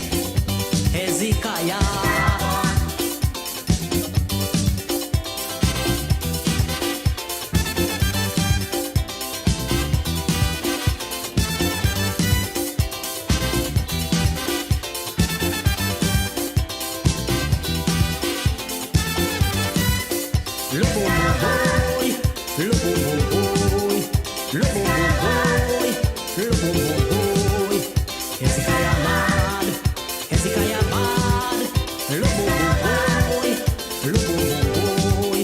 Hezekiah mad, Hezekiah bad.